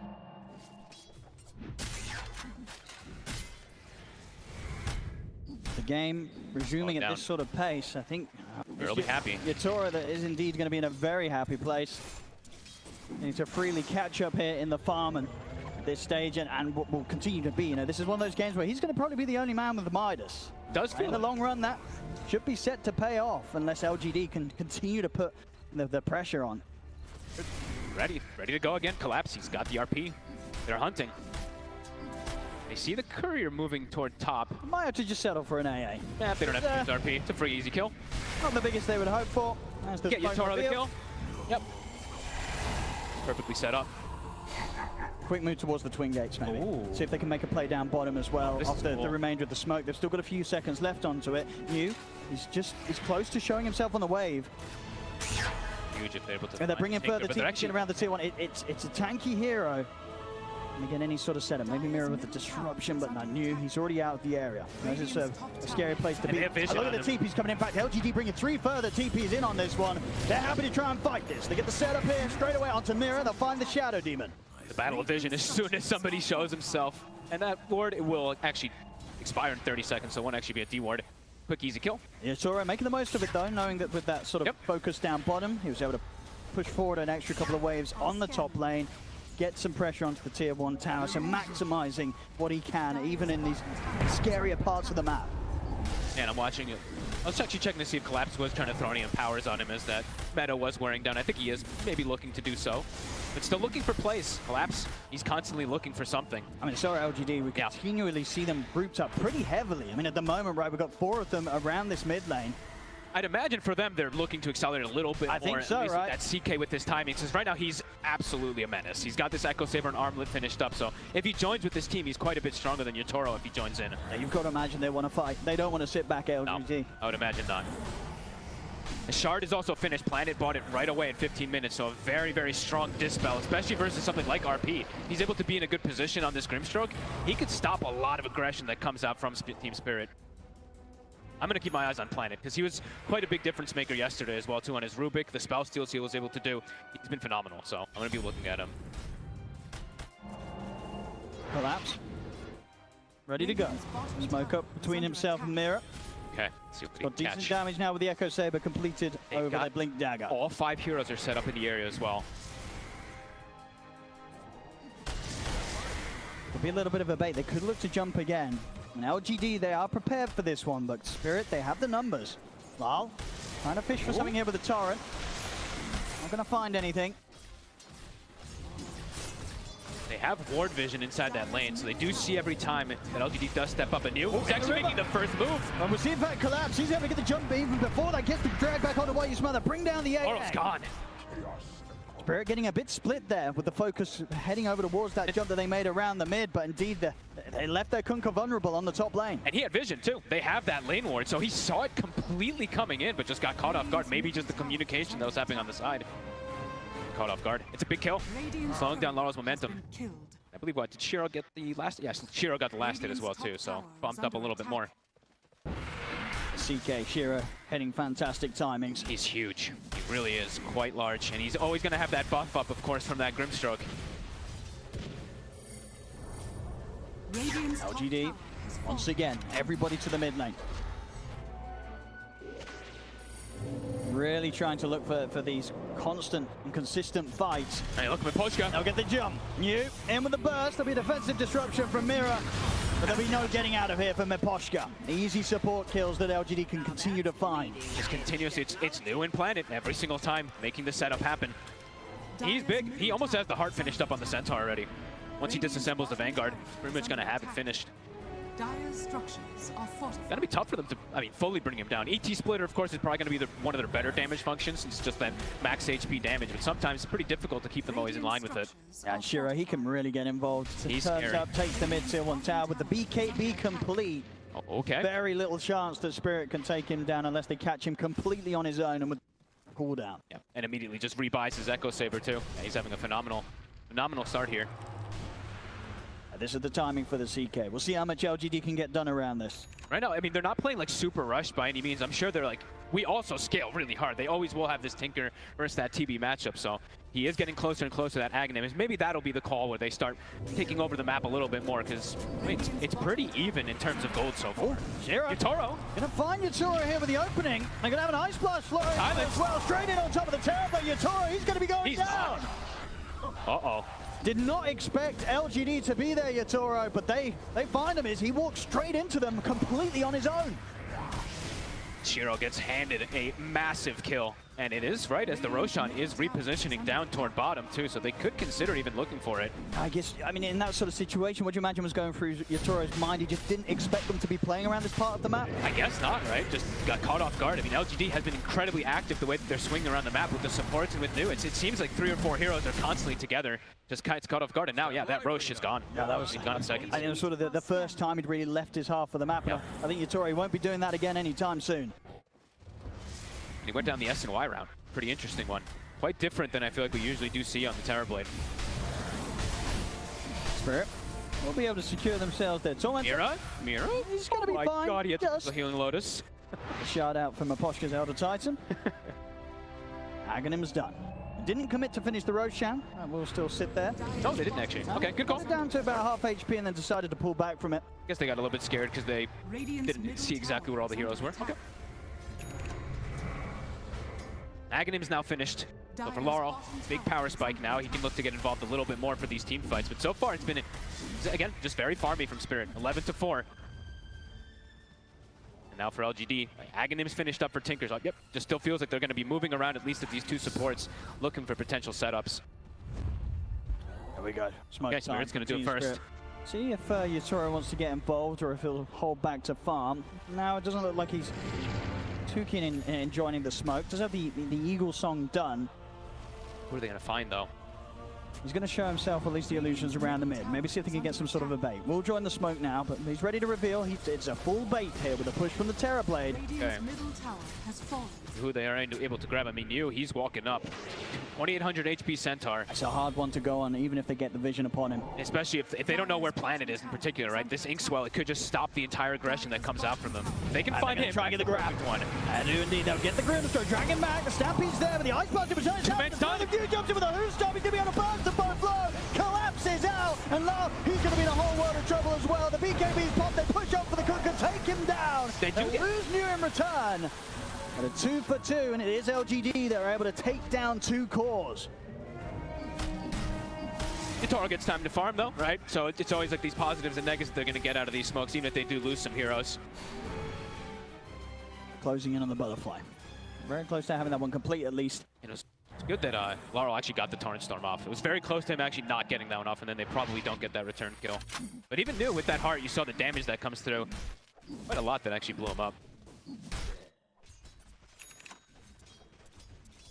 Now CK items, a full Shadow Blade now for Shiro. So the hunting is going to continue. I feel like for him, he's just going to continue to look to get involved. And a lot of these kills could just get popped if he was able to find them on his own. That plus an AA Blaster plus a Tinker rotation. They'll head back to deal with the Tormentor on their side of things. A Planet, careful. Miss. Get a pretty nice one there. Why you smile, able to finish his. On top of also now having his Yule Scepter. We've been seeing a lot more Yules, but I think it's also because of the rise of these Kunkas and stuff like that. It's going to be very nice versus him and also versus the Magnus, since I believe he did go for the Echo Saber on Collapse. So if they do have vision as the fight starts, could be difficult for Collapse to do the usual, harpoon skewer kind of plays. He gets Yulesed up, they can just fully go for him. Yeah, he's going to be trying to get that BKB online next, but it's going to take him a bit of time. You will need it to be able to get that type of setup first. Still 13-6, gold continue to be very, very close, but LGD feel that they're probably feeling pretty good with getting away with this NTS Tinker so far, not getting caught out too much. And we're sort of in that bottom spot that the lowest of the cores for a while, but now he's caught up to both Collapse and New, making the right sort of progress here on his trajectory towards getting the BKB done himself, so he can jump around these fights without the threat of getting caught in a straight torrent from these Torrent Storms from Lyle. Yes, that's the big thing, right? He absolutely needs this BKB versus Torrent Storm. Your blood runs cold. DD in the river here. Underneath the ward of Spirit, so they'll be aware that it gets picked up if they go for a play with this one. Shiro swinging around for it with his Shadow Blade. They're instantly smoking with it too. They want something, but it got seen. Like you said, Spirit, they were completely aware of it. So everyone positioned around the area. At least, even if he was invis. If LGD can still catch them by surprise. Oh, the big clash looks like it's going to happen here. Planet, he also buys a Blink Dagger for positioning on this Grimstroke. Gold for my food. People get the big jump. Spirit, they should be full defensive right now. They know that LGD is going to be looking for this sort of move. They get the scan, know where they are. Poshka in position to break it. Yeah, maybe they'll just allow support to get caught here. Laurel, be careful. He's got Tidal Wave. They have a ward on the high ground. Perhaps they could fish for somebody. Smart getting the vision set up for themselves. They're going to go for it. They're going to get the Stewart back as well. On towards you. Instant ink swell. He's going to be able to pop the Stampede still. Gets himself back up to the high ground. Both teams holding back from one another. Is there any further catch? Lyle trying to close the gap over towards New. They get a reflection out on towards the center. I mean, Spirit wants to catch something here. It's they hard use to so much. Shiro. He's going to be able to wrap it up the back lines. He gets straight in on top towards them, but the Stewart's there once more. Collapse getting Shiro under the tab. The BKB's popped by the CK. Shiro's dead back. Soulbind. He's stuck. Holding together the Big two stun. of you. In with the who's up the double leg. Got him over the burst. He can throw it down over the defensive disruption. Comes out from Mirror. They'll finish at the cook. Katoro's gets blown up here by the burst of the laser. Nothing to say. Finding that huge kill, taking out the Terrorblade in the midst of the fight. Oh, both teams to lose 2. The mind games from these fights too. They like Spirit had used so much. They had meta pop. They used literally all their ultimates. They keep chasing forward. But LGD able to get the big cleanup on these 2 cores. And even around sort of their own tier 2 tower, it's so hard for Collapse to get that kind of start to the fight that he hoped for. You know, he's getting these skewers onto New, he's getting these skewers onto Shiro, but neither hero feels good to start the action off. I mean, the way it started was awkward too. The X comes out, they skewer, but the Ink Swell was already put on New right at the start. So the Dispel comes out, things get very, very weird. And yeah, at this point, Spirit, look at how much they've already used. Meta was used, RP was used. Quite a bit was actually used before that. Full chase on towards New, and at this point, it's the fact that they've kind of forgotten about Shiro. You know, he just is able to get this opening immediately on towards Miposhka. We'll get that extra bit of time with the fact that Collapse drags Shiro away, but at this point, Soulbind out into the 2 of them. New, he's hitting these hoof stomps every single time. Huge connections, and even the double leg, of course, connecting on both there with that Soulbind. Nice. Constant, like 2-for-2 trades.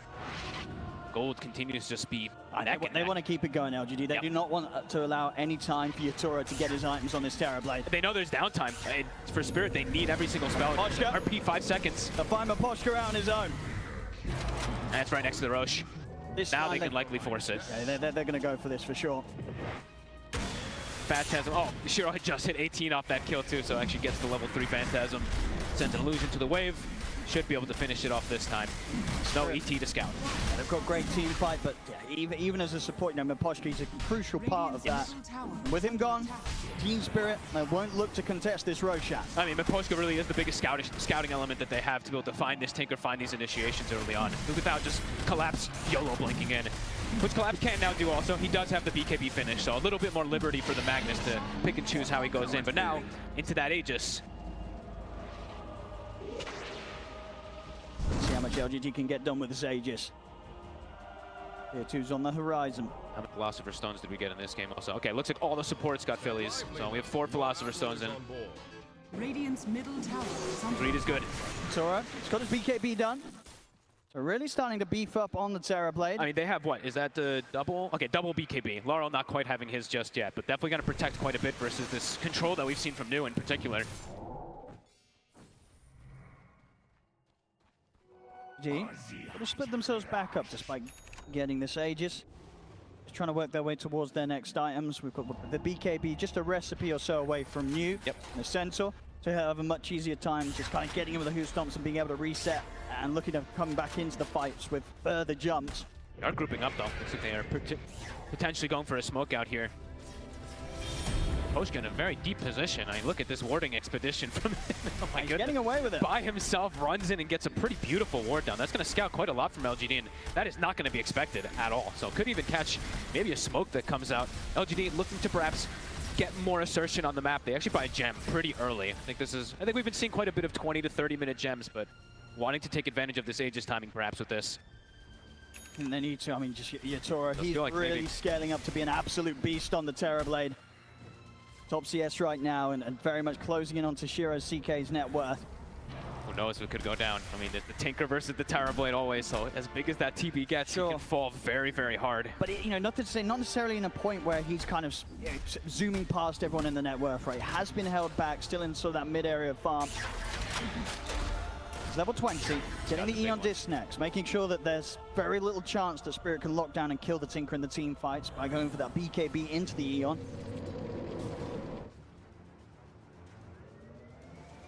Of course, the team fights will be one thing. And the high ground push, that's going to be quite the other. You know, we don't see a lot of Tinker. We have, you know, the first Tinker's appearance that we're seeing here at this international. Pushing into this hero, it's never easy. I mean, pushing into Tinker's never going to be easy. Pushing into Magnus Elder Titan's not going to be easier. So we could both sides. Strap yourselves in. Could be in for a long one. Spirit, they're on the hunt. Poshka, allowing collapse. Gonna do a quick sweep of LGD's jungle, see what they can find. Still not quite a BKB finished up on Laurel though, so does probably have to be a little bit careful how far forward he puts himself. At least at the start of the fight. Doesn't look like they'll find anyone down here. They pop a scan around the creep camps to see if anybody's stepping around this area from LGD, but LGD completely on the other half of the map. A lot of dodging going out here. I mean, Poshka's ward is still alive somehow, even though the gem from the AA was out. He wasn't able to find that one just yet. BKB done for New. The heart completed as well for Shiro. Towards the AC next. Oh, I mean, the levels across the board still feel... Everything just feels very, very close. It's going to be some crazy team fights that are going to dictate this. It does feel like. Shiro, 20, starting to hit tier 2. Yeah, happy to play that bit more aggressive with the 40 seconds. No signs of a response yet from Spirit. Now look at these. The LGD supports are looking to play so far back in these team fights. Both of them actually finish up a later than usual Aether Lens. You see Planet and both Why You Smile looking for that. He had the Aghanims queued up for quite some time on this Grimstroke, but looks like they want to switch up the way they play their style. Just look to play behind those tanky cores. Radiant's bottom tower is under attack.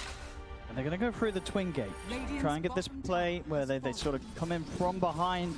Who's potentially pushing out on the bottom. This could catch at least somebody off guard here, but oh my. They can find. They won't walk into Mirror quite yet. How many times does this happen? I mean, both supports here, by the looks of it, are going to get away from this, but Poshka and Mirror on either side of this move that LGD were trying to come at them with. Passing in the night. Overedge done for Yatoro. He's in that top spot now in the network. And unless LGD finds some further fights, Yatoro, he is going to start zooming ahead of everybody, Shiro included. Yeah, their greed is definitely starting to pay off big time here. Yatoro.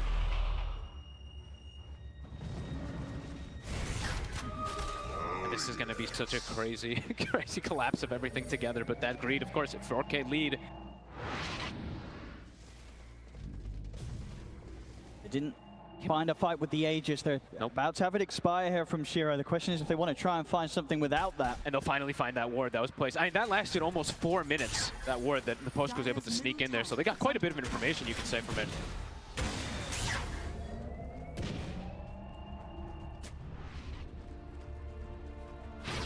Where do they go? What's their plan?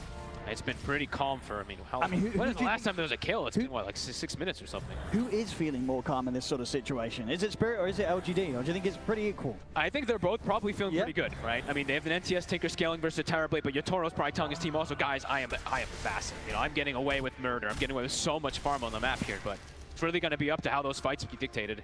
Who gets the jump? And even then, even later on, are they going to be able to even break base out of it too? Not easy for either side.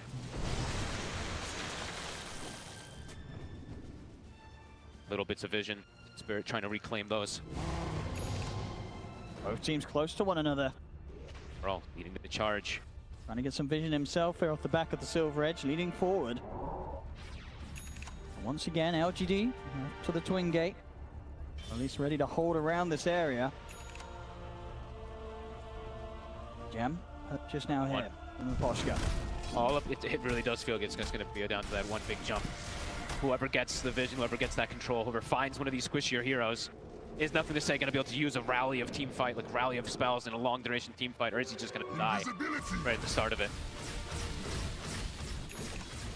These moments, Yatoro just item after item, getting very close to being able to get the nullifier.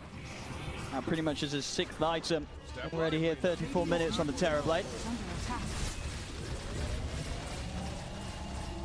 That sort of laning stage, nothing more than a distant memory here. So the full recovery has been made by Yatoro.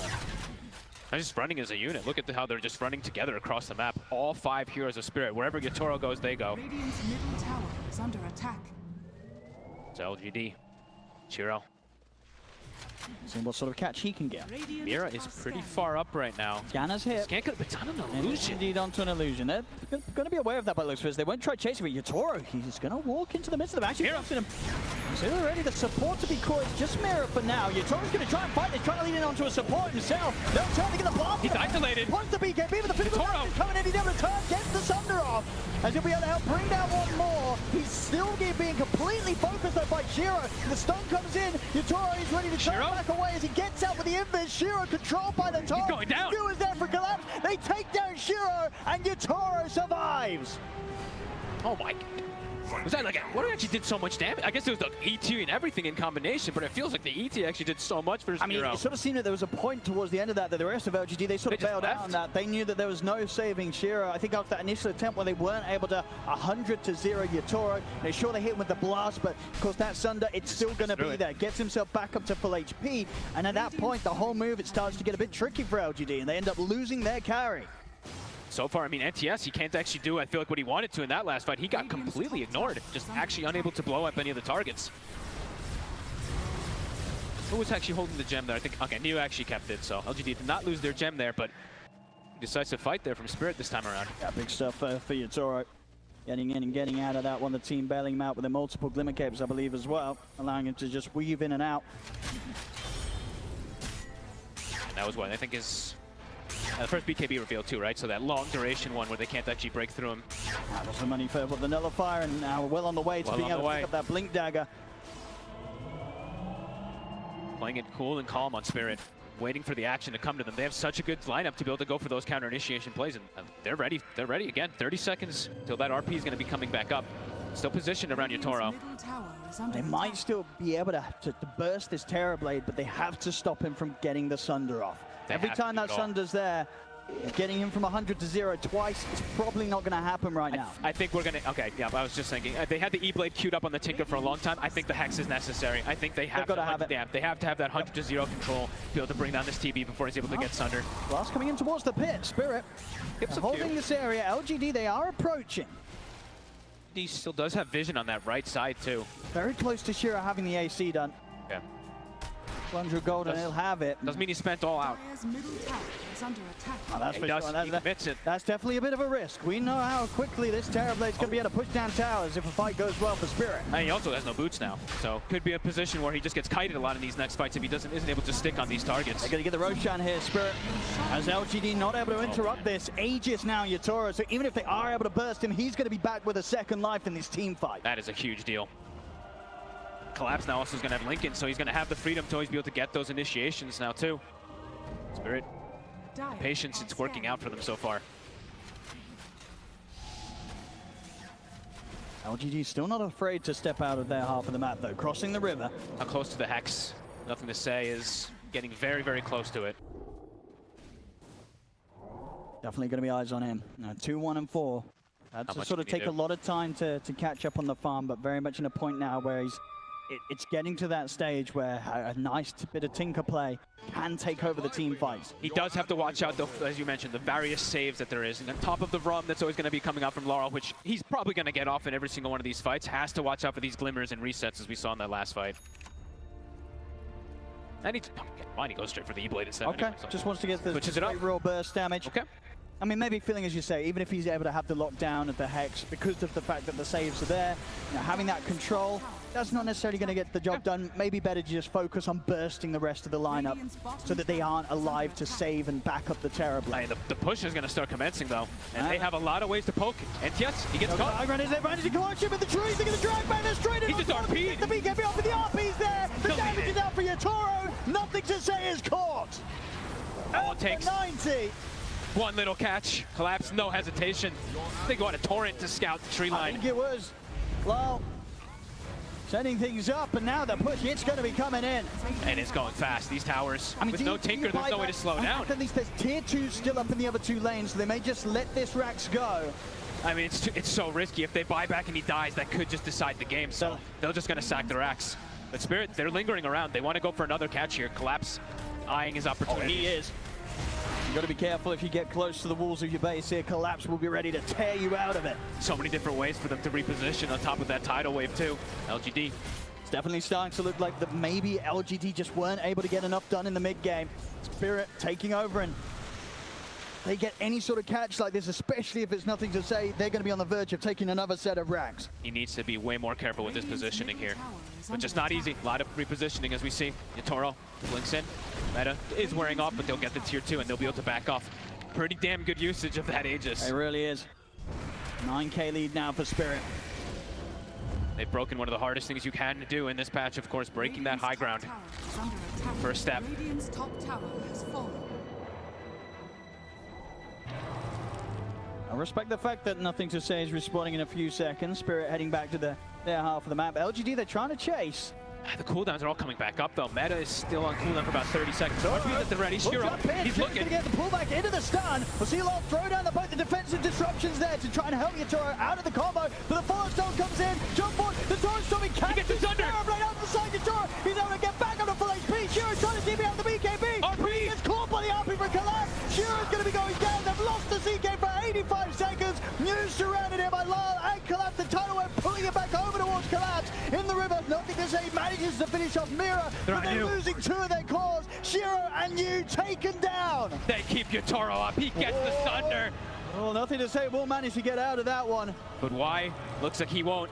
I mean, they were so close to potentially being able to burst Yatoro at the beginning of that fight, but I think sort of the straight torrent from the Torrent Storm, it caught the Tinker at the start of it. Nothing to say. Tried to get in position, but as soon as he was there, he was up in the air. They get another kill on a YU Smile. It's 3 dead on LGD. Spirit, they can look to push again. I mean, so clutch by Mira. That disruption there, it makes him actually lose. He dodges his own teammate's run buff, but it gets the save potential. It's well worth it so he can get that Sunder.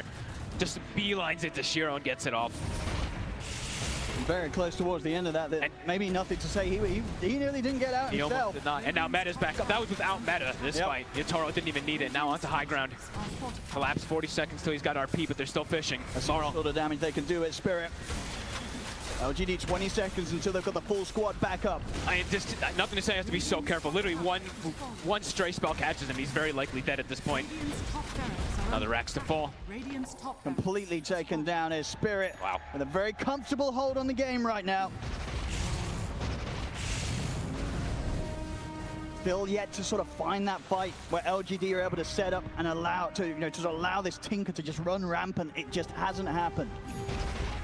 They just don't have what feels like enough control and enough burst. They have the one stun that comes in from the Centaur, and then there's a little save that comes out from Team Spirit, and then boom, there goes your Tor, and the rest of the spells just come in. Beautiful execution so far from these 2 supports on Spirit, honestly. Just these little saves and resets they've been able to do with their Glimmer Capes and even disruptions.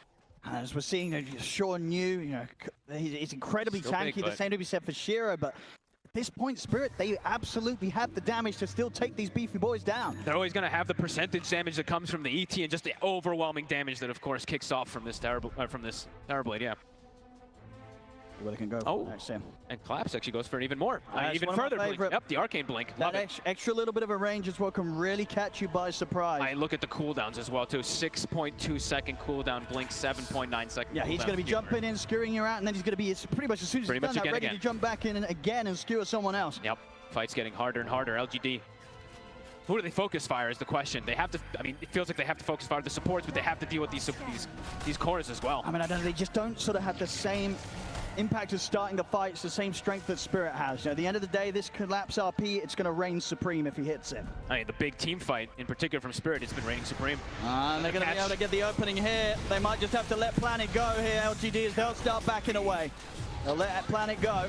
Collapse. And another catch. He's going to get the grab seal with the RP, straight back into the RP. Look at the damage. They've brought the sense on you, dead in an instant. Can't even get out of the stun. They can't fight them here, LGD. Spirit, too strong, ready to push the waves in. Look at Shiro, he's looking to try to do something crazy. So risky. He's going to try, he's going to open up on a mirror, but the Eel Disc is able to assemble it just in time. Mira's able to blink out as well. He gets it. He's alive. The buyback will come in from you, but Mira, he walks out of it. But barely a scratch. The TP out there from Lyle. Mira also able to TP away. Nothing to say, he'll find Maposhka. But they get the majority of them out. They only lose the one of them. They force out a buyback from New. Things continuing to go in Spirit's favor massively. Yeah, domination. They even cut the creep wave. Yatoro just sends an illusion even after all that too and kills every single creep in mid. All they find is the 5 position ET. Beautiful identification from Spirit. What do LGD do? Are you setting up for the high ground? Are you continuing to just try and take your chances outside of the base? You buy the Hex on the Tinker and you hope with this level 25 that you're going to just be able to get some consecutive back-to-back kills, but it's just not easy at this point. 30 seconds until Roche. Will NTS be able to make that magic happen with a Hex and a 25? They also do have the Aghanims on the Grimstroke, so that's, I guess, the other thing that we can look at. Will there be an enormous Dark Portrait of that Terribly that maybe can also reign supreme? Not an easy fight. Yatoro. He's hovering around here. Him. Oh, he is. And if he catches nothing to say, he'd be ready to jump in and try and get aggressive upon him. LGD, seeing if they can catch on towards the Kunkka, but no, not getting tripped up. They won't catch him for now. Spirit's just been dodging. I feel like pretty much every single movement from LGD. All the moves that they tried to make in that mid game to slow down this farming draft from Spirit, they were not able to connect. It looks like they have complete control on the second half of this game. Team Spirit, LGD. And look at Collapse. He's ready. Pulled all over the place. Blink in 2 seconds. I think they'll back it up, but perhaps maybe setting up for the top. I mean, look at Yatoro and Laurel. Radiant's middle tower is Catch this Tinker when he's doing the split push. Yeah, they want to make sure that when they go high ground, once again, they've got all waves in good position. They don't want to allow for the split push to happen from LGD. Roche is also up, so they have to go scout that one out. Yeah, it looks like they should be able to claim this one, but this is maybe LGD's chance to go for the fight here. I mean, they have to try something. Are they aware that it's up, though? They do have a scan. Radiant are scanning. So they will know which angle of approach do they want to take. They have a ward on the far right side. Do they want to take their chances here? The next fight, wherever they choose to take it, it may just be their last one. Do you want to give a full Aegis cheese and a refresher to a team with this Magnus, though, right? It's like it almost feels like you have to. The Hex gets purchased. It's so hard to fight into. Eyes on nothing to say. Can he make magic happen? Spirit in a much more favorable spot here. I think did they see him there? Oh, he's right in the fog. Okay, pops up for a quick second, so they do see Collapse now and then inside that tree line.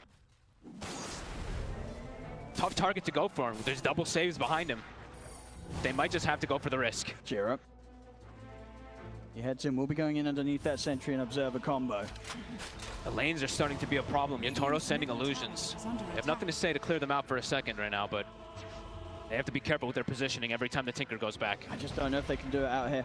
And look, every time Tinker resets, you see Spirit feels a little more bold to step up. Hey, the Collapse. He's going to be able to try and get the jump. Has to put the BKB. The two of them will get caught by the Soul Bind. They've got the Dark Portrait on both. The Dark Portrait, pre-collapse, and incredibly low. The Hex is there. They're taking Collapse out. Shiro moves forward, looks towards Lava. Wants the BKB in the blade, but the torrent storms out. Nothing to say. Focus the Tinker here, but the BKB's there. Nothing to say. Trying to DB RP at 2. RP catches Shiro, catches nothing to say. Use him with a Who Stop double edge, but it's an immediate buyback from Collapse, and he wants to keep this fight going. Skew over towards New. He's pushing back the Centaur. The further buybacks coming in the TP as well. Over towards New. The backup will be there. The Hex from Nothing to Say comes into play. They jump forward. They take it out a second time. That's 2. Die back on Collapse. Yatoro, do they have detection? They will find it. They got the poison. But Shiro buys back.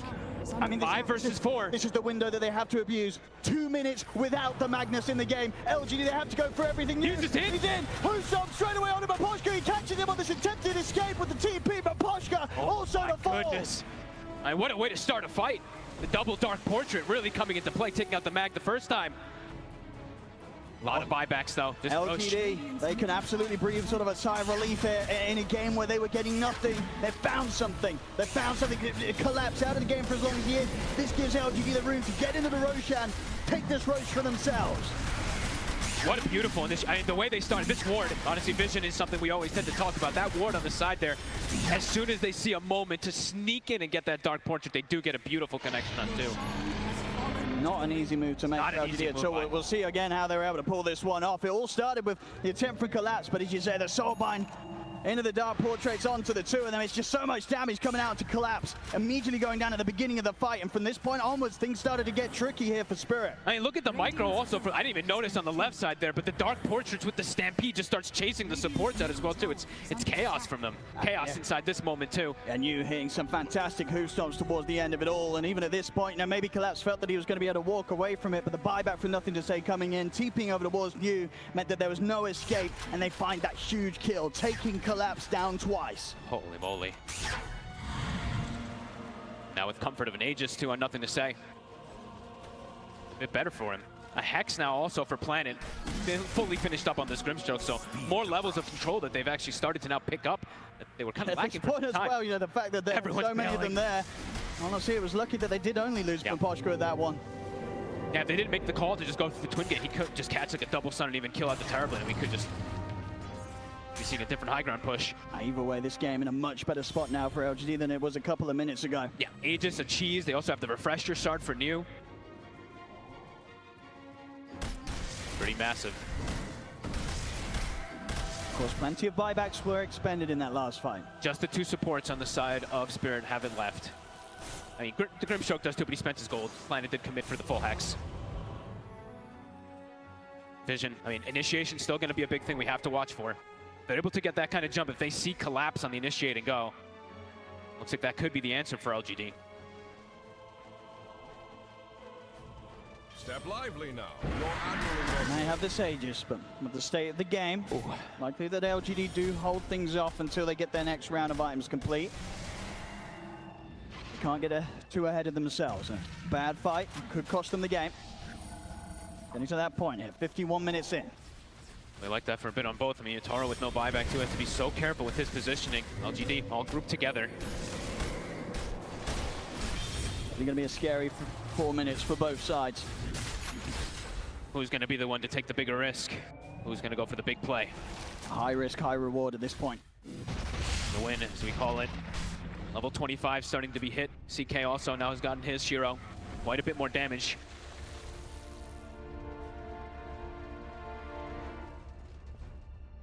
Spirit just staying completely away from this. Right up in their base right now. Only Pamposhka that's sort of stepping out here and there, trying to get some vision out for the team. That was great. The rest of the squad making sure that they do not leave their high ground. They know how many ways that LGD have to set up with these, with the invis, with the jumps. Setting up all over the place too, just with the Tinker. They can just, they have to stick as a unit on the side of Team Spirit or they will get outnumbered and caught outside the base. Minutes left on this Aegis. Shiro just consistently on the hunt. Yeah, this is why Spirit is staying as far back as they are. With the DD on this CK, Shiro, if he finds someone caught in a pretty bad spot. These Hexes, the Hexes, the Dark Portraits, their own allies turning against each other. Something to always look at here.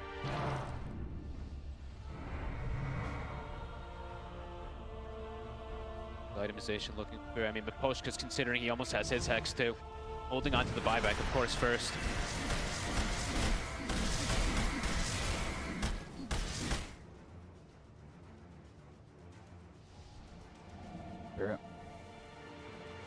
Closing in on the Aghanims on Yutura. And with the buyback on cooldown, he wants to spend up as much as he can. Moonshard finished up. He's pretty much going to be hitting that critical mass when he does have it finished up.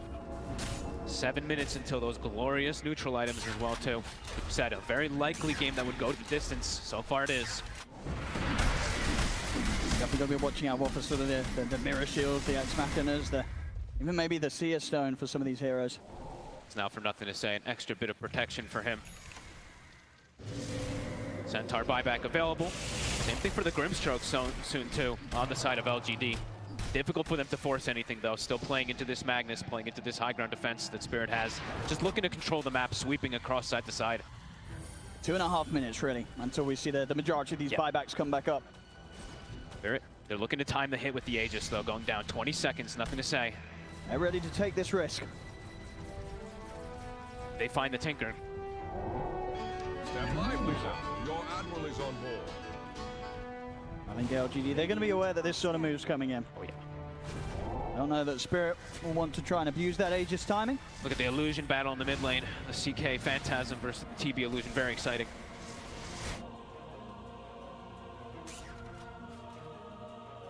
Not to find anything here, Spirit. Just checking to see who has more at the moment. Not seeing any on the side of LGD at the moment. I didn't see if any couriers have one. Got one Okay, on they the have courier, one on the courier. Okay, one on the Grim also. So each of the supports have got one to pop here by your Smiling Planet. So 2 smokes on the side of LGD, and I don't see one on the side of Spirit though. So for the next upcoming engagement, it'd be difficult for them to get that angle if they don't have the initial vision to be able to get the jump. I've got the Aghanim Shard now from the Tormentor out onto Nothing to Say, which could be quite something still against Yatoro, right, when he's kind of used the BKB and said that reduced attack range. Yeah, you know, it's something. I don't think I've ever seen more player use Mira. Gets jumped here. He's got the Eon Disc at the ready. He can continue to follow this up on the side. Maposka doesn't stand a chance. Maybe they can find more here as Mira also take a heavy damage from the illusion. What an angle. Towards Lalo. Get the Torrent Storm and the BKB off. Tries to step back. Yatoro's hit. He's in the midst of the fight. The Torrent Storm continues to throw him up. Big RP. The RP lockdown doesn't say they're taking Nothing to Say down. They've taken out you. No buyback available for Nothing to Say as he's out for 2 minutes. Yatoro also able to find Big Shiro as well. They don't have buybacks. They don't have buybacks. 50 seconds until Shiro's is back up. And Nothing to Say, he's not even got the money, even if it was back then. You trying to hold them out. He's in with the He's doing a pretty good job. There from Mira, buys a charge for Yatoro. He's just dead. My goodness, he's keeping this game alive here for the squad collapse. He's trying to find Planet, but the blink out. The Dark Portrait. The Dark Portrait's done the damage. Planet takes down Collapse. Holy crap. I can't believe they held on. I mean, you and Planet. They lost their carry, they lost their mid, both without buybacks, but it doesn't matter. The rest of LGD pull through and keep this game alive. I knew and Planet have been doing it for a lot of this game, but holy crap, they just actually killed Yatoro. That was a wild fight. I mean, we'd have to see it again, but this was pretty much Yatoro and Collapse versus the world, killing 3 heroes, and then they just get turned on by the Centaur Grim. Oh, man. Planet having a hell of a tournament. Let's see this one again. The angle of approach there from LGD at the start, too, looked beautiful. It looked pretty good. The jump in from Yatoro, I mean... And they weren't afraid of anything here, Spirit, at the start of this fight. They knew how strong they were if they could get this Terrorblade into prime position. And for pretty much the 80% of this fight, it looked fantastic, right? Yatoro's here, Collapse has got the hold and control. They take out these 2 huge cores. You know, New and Nothing to Say to start things off. Of course, New's got the buyback, but it's to say Shiro and Nothing to Say, they did not have the buybacks ready. So at this point, Spirit, they've got to be feeling fantastic. They know that these buybacks are still on cooldown. So Yatoro, of course he's going to push onwards, but New and Planet turn it around, and Yatoro caught absolutely by surprise by the potential for LGD to do so. It's these split-second things, too. If you saw that, we hovered over Planet for a quick second. It was like 1 second until that Dark Portrait comes back up. So every little thing matters at these points in the game. I think, yeah, Team Spirit, they could taste the victory there, but it's very, very swiftly knocked away from them once more. LGD keeping this game going. Oh, man, we're getting blessed. In 2.5 more minutes until those neutral items come out. Everyone's buybacks soon coming back up. Gold, of course, still needs to be acquired for some. Fresh on Collapse now. Okay. Salvo of that ult. They're going all out. It's still a little short on the buyback off that purchase. Only 1,000 gold. I mean, that's the thing, of course. Same thing for Nothing to Say. I mean, they're both... He'll have it shortly as well. Yep. And indeed, in terms of overall buyback situation, definitely in a better spot for Spirit. Did cost the buybacks from New and Planet to pull off those moves in that last defense. What rune do we get? Shield rune bottom. D this time around. Such tense moments for both sides. Vision, jumps, everything. All important. Trying to kill off these supports seeming to be a very big answer as well, too. They're very difficult to bring down with all these Aeon Discs and protections. Planet, even now having a Shadow Blade of his own to try to hide himself into the back lines. I mean, he could be one of the most important heroes in this game at the moment. This Dark Portrait, it's a big difference maker. Double X, double Dark Portrait. It really could set any of these fights in LGD's favor, especially if he's getting it on the big causes, if he's getting it on Yatoro. Oshka's still hanging on to his gold. Just seen him. He has the gold for the Hex, but he's just been sitting on it, waiting for those buyback plays. Hitting that timing where it might not be too tempting to take risks with the new tier of neutral items. Just 1 minute around the corner. Any Midas is queued up? Not quite yet, but perhaps we'll see one. Roche, it's back.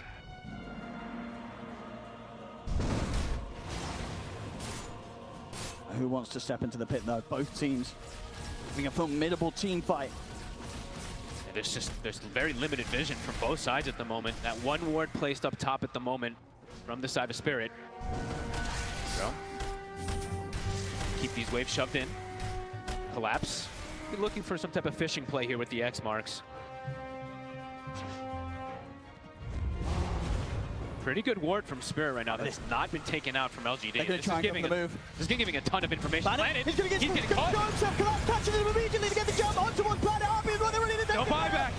Oh, man. The RP Collapse, he's still got it good to go. Sure with the Phantasm. And the BKB will make sure the Collapse isn't able to pull him back. He got aggressive. He tried. I mean, he got the Dark Portrait of the Terrorblade, but put himself in an incredibly dangerous position. Yeah, 2 minutes, no Grim. Bit of a bait there, really, from Spirit. Collapse immediately in with that jump. Instantly pops the refresher as well, so has this second RP ready. Absolutely. If the rest of LGD try for anything, they'll look to swing attention over to the other side of the map with the Twin Gates. Get down there. They'll be able to Let's get go this straight into the pit. The rest of this Metamorphosis should be able to take this down without any questions coming out from LGD. I like how there's just no hesitation though. They you know, these players, they have all the timings and everything. They know this Grimstroke did not have the buy, so no hesitation to get that RP out from Collapse. I mean, honestly, yeah, and as we said, at this point, it's pretty much the biggest catch they can get. Yeah. They can get Planet before he can get any of his spells or items off. The team fight's going to look to be in a pretty solid spot for Spirit. All right. The Roshan, Aegis on Yutoro. Here come the tier 5s. What do we get? A pretty, but nothing to say. Busted one on I the think Tinker. that's the one he was open for. Does he have a telescope on his team too? I know he was carrying the telescope for quite some time, so he won't have both. He won't have a telescope plus a Seer Stone. Yeah. And Collapse, he's ready to go with a bit of an ode to his previous TI performances. The Horn Toss now online. More than ready to start pulling heroes out of LGD's base. The high ground defense is not going to be easy. No. Ex Machina now also for Yotaro, the constant refresher on refresher. He actually sells his refresher himself because he has an Ex Machina. He'll buy out a full Eye of Scotty now for this Terrorblade. Giant String for new. Potential 10,000 HP Centaur definitely coming into play as well too. Let's see what's going to be stronger. The ability from Team Spirit to jump in with Collapse and rip heroes out of the base, or the potential of Nothing to Say's Tinker just to completely infinitely hold the high ground with this insane amount of spam. Oh, he's got a Seer Stone as well. I love it. He is going to be jumping in from a mile off, and there we Look have at it. this. Jumps in, gets the grab on a Why You Smile. This poor old Ancient Apparition out of the game. Oh my God, this is so insane. This isn't even fair. I mean, you give Look at the blink range. tools. He's going to be catching everybody and anyone. Yutoro's pushing in. They get the jump on his Shiro. Try and skew him out the base. They're getting down here with the low ground. His new jump sword over towards Yutoro. The Who's goes down. Ice Block flies in. You is killing Yutoro. Yutoro down low. They've taken him down the watch. Collapse. Also to fall. Nothing to say. Finish him off with a laser. They're ready to set up for round two. Yutoro pop the BKB. He's looking for the TP out. And with the BKB TP, he makes it away. But Poshka will not be. They got Mira. New and Nothing to Say. They chase down the two supports. They'll get Mira as well. Holy moly. Nothing to Say as LGD hold. Oh my, New killed everybody. 12,000 damage from a Centaur. Okay, Yutoro able back in. He wants to try and get these mega creeps. That was cute. All right. Little X-Mark play. An X-Mark play. I mean, they are that close to getting the megas. That does force out the fortification. This is the highest tier of Dota that you can possibly imagine. These players, this is absolutely insane. New killed Yutoro by himself, it felt like. I mean, this Centaur, what an absolute monster. And they started the fight as well, but they sort of nearly got that clean start with the skewer out, but I think what was the Soulbind right from Planet? It caught him stuck, right? It's stuck in mid-skewer. Yep. It looked a little weird, but I was like, wait, what is this interaction? I thought he was stuck on the lamp or something. You know, was he going to end up outside of the base or in the base? Yep. Oh, he's going for the megas, and he's got them. He's got them. An easy X-Mark player from Yutoro and Lal. And honestly, that's something to be concerned about for LGD, because that sort of move, it could absolutely come in again, going for the tier 4s, going for the Ancient. LGD, they've got to get all these creeps pushed out of the base and get that backdoor protection back in play. Yeah, we see it again. Yeah, good. I mean, I could barely see. It looked kind of weird, right? Because it pulled one, but the secondary one didn't. All right, cool. Just getting in on Yutoro. He was on Yutoro. I mean, sort of him against the 4 heroes of Spirit. Yep. They could not hold back this giant string Centaur from just slamming down the Terrorblade. And look at his target prioritization. He sees the TP coming out, they stop ET, and then he immediately goes for Mira, too. The quick moves. All right, this is some incredible spellcasting. And quite the push now. They're able to get this push going down the mid lane. They've taken the tier 3 themselves here, LGD. Probably not going to be able to get anything more out of this one. As Spirit, they're pretty much all back up. I mean, I love that you're seeing the smiles. It's such a stressful situation, but I'm sure both teams are having a hell of a time in that booth. Still anybody's game, but there is mega advantage at the moment for Spirit. A big advantage on those objectives, and they're starting to get the Book of the Dead as well, too. ET has that one picked up. Also has changed his build up a little bit too. He had the Hex all kind of done, switches it up for a BKB. He wants to be able to stand inside the midst of the fight. Absolutely, he wants to survive and make sure that this aura is being pumped out the entire time. Everything matters. Every little thing, as we like to say. Why are you smile, right? Still holding on to what he's going to decide to go with his tier 5. I'll get the Book of the Dead. Okay. Make sure they've got that extra way to keep these waves pushed out. Incredibly important to do so, as I say. You know, they have to be prepared for the fact that Spirit, they can absolutely look for these X-Mark wrap plays with the Terrorblade to try and close this game up. Ooh, nice. And they get a Book of Shadows. I think maybe, I'm always wondering, like, what, you know, maybe Why You Smile had the Book of Shadows or something as well, too, on the Book of the Dead. Maybe contemplating, they're deciding which one he wants. But another form of saves, Mira has 2 charges of Disruption, and he has a Book of Shadows, so crazy amounts of different plays he can do to protect his allies. Still, as we saw before, Collapse, he cannot be underestimated from how much of a distance he can jump in and grab someone. LGD, they're stepping out of the base here. Bro.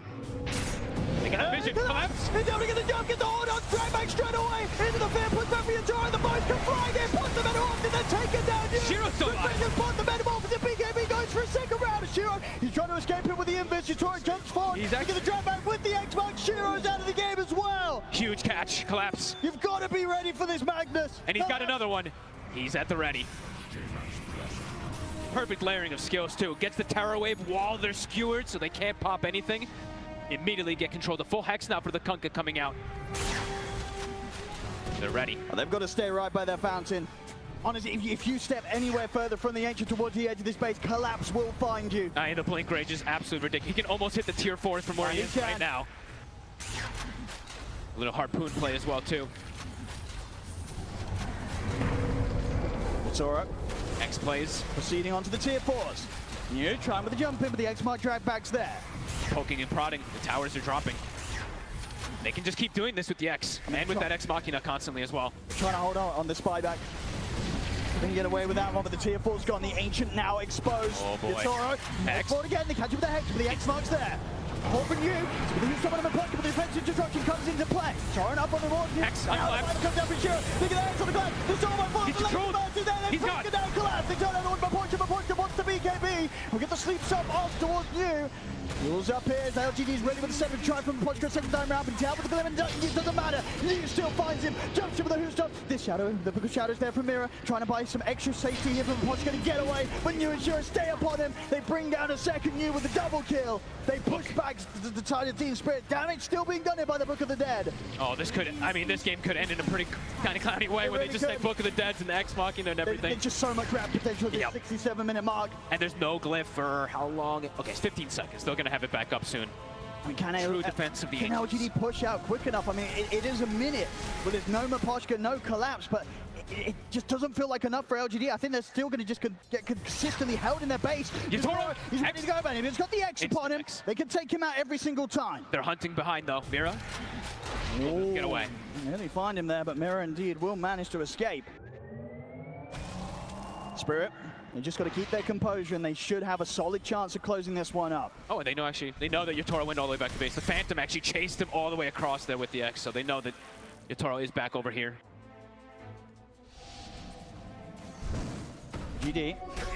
Getting the lanes pushed out a little bit here. Book of the Dead shoving out bottom. Top, they have Tinker pushing, and they have all 3 heroes in the mid lane. Still a little bit of a window where maybe they can try for something while Spirit have the 3 of them up. They can't put him outside of the base. They get him with the opening stun. The second round of spells in front. Nothing to say. Ready to burst him low. Mira comes in all from a disruption. Try to keep him safe. But Lyle still goes down. And now Mira up into the high ground, trying to chase him out. Gets pushed back by the Terror Wave from Yatoro. See if they can force any of these buybacks. Lyle out for 2 minutes. Ice Blast to scout. Can it connect on Collapse? Doesn't look like they'll capitalize onto this one, LGD. They don't want to jump the tier 4s for now. But 100 seconds, no Kunkka. And they're getting their lanes dealt with. Why You Smile just continues to shove out bottom. Laurel getting greedy, getting outside there for just what a medium camp gets punished for it. Quick little scout there from LGD.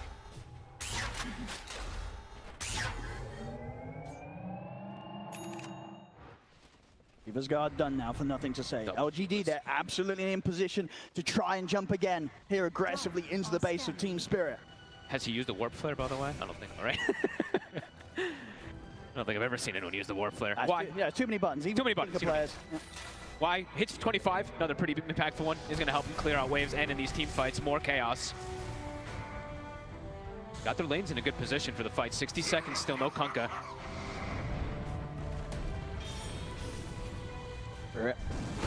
Toro teasing with the idea of heading out into the triangle. It's a risky play. Oh, it is, but Collapse if he can find a grab.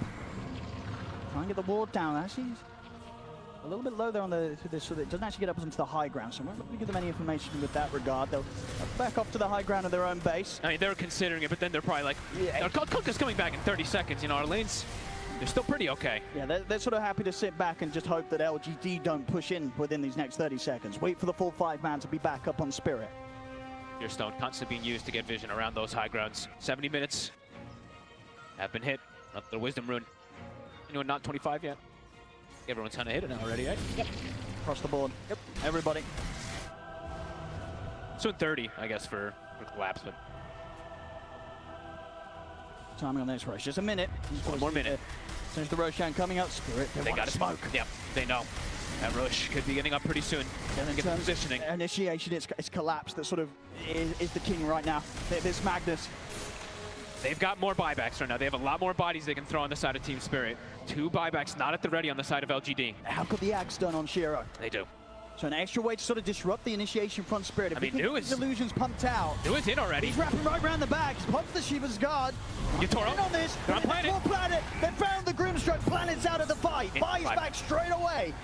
You see here, New and Shiro still trying to see if they can wrap around from the side. But the Book of the Dead, it's out upon them, kind of stopping them from being able to lead them in the way that they want it. Shiro, they found him. Shiro gets the drag back, straight away into the RP, full focus on the one to get down. They're taking Shiro down. Shiro out for 2 minutes. Buyback on cooldown. The Chaos. They found NTX. Collapse. He gets another. The second round, ready to go over the wall. Nothing to say. Pops the BKB. Trying to TP out of this one, but Yutoro some of them. Triple kill for Yutoro. And nothing to say goes down. Instant buyback for the Tinker. But Spirit now 5 versus 4 for the next 100 seconds. Collapse is pulling out his magic, catching the perfect heroes back to back. Drags them all the way across the fight with that skewer. Roshan's up. Spirit, they can look to take this. I mean, actually, whoa. Doing planet. Forward. Oh, he was not expecting to see LGD still out at this point of the map. Law gets caught. You cannot forget about these two. They've been menaces all game. Again, finding Laurel. Collapse won't find the catch. Makes things a bit more complicated now for Spirit. Was a buyback. Like that. Was a buyback from the Tinker, though. Should still be able to have the luxury of taking down the Roshan. Fights are just so wild. How much damage there truly is, but overall the catch again and again from Collapse. It's just been beautiful in these. We'll see. I mean, this Aghanim, who's going to the SD or the Elder Titan? Ooh. He's got BK. You probably give it to Mira. Yep, give it a Mira. Imagine so. And also taking the Aegis. Aegis as well. I mean, the saves are pretty damn important right now. All right. Cool. I love it. Supports justice. I mean, definitely makes some sort of sense, right? Especially when Yutoro, right, at this stage, relying on the Ex-Machina to sort of refresh his items. When he pops the Metamorphosis, he can't really afford to go down and then come back up. Everything has to be invested in keeping him alive in that one life and making sure that the Shadow Demon is always able to save him. Could just do so. Yeah, I mean, it's besides just these disruptions and stuff too. It's just having, I mean, more and more demonic purges is always massive versus this Tinker. So definitely huge here for Mira. More and more potential to be able to save out Toro as the push commences. Yeah, approaching the base once more. Shiro's back up, immediate smoke from LGD. Okay. Lal, he'll be ready to join the Pusher Spirit in 10 seconds. Of course, worth noticing, Fortification is back online for both sides. And Neo, his buyback is back at the ready. I don't know why, I just feel like for Neo, he seems to be the most important hero in this, on the side of LGD throughout this entire game. 1 minute until Shiro has his. Okay. Zora X marked up, jumps in to get a bit of information. Big boom. X back. Ice Blast won't connect. Collapse. He will connect on 2. You get Shiro dragged to the back of the outfit. The Phantasm's there for Shiro, dodging the RP. Doesn't matter that the damage coming out for Yutoro is too damn hard. As Yu's taken out, Shiro in trouble. They chase on towards it. The Yule setup's there. He's got the cheese. He'll get the cheese up, but it doesn't matter. Yutoro with the aggressive Sunder helps to bring Shiro down a second time. He's out of the game. 95. Buyback still on cooldown here for the Chaos Knight. And Collapse, he's got the refresher at the ready, so he can go for another round. Oh, and he's looking for it. Tries to check out along the tree line. Won't find anything other than an illusion on this jump. But of course, with the low cooldowns, He is ready to jump time and time again. Hey, he's ready to go every single time. And Miposhka also with his 25. This Earth Splitter cooldown, it's actually doing an immense amount of damage versus these super tanky cores at this late stage of the game. I mean, this Centaur has like 8,000 HP in a lot of the fights. 40, like just 4,000 HP gone instantly. Can LGD hold this? 4 versus 5. Buyback would have been back up in 5 seconds, but Shira, he's low on the gold. 1,600 short of buyback.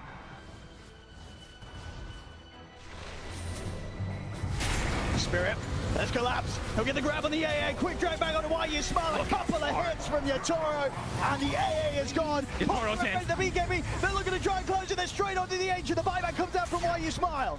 Spirit, That was instant. they'll respect that immediate back off. Collapse was so quick. He actually popped his own refresher the second the AA buyback comes out, gets himself out of there. No hesitation whatsoever. Doesn't want to get caught out by this Blink, Yule's Ice Blast combo that YU Smile can offensively play with. Spirit still hovering around the outskirts of the base. Collapse looking for another grab. Smoke up from LGD. They'll look to try and stay hidden. They are going to have to reveal themselves soon, though, to try and pull the creeps off the Ancient. They kept it cool. They didn't put the fortification. They still have that at the ready. They got to reveal their book, though. Their book is just standing there, at least to start clearing out some of these creeps, because the building is starting to go down. Posta BKB's ready to try and force a reaction. Posta Metamorphosis, he's looking to close it, but the fortification's there. They were able to force that out, Spirit. They'll back off. That's their only one. Ancient's already down to half HP. Toro. He's going to back up and reset for a second here. Going to get X. He has 20 seconds until Matt is back up. Oh, look at the hack jump. Look at the hack. They jump at the disruption there from here. Holds back you. Shiro, he's in on top of Miposhka. Another save. Disruption. Buying time for Miposhka to potentially walk out of this one, but he's used up. The setup's there. Miposhka still managed to get the BKB off. The Glimmer Cake's out. Miposhka, he's able to walk away. Refreshing pop from Lal. He's going to be ready with another round of spells to throw down upon them. They look over towards you. They're caught up with the demonic plunge with the break. You torrent him with the BKB. I knew. They range on towards you. Trying to get down the low ground, but they've got him in the torrent.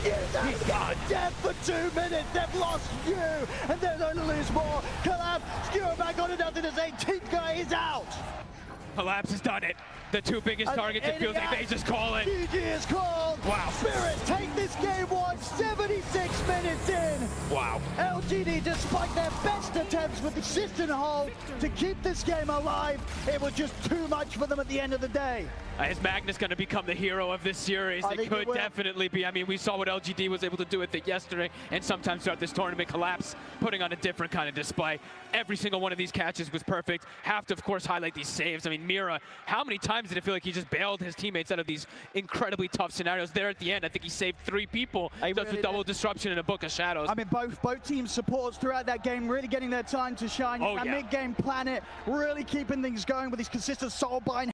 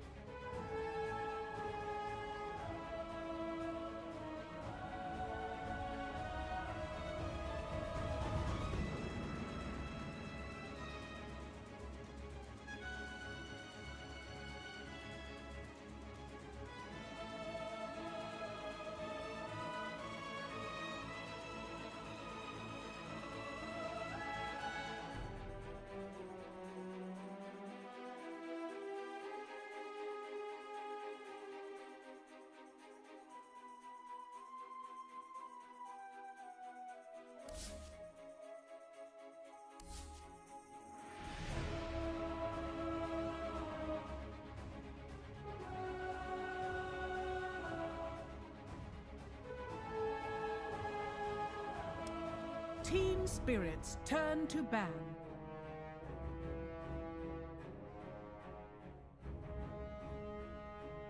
Ten seconds remaining. 5 seconds remaining. LGD Games turn to ban. Spirits turn to ban.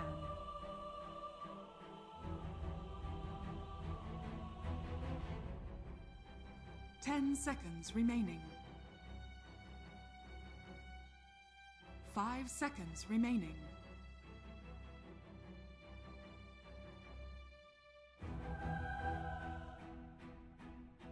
LGD Gaming's turn to ban.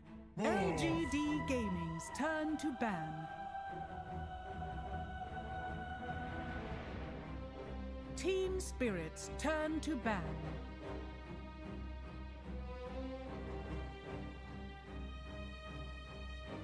Ten seconds remaining. 5 seconds remaining.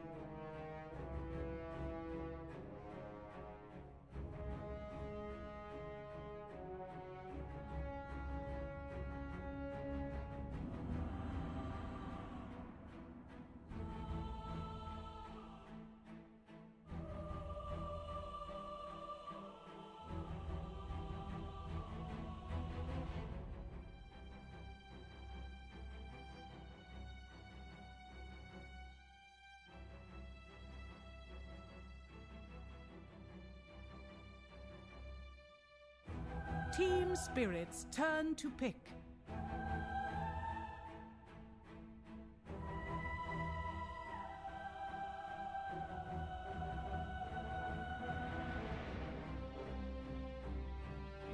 LGD Gaming's turn. You snide.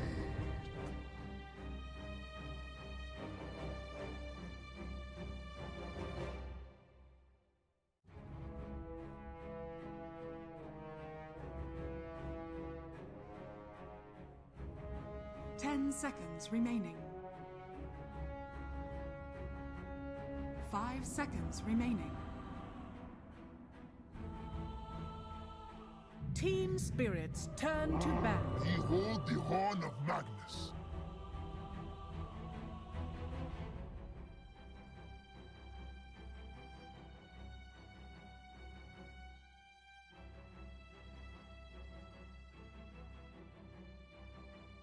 Ten seconds remaining.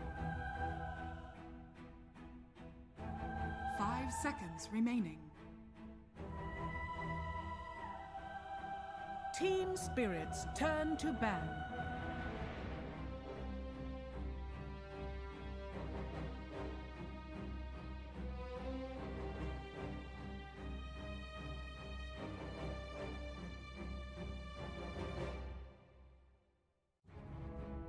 Ten seconds remaining.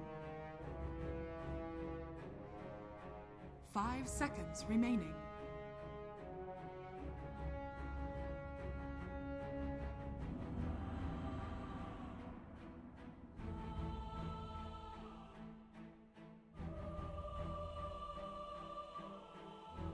LGD Gaming's turn to ban.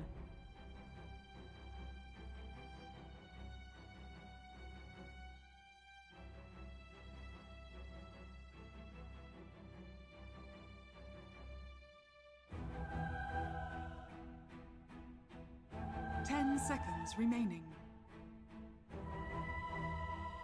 LGD Gaming's Team Spirit's turn to pick. Grimstroke.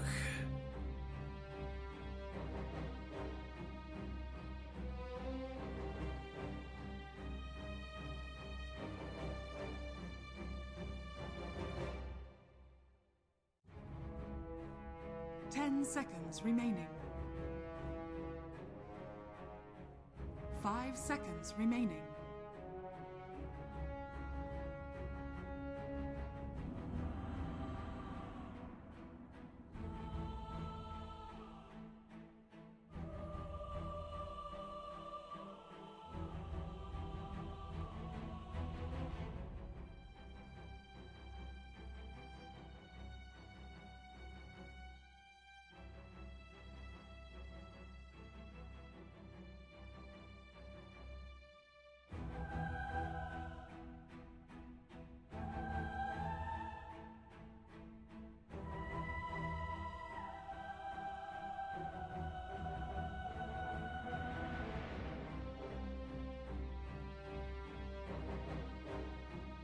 Team Spirit's turn to pick. Mereska has arrived.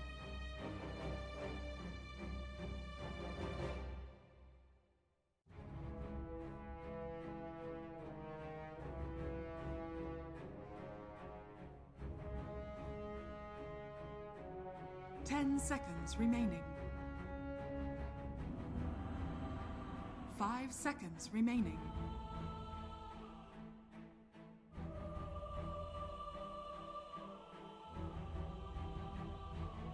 LGD Gaming's turn. Treant Protector.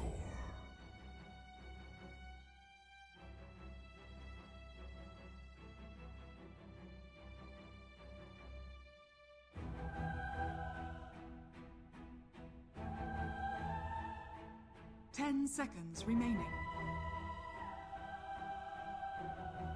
5 seconds remaining. LGD Gaming's turn. Spectre.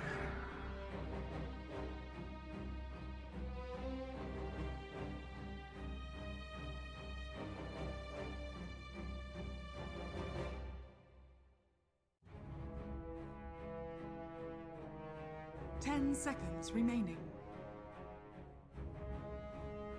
Team Spirit's turn to pick. Witch Doctor. Hula.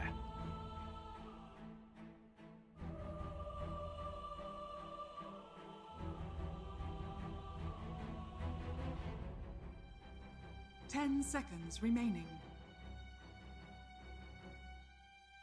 5 seconds remaining. Team Spirit's turn to ban. Admiral Conquer.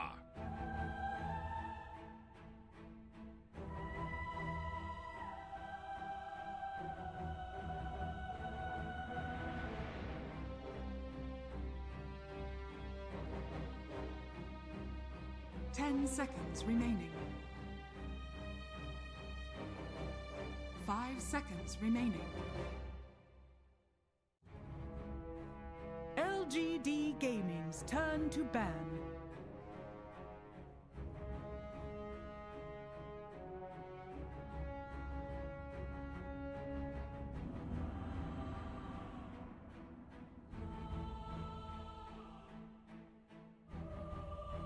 Ten seconds remaining.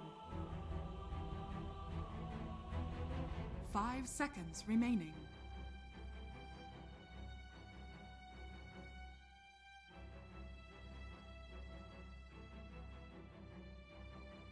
LGD Gaming's turn to ban.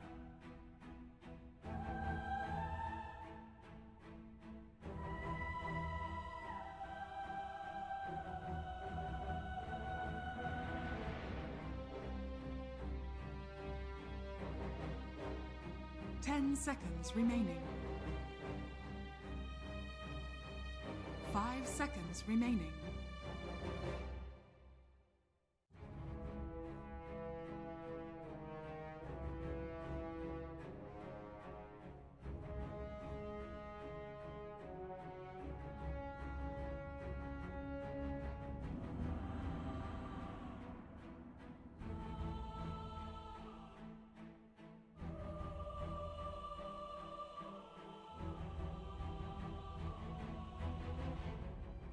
Team Spirit's turn to ban.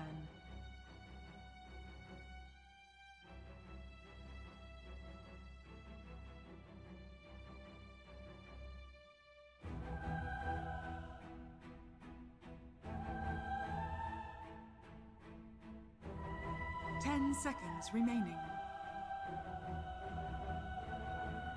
5 seconds remaining. Team Spirit's turn to pick.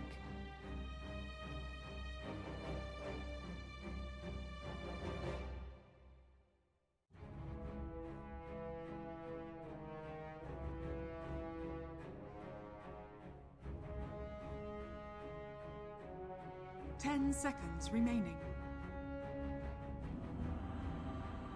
5 seconds remaining.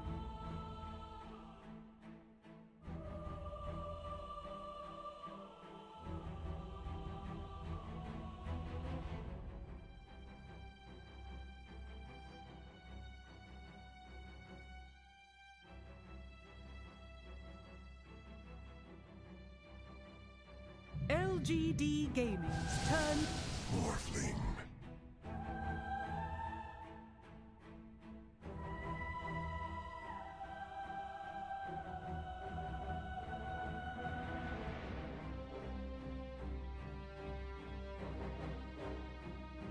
10 seconds remaining. 5 seconds remaining.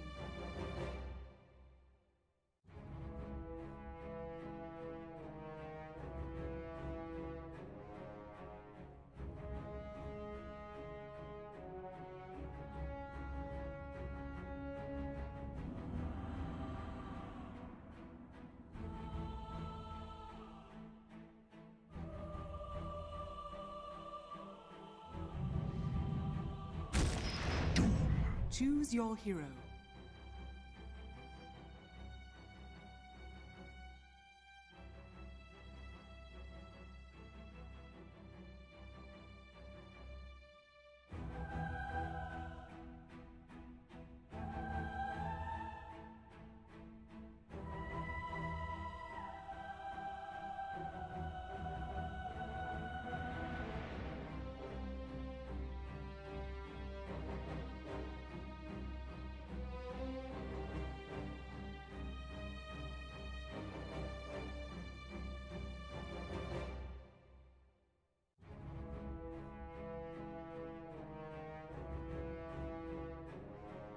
Ten seconds remaining. 5 seconds remaining.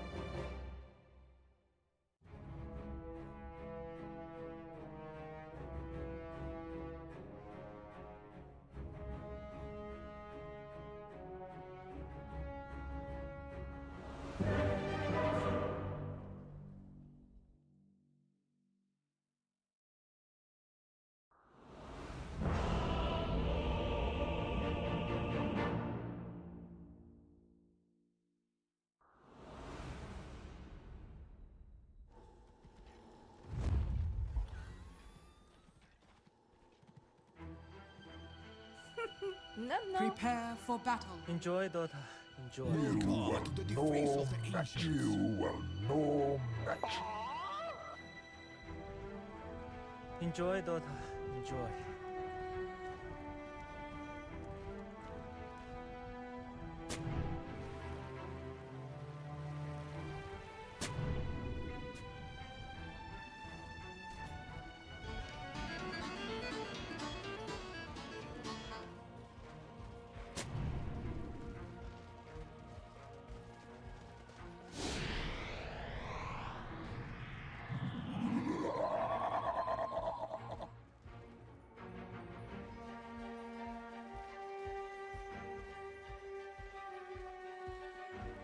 Thirty seconds to battle.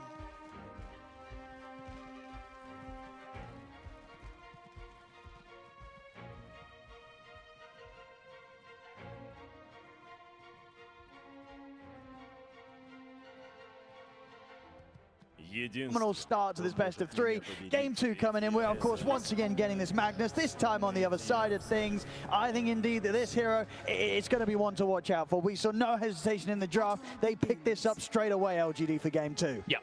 Big wombo combo team fight this time around. Spirit going down a route that, as far as I was looking, I think the last 6 games or so, Morphling has not had any success. It's a different monstrosity, of course. Yotaro playing at Grandmaster tier, but we've seen a lot of these Grandmaster tier Morphlings falter here. I mean, what do you think it is about the hero that sort of maybe kind of causing the carry players to call for it? You know, why are they saying give me the morph in these situations? I think overall what we've seen is he's been getting away with the lane in particular, right? The hero gets farm, it's just what's he actually able to do afterwards? Is he actually able to carry games like we've seen these tanky, beefy cores? Ever since, I mean, for the most part, ever since he's had this Aghanims all changed, and since that whole crazy patch of him just stealing attributes, he has had some suffer time, so we'll have to see if Yatoro can make a difference with.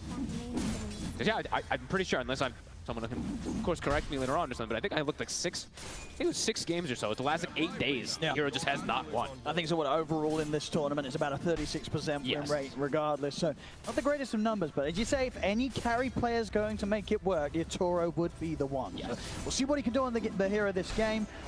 Overall, looking at some of the other lane matchups, nothing to say. Of course, the man bringing in the Magnus. We saw Collapse pop off in it last game. We have seen in previous series how impressively nothing to say can also perform on the hero. So every reason to believe that he's going to be able to pull out the big plays. And even in this laning stage, of course, Lyle, he's got to be careful. He's a melee hero in this matchup.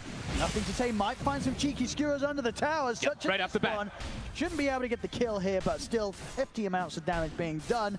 Not an easy matchup to play in as a melee against a Magnus. Yeah, just kind of a skill-based matchup though overall. I mean, Laurel, he's actually been quite excellent. His Kunkka that last game, I feel like there was just so much crazy stuff going on that he got kind of ignored how well he played as why.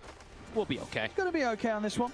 Yeah, and let's see overall. This is a bit of a dynamic change that I would say. When I watch Spirit, it's traditionally Collapse playing those big team fighters. He's the one kind of dictating the pace of the game, how much he's able to catch and make these massive fights happen. He's playing CK. It's a very different type of style hero. Not to say that he's not going to play it wonderfully or all, but it's just a different kind of thing that's going on. Sure. I guess sort of the change up there, having the knock-on effect towards what the supports are going to be doing, right? Last time around, we saw Mira coming out with these incredible saves. This time, playing a more offensive position with the Dark Willow. When it comes to setup and starting fights, a bit more focus on towards what Mira can do. Absolutely, and the same thing goes for top lane. Like, that's an early point in the Phantom. Just trying to go for that potential opportunity of tripping Yatoro up, but Yatoro, he'll be okay for now. That's pretty cool. You don't see that very often, but Planet, I mean, excellent game last time around in the Grimstroke, going for a little bit of a different approach to put some pressure onto this morph.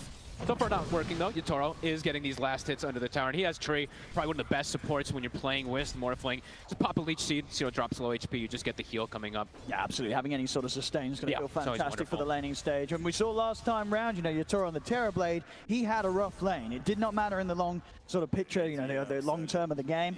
And this time around, he's not going to even have to worry about having a sort of a tough start. This is seeming to be an easy first few waves here for Yatoro. Yeah, we'll see how he's going to be able to deal with this mid-game overall, too. And even, like, later stages of the game, too, because I think what I've been seeing a lot of times for these morphs is as soon as Scotty timing comes out for a lot of these carries, he just can't actually stand toe-to-toe with them anymore. You literally just, I saw the Ludo the last game when we were just watching earlier today. Just gets hit by this, loses the heal regeneration, and then just can't actually stand toe-to-toe with most of these tanky cores. But we'll have to see what Yatoro can do.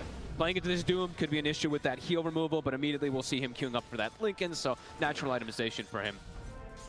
We'll just sort of see kind of what point the Aghanims comes into the build for New this game. Bottom, set up. To get the in, closing the gap on a YU Smile. He's pumping out that heal, that Vida Restoration. It's going to be enough to keep him alive as he gets back underneath the tier 1 tower. Not quite enough damage right now for Spirit to get that first blood. Very aggressive lane down bottom, just like you were saying, right? They have the Willow, one of their most comfortable, of course, on Mira and Collapse. He's going to take advantage of playing the CK, just putting the pressure onto this Spectre. And you're seeing it already. Shiro is getting slowed down quite a bit here. 12 last hits, Morphling free farming up top in comparison. Early rotations toward the runes. Nothing to say. Bounty. To get that water rune. Laurel, though, Kunkka was able to X back. But so far, slight lead there for nothing to say in the mid lane.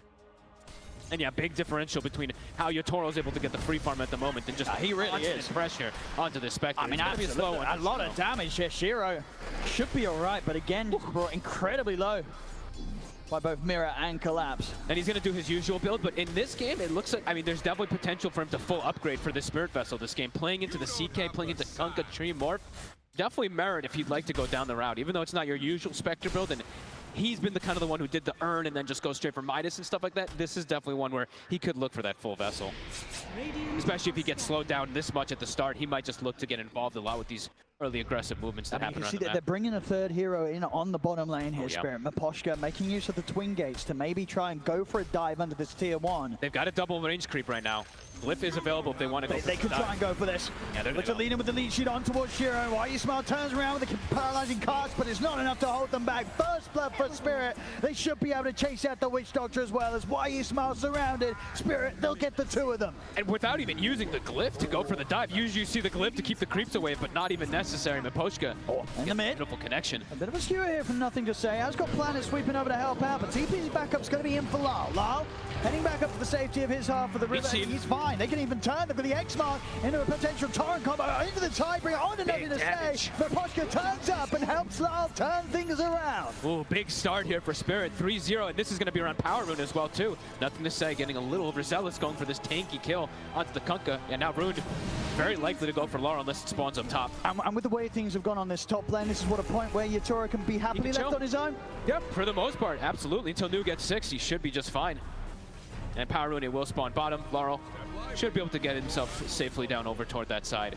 Seeing a lot of stacks being made this time around. Spirit looking to already contest, actually get information. Miposhka, he's going to be able to scout the fact that there's a 3 or 4x stack that's been being made there. That's true. I mean, yeah, they have potential to steal with the they certainly could. They could just bring him over, drop a boat down, even if they want to try and clear this out. See how healthy Laurel is, how he feels about it right now. I mean, he's even got an arcane ring. They're actually just bringing, they're just bringing the Magnus over. Nothing to Say he wants to go over and start getting some clearing. Looking at it, Nothing to Say's build, something that I don't think I've seen so much on the Magnus. Miposhka trying to set up for Wisdom Rune. He's going to make them work for He's making space. Yep. You know, there's 3 heroes chasing after him. And he's still on the tree line. He should be pretty dead, surely, if they get the Sing Swirl connection, which they do. He makes them work for it. He'll continue to make them work for it, but he does go down. I mean, space created. That's what he would say. Then Miposhka is 3 heroes. Spent a lot of time chasing it. And yeah, pointing out the builds here from Nothing to Say. I don't think I've seen that. I've been seeing a lot of various different kind of builds coming out here. The Magnus, he's actually just going for the max shockwave. I haven't seen like 1-1-2 build. I think that was from the off lane from Collapse, but a lot more we've been seeing the Empower build be able to contest for that mid lane. So, all right. Yeah, a bit different because he wants to be a little bit more playmaky around the map. Yeah, I guess so. Sort of having that extra nuke damage to obviously maybe catch Yatora out when he's shifting low, and also just have the extra bit of burst that they can throw out for kills, like going for Mirror Arena. Shadow rounds pop, maybe that higher level shockwave will still finish off the kill. I feel like it makes a lot of sense in this game too when he's playing with a Spectre and a Doom. Kind of greedy heroes overall. He probably wants to be quite a bit more active than you maybe would anticipate for this Magnus. But so far, Spirit, this Morphling's getting absolute free farm CK as well. And they're really slowing down Shiro. I mean, he's had games like this where he gets slowed down massively on the Spectre, but this is quite ridiculous this time around. All going to be down to really that blink dagger timing or Nothing to Say. To be the point where they can start to look to try and make the moves to catch out Yatora, because up until that point, Yatora, he's just going to continue to have complete free farm up here, as long as he stays away from the threat of that tier 1, because LGD are beginning to group up and look to pile the pressure onto that top tower. No points in the living armor from Miposhka. He's gone full aggressive build on this Dream Protector. 2-3 build. 8 minutes in. Tower's already dead. I mean, they can look to defend this collapse. I mean, the CPs are coming over. They're actually going to set up for the kill. They'll drop the Doom. Yeah. Straight away on the collapse, so should be an easy one to chase down. Should deny Mira. Or can he time it? Oh, not quite. So he'll walk away with a kill. Maybe see if we can chase out Mira as well. Mira's going to go for the TP if they've got the cast. They do. So LGD, they should find the both of them here. Shadow Realm's there. And there's no escape here for Mira. He could just continue to try and make some space, buy some time, but he'll still be going down. LGD, they'll get a couple of kills with that rotation. But look at this. I mean, will they be able to contest this stack here because of that space that they've been able to it would be huge if they could take this. Massive. Oh, he's just going to boat it. Yeah, no cares. Just drop the boat. Drop the boat. Pick up this, pretty much a quad stack at least here that was prepared by LGD. They'll get it all here, Team Spirit. Big money. Radiant's top tower. Huge for Laurel. Oop, Planet. Careful. Nothing to say. Does he want to commit for this? He will. He'll drop the RP for that. Nice little turn play. Taking what they can get. I mean, Miposhka, he'll also drop the ult in response. Shiro, he'll jump across to make sure he's the one to pick up the bounty of getting the last hit on Miposhka. Cool. And is that his vessel pretty much done? Yeah, I think it is. So Shiro, slowed down a lot, but looks like he's going to try to be very, very active with the Spirit Vessel. And it's good versus all 3 cores. Definitely very valuable. Alrighty. Any sort of moves, though, definitely sighs of relief, I think, for Yatora. Any sort of focus and attention and ultimates that are being dropped elsewhere on the map, it's going to continue to mean that this Morphling is going to feel pretty safe during this stage of the game. Absolutely. And he's constantly just turning into this Doom, eating a creep, getting that extra little bit of efficiency too. And overall, looking at the way that LGD can take towers, definitely not the easiest this game. They kind of have to just brute force them, and they are playing into this Trade Protector, this Kunkka, this massive team fight that Spirit has set up for the early game. Yeah, I think one of the reasons as well why that skill build has come out from Miposhka this game. He just knows. He knows they're not hitting the towers anyway, so he doesn't need to heal anything up right now. He can go full aggressive. Yep. He's probably going to be, I mean, maybe level 7. He does get that point in the living armor and then starts to build up on it from there. But yeah, so far just all about aggressive plays. Now even looking to set up onto mid. Maybe see if we can catch a tour out. Bottom, Shiro. Oh my god, just solo. Oh my god. Wow, Shiro was not ready for that one. I mean, he just walks in with his armlet reveal and indeed just completely obliterates the Spectre. I mean, he has duelist gloves on top of the armlet. This is probably the best item that you can get to make these type of aggressive plays. He just deletes him. I mean, Team Spirit, they're quick with the moves. They're going to see if they can find something else up top as well. The silence comes out from Planet Over was low, but he's instantly able to remove the bug. Doom turns with the Doom, drops it down onto the Kunkka. Can they chase him out though? He's going to be able to reset away. Trying with the Brambles caught on why you smile. The heals keep him alive. Nothing to say. Trying to close on Yusora, but the RP still on cooldown for 20 seconds. He's got no further control. Shiro turns towards chasing out Miposhka, but it's a hard hero to go for. They can't continue for this one. Shiro backs out of there. Ooh. LGD not able to sort of get anything in return, but at the same time, they do stop Spirit from finding a kill themselves. If that is a Doom, though, used to just walk away there, Laurel. He will just reset. Spirit.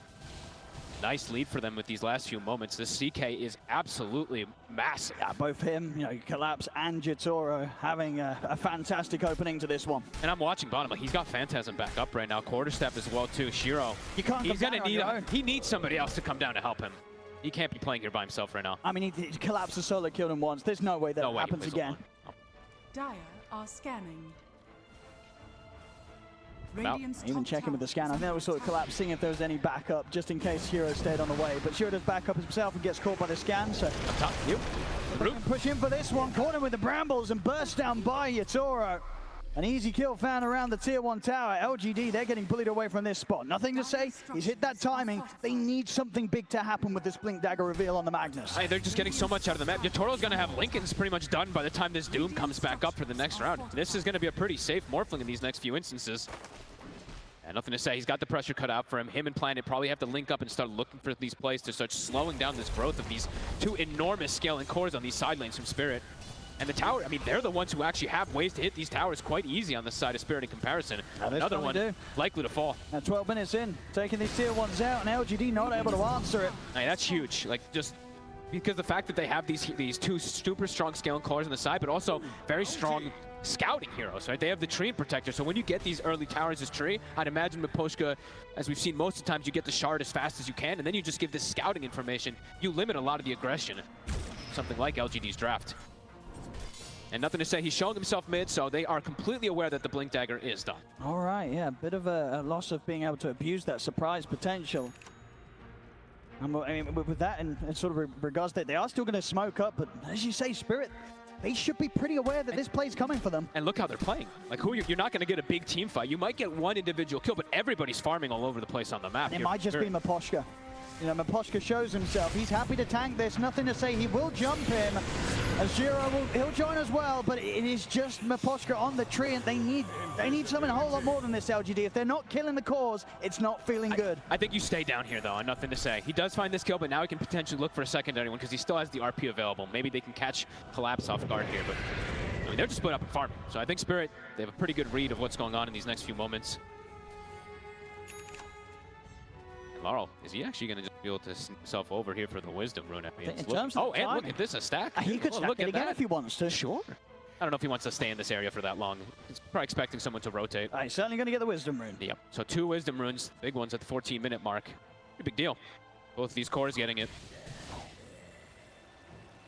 Toro is getting away with an absolute free Morphling game so far. Really no pressure onto him. I think sort of a lot of the times that we've seen this Morphling pick suffer is when it's been picked and the lane just hasn't been set up for success. But this game, the draft, it certainly seemed right for the way that they start things out with Yatoro's Morph. With the lane setup. He's had the free farm. There's not been any pressure from LGD upon him. They've just not been able to make any sort of move to hunt him down. even with this Blink Dagger on Nothing to Say. So far, all it's achieved them is the kill on the Treant. Other than that, they're not getting a lot done, LGD, and they're falling behind. And the fact that he gets this Blink in so early, the only real thing to trip him up now early on is just the Magnus catching him with an RP before a shift, and they get him just blown up. He's going to be able to block the Phantom. He's going to be able to block the Doom. Be very effective that he gets it so early on. Haste. Indeed. Still need to try to get some catch on here for Nothing to Say, but slowing down the pace of the game is something that they ideally want. But Spirit, they're going to look to hit. They're feeling very strong here with Laurel. Especially with Collapse, too. I mean, Echo Saber is finished up. Anybody he finds is just going to get evaporated. For sure, if they get an X mark set up, it's going to be a dead hero. LGD, they don't really have the tools to save one another right now. Oh, and look at this positioning here. They're going to walk right in. Jumps across. Quite fancy here for sure. Allows him to sort of step back. He toys with the idea of going back in onto Lyle, but it's going to be why he's smart that falls. Can LGD afford to chase this? Shiro, and Nothing to Say, they're thinking about going for this one. He's headed over as well to help join the forces here to go for Lyle. They get the opening, they drop the RP, they'll kill only him off. Collapse looks to turn. He's caught by the Doom, but Collapse is still able to come out with the right click damage. Here on two. Comes in from Mirror. Collapse trying to chase over with the right clicks, but he's falling low to the damage on the Doom. The deny's there, though. Poshka comes in with the deny onto Collapse. You gotta be kidding me. Man. LGD just cannot catch a break. They get something at least. They get the Kunkka. They're able to at least force Collapse out of the game, but they don't get the bounty for it with that deny coming in clutch from Poshka. It's a lot of ultis committed as well, too, on their side of the map. Look at where they're positioned. The Yotaro is just like, all right, everything is used. I have full freedom to reign across this top side. I don't think Spirit's too fussed up with that one by any means. And this small thing becoming more and more of a problem. And they can go again. Spirit, 20 seconds until the boat's at the ready. Why? Oh my goodness. Shows himself for a quick second there. Has to be very careful. Laurel buys the shard as well, too, right after he does come back up. So more and more spells to be able to get these catches. Tidal Wave at the ready. Have we got any more smokes coming out from LGD? I mean, it feels like they've got to continue to just try and make some moves happen around this Magnus. This catch from Nothing to Say. They need ults, though. I mean, they just don't have the Doom or the RP right now. So, I mean, it feels like they need that, at least even just for the damage, or at least to stop the healing that's going to be coming in. 5k lead for now for Spirit. Poshka, a full. Now he has the shard finished up very early. He bought the Arcane Boots. I actually thought it was going to take him a little bit longer to get it. So look at Spirit's position. Pretty huge. They're ready to fight around this tier 2 of LGD. Shiro's got to be careful. Very fragile still at this moment. Not able to go down the route. I mean, he's got the Gloves of Haste, so maybe considering if he still has the potential to go for Midas, because usually that's the build that he's gone for every time on Shiro. When he does struggle a bit in these early games, it's usually been the Urn, Midas, and then Manta and stuff. But I mean, he's farming the triangle on his own, but they still can't really catch him. Gonna be bottom and deep with the setup there. Shiro put the blade mail. Ooh, off the mark. Flying in. TPs are gonna be there. Collapse. He'll just still commit fully in onto the Spectre, and Shiro's gone in immediately. As Mirror, he'll die into the tower, but you see at this stage just how quickly Spirit can kill this Spectre. Shiro still struggling to catch back up in this game. Collapse is just literally disintegrating him, and he's going to be going straight down the route, probably up that Silver Edge. So even more so ways to just bring down the Spectre constantly. They're going to make a smoke move. They've got to do this. Ready. Every time the ults are up, LGD, they need to look for action. And honestly, it feels like they might have to start looking for Yotaro. He's just having absolute freedom. See if they can catch him before he's able to shift. Look at Miposhka. Look at the positioning to break these smokes. So hard for them to enter in onto this one. There's the jump. He gets the waveform off. Yotoro's already away. The waveform was there. They may catch Miposhka, but they again fail to catch the course. Yotaro, he just smoothly walks out of there. What the heck? That was absolutely instant. I mean, and now catch on the Witch Doctor. They're going to be able to get the Tidal Wave to pull back while you smile. Yotaro, he jumps back in to pick up the kill himself. Spirit continuing to hold the lead. Lyle, he's still got the X mark. Gonna be able to get the setup over with you. They'll throw out the Phantom's best to try and interrupt it. Over into the mid lane. Collapse. He's toying around with Shiro. Shiro got to back away from the CK. Back up top. The silence that came out from Planet was enough to disrupt the combo and allow New to step back away from Lyle. Too scared to commit into. Laurel still has the boat available, so yeah, they can't actually take advantage of any type of soulbind play. And yeah, look, I mean, Collapse, he really is just hunting down and ruining Shiro's any attempt for him to kind of recover in this game. Keeps finding him. Shiro, though, slowly recovering, but quite slowly. He is, what, almost 4,000 gold behind Yotaro right now at this moment. Yotoro's going to have Manta. He's going to be ready to fight constantly. Shiro's going to need way more time, and Collapse is not really Oh, he's on the uncollapse. I mean, Shiro's pretty low right now, half HP. Phantasm in 3. TPs are coming in though. A lot of backups coming in. They want to try and look for Collapse. If they can get the kill here, it'll be pretty tasty. They get the jump. They'll be able to punish Collapse this time round as Collapse will fall. Shiro to get the kill. Great wards placed down around bottom here. The Obs in the Sentry catches him for a split second. Instant TPs come out. Good protection. This time they get Shiro. Nice needed kill. Radiant are scanning.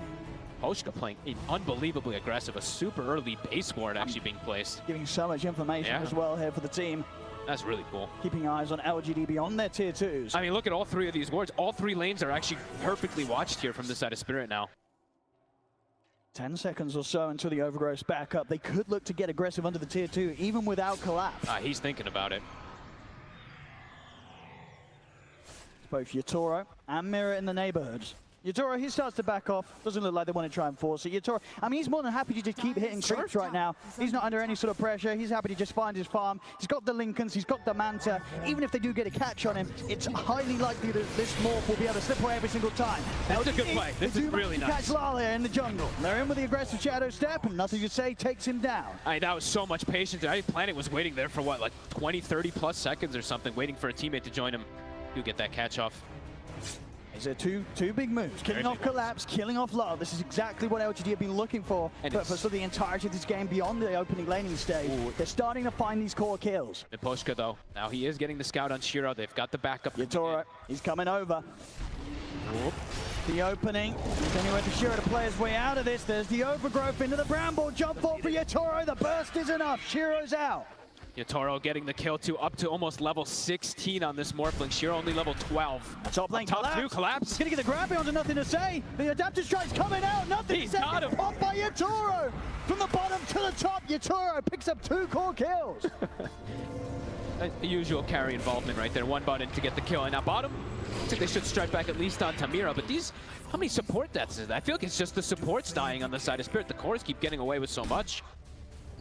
Yatoro just continuing to steam ahead and farm here. So massive. 3-0-1. They're yet to be able to touch him. He's got 2,600 gold in the bank on top of the Manta and the Lincolns. Oh, and this is kind of cool here. He's actually got the Aghanims queued up here on Collapse. Definitely has merit this game when he's playing with the Morphling.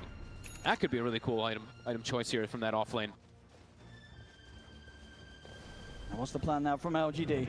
They'll have nothing to say back up in a few seconds. Ultimates are at the ready.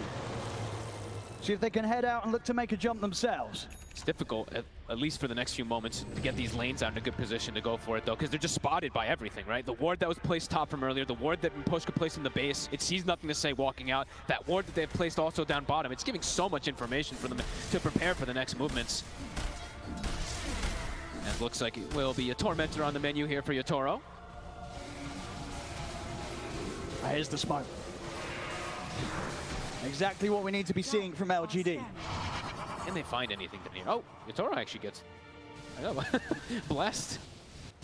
They did buy quite a bit of them this time around. It's hard for them to go from this sort of angle. The tier 1 still stands on this bottom lane. Not easy for LGD to get around this. Hey, look, Yatoro. He's very far But he's got the Shadow Blade. Lay down a snake through the skin off the side of it. The jump of the Lincolns is there. He's able to fade away from the initial attempt from LGD, but still there's the RP. Nothing, they dragged him back towards the rest of the team. They're able to bring Yatoro down. TV's coming in for Spirit. Get the bottom, pretty much the 4-man tidal wave there. Pulling them back. The Fear follows as well. Straight down onto nothing to say. The Magnus will fall. Here comes Collapse. The LG drags back Shiro. They fully focus the Spectres. The Torque follows there for Lyle. Double kill for Collapse. A Spirit, they'll lose Yatoro, but they make LGD pay. They'll find a third. Triple kill for Collapse. Give him the fourth. More. They chase out Planet. Ultra kill here. 23 minutes in for Collapse on the CK. He's a move over, Yatoro. I'm the real carry.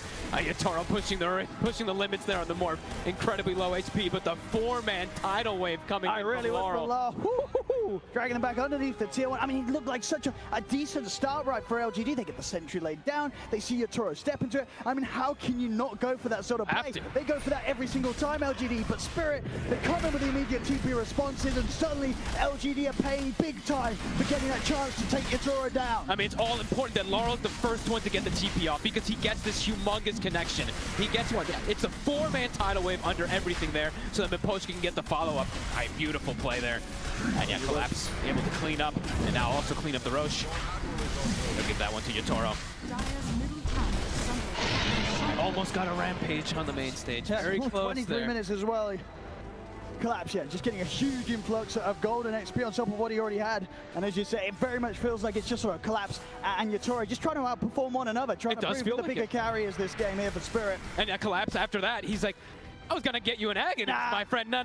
For himself. I'm going the Orchid route, which makes it's a really good choice if he wants to go down at this game. Radiant's bottom tower is under 11k lead now off the back of that one. Yep. 4.5 minutes to play with Yatoro having the Aegis. I mean, they were able to take him down that once, but getting him now in this next 4 minutes. I mean, LGD, they again have to wait for their cooldowns. They're back up now. They have the RP, the Shadow Step, and the Doom. Have to watch out, though, because also now they're getting closer and closer to BKBs on the side of LGD, so maybe feeling like they want to just wait for those before the next go. But the gold lead just continues to increase for Spirit. And it's so hard for them to sort of set up to make these sort of plays with just how much information Maposhka's getting for the team. That's what, like, these early tier 1s, I think it's really important that Spirit, they claimed all those early tier 1s, then Maposhka, he's just been giving literally all the information. He's just messing around with them. Another one. Nothing to say. The follow with the side, nothing to say. The skew up into the RP. They've locked down Collapse. The Fear's going to be flying from here, pushes back Shiro. So Collapse is going to get the chance to survive a little longer, but he will still fall. They bring the CK down. LGD, can they chase for more? The Doom got thrown down onto Lau. Lau keeping his distance. New trying to charge forwards, but they're off to the side. Maposhi continues to hide in the trees. They catch him under the vision though. Shiro jumps over with the Shadow Step. LGD, they'll get a second on the defense. Nice plays. Can they catch more? New trying to reset away. Yatoro's on him. Oh, he's looking to go back in with the burst. They turn around with the Infernal Blade, but the tidal wave comes in and tears New out of the server. Spirit may lose a couple, but they're still, again, able to sort of keep these trades at the least even. LGD still here to sort of find an opportunity to start to close down this incredible lead that Spirit have just 26 minutes in. At least they got something out of it, though. Good positioning there from Planet. Gets that instant dispel, of course, with the Ink Swell. But now, a couple more heroes might die. Yatoro, look at this positioning. He's under the tier 2. He's the Magnus He drags back while you smile. I mean, while you smile. Trying to walk this one off, but it's going to come to an end, and so is its life protected. The Voodoo Switcheroo will make Yatoro work a little bit harder to get the kill, but he will still find it. Another kill to be found by Yatoro under the tier 2, and nothing that LGD can do that time to punish him. He knows he can push the limits. Every single ult being used there.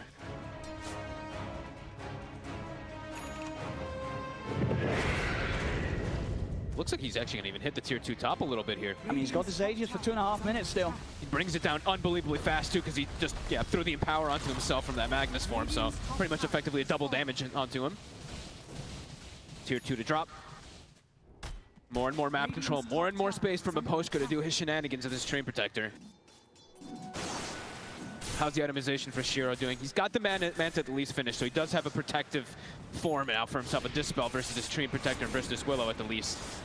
But still unbelievably far behind his counterpart. Almost, he's getting kind of close to double the net worth of this Spectre. And the Magnus, too, started to fall further and further behind.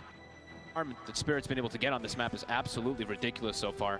BKB finished on you, so at least a bit of a better chance for him to get in and have a bit more luxury at taking his time to find the correct Doom target. Yep, and they are getting closer and closer to Planet having an Aghanim, which was one of those big things that almost allowed them to turn that last game. Oh, it did. He pulled off some fantastic stuff with the Dark Portrait last time round, and once again, against the Morphling, definitely opportunities to do something similar. Even against the CK, if he gets both, right, that could be pretty absurd.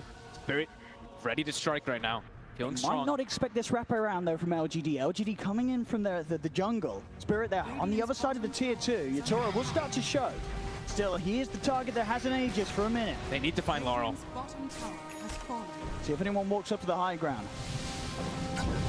LGD. Tower just drops too fast. They can't even set up to go for this defense. Now let's hope with the tier 2 gone, they're sort of backing off on this, but they're going to have to they're hitting Spirit. They're pushing the high ground. Well, if forced, they're looking for the wraparound. They're going to have to make the call soon. Pressure on, nothing to say really to find the RP. He's just wait forming it. They're heading over towards. He's having to start things off by pushing towards, nothing to say. Over to the side, Collapse. He's getting focused by New. They'll jump forward, try and take down the CK. Collapse being focused by Shiro and New. They brought him down. They're going to collapse. Soulbind into the Doom, down onto the two of them from New. But the torrent still concept controlling Shiro. Shiro across Shiro. He'll fall. They'll drop the RP in, but is there the follow-up damage? There it is. It's a nice cast. Class. But here's Yatoro. As he's looking at it go low. Falls low, but not quite enough to kill him straight up. New jumps back in, Infernal Blade takes him out, but they couldn't deal with Yatoro second time round as Yatoro gets a decent cleanup for his side. Overall, though, it's 4 dead on Spirit. LGD definitely able to give them quite the shake-up in that fight. Hey, look at the Witch Doctor, David. Look at it go. Get some beautiful connection onto the two of them there, but the Aegis, I think it had, what, like 20, 30 seconds left or something as it was expiring. Great usage there from Yatoro. Yeah, solid fight overall, but still the threat of this Morphling grows. 24K on Yatoro right now. Look at him just charge I mean, the fact that he finds nothing to say at the start there definitely makes things a bit more awkward for the jump that nothing to say wants to get away with. Collapse just charges in, sort of tanks the immediate focus of LGD. It's a great Soulbind double doom, but not able to control Yatoro. They get a lot from it. Honestly, the buyback kind of salvages everything there, right, for LGD. If they didn't have this Witch Doctor buyback, it's probably just a rampage that comes out for this Morphling at the end of the day. Absolutely, they miss out and saw those two last cleanup kills that they do get LGD without Why You Smile coming in to do that. So. Oh, look at Yatoro, look at the positioning. Look how aggressive he's playing, pushing the limits. Silver Edge Man to Lincoln's BKB. This morph insanely farmed for the 30-minute mark. And he finds probably the most dream neutral item he could have in this game. He gets the Titan Sliver, of course. Incredible versus that Magnus. Status resist is always going to be godly, but also just the base attack damage as a Morphling is the best thing you want. I think it's, you know, after that last play, maybe time Why You Smile starts to build for himself. He was queuing up the Blink Dagger first, but now he's going back for the on-disc. Yeah, he can't go for the... He still just dies way too quickly in these fights. If he's just... Yeah, he needs positioning, needs extra survivability. Yatoro, positioning. They're getting these Wisdom Runes as well. Wisdom Rune was still there for Yatoro to step up and grab. I feel like they've gotten almost... They got a lot. They've gotten the vast majority of them this game. Song now, too.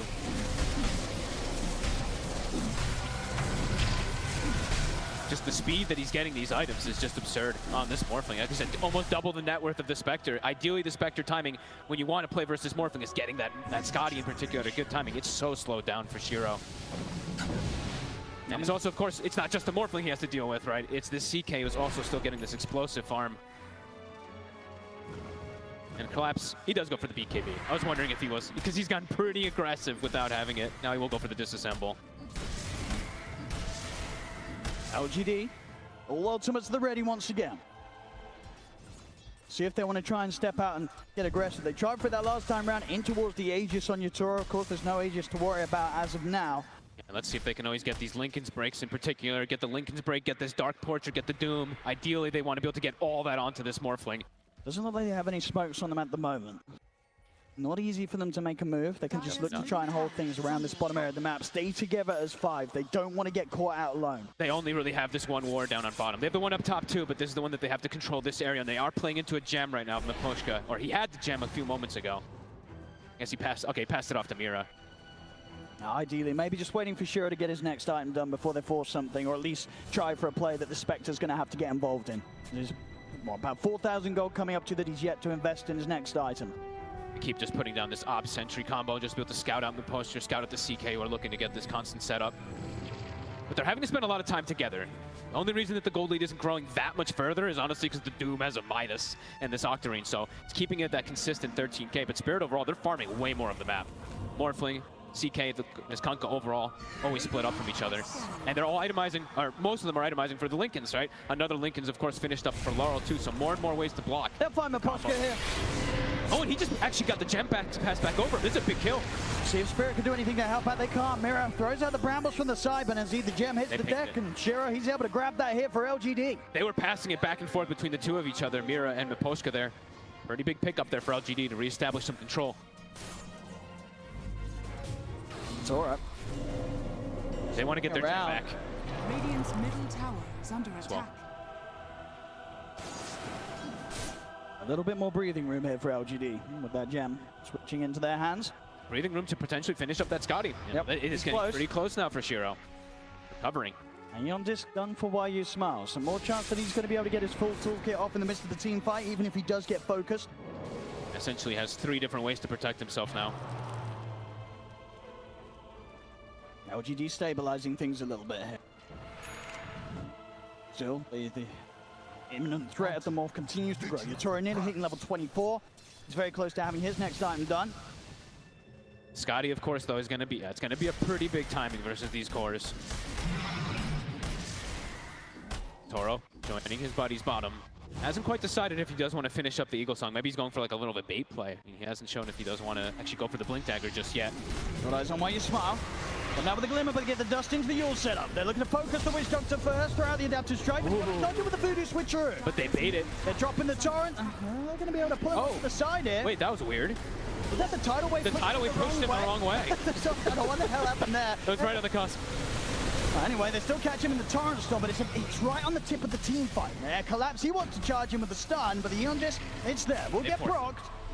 Not able to get the full control there onto this Witch Doctor. I mean, honestly, he might be pretty lucky right there that the Tidal Wave. I think it's like right when you catch them on the tip of it, it does push them the wrong way. Yeah. So he gets, honestly, a bit lucky there. Because that's a gem. It's a pretty big kill. That's true. They grab him in. He's dead for sure, and he's dropping a gem. The smoke comes out from LGD. They want to try and go again, especially knowing that the Torrent Storm's on cooldown. Roche is swapping. All right, well, he's going to be coming back up, right? So 6 seconds. They're setting themselves up top. Do they want to go for the twin gate? It's risky. Yeah, they don't. They don't want to approach through that angle. No, you have to go the different angle. So they've got to run straight down the top lane if they want to try and fight around this Roshan. Does Spirit have a ward to place up here at the moment? Checking the couriers. They do. They have a ward coming out on the Dark Willow, but right now, no ward placed outside of the pit. GD. They make their way to sneak in right now. Roche gonna start. New. Ops placed. They see New. Mira got the scout right away. Got the Yules quickly set up with the Cursed Crown to hold back the Doom. Collapse is trying to wrap around towards the back lines of the fight potentially, but he's careful. Knows they have detection upon him. I mean, they're killing the Roche while they're scouting with the Phantasm. They're sending it all in. This Roche is dying. They've got to make a move soon, LGD, if they want to put a stop to this. The Dark Portrait of the CK being sent in to try and scout things out. Nothing second to pull over the Harpy on the Collapse. Collapse puts the BKB, they drop the RP. They've got Shiro on top of them with the Mantra Illusions there. They pair through the CK, they bring him down. But Yatoro gets the Aegis New, jumps over towards him, has the silence hit from the Doom to open things up. Instead of the dagger as well in from Shiro. The Torrent goes there. Mira lays down the fear to hold back the Spectre for now. New falls. Spirit, they get the chance to kill off the Doom. And maybe even look for more. Mira's doing so much work in this fight. The control, he just completely blocked off New from having any allies to join him. He just completely controlled that Spectre there. Doom used. It doesn't matter. Yatoro resets. He's going to come right back into the fray. Collapse. He gives his life for the cause. And it's absolutely worth it. Super they couldn't even take down Yatoro to once. He still holds that Aegis intact. And the cheese as well, too. Still has it at the ready. Nice play. Honestly, Mira, that was a really nice play of how he gets the Ops ward out the center and immediately just kind of controls things, stalls out so they can finish up that Roshan. Dire's middle tower is under attack. Swift Blink finished up now for Yatoro. So close to 25. I mean, a real treat, especially for all the Morphling fans out there after seeing so many times this hero just fall flat on its face. This game, Yatoro showing it to its full potential. Even getting very involved too. It's not like some zero kill involvement. He's got 8 kills on this Morphling.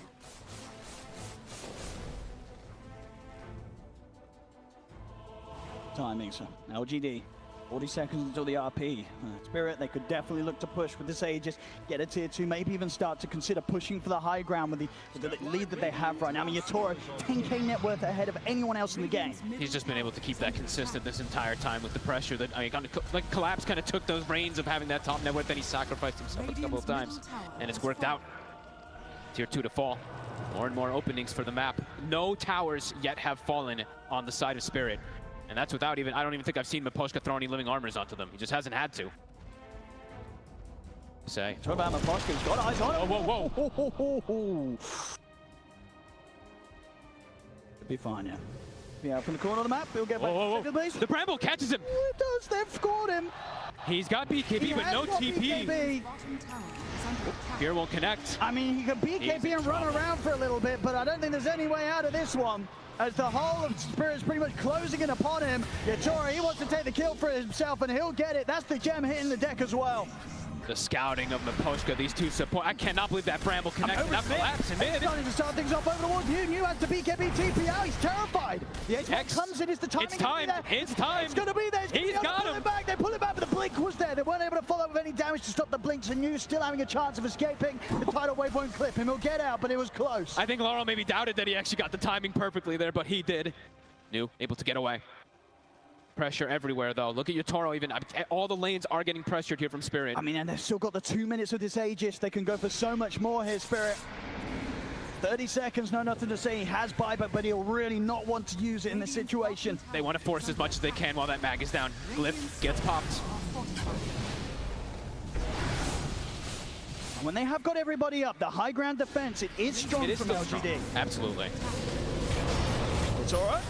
They can take him out. The ones Cask is out. Yatori's falling low. And Elliot getting out of the way. Bobby's already making his drop. Shiro. They get the still control under the Spectre. The damage coming in from Glad. Shiro's out of the fight.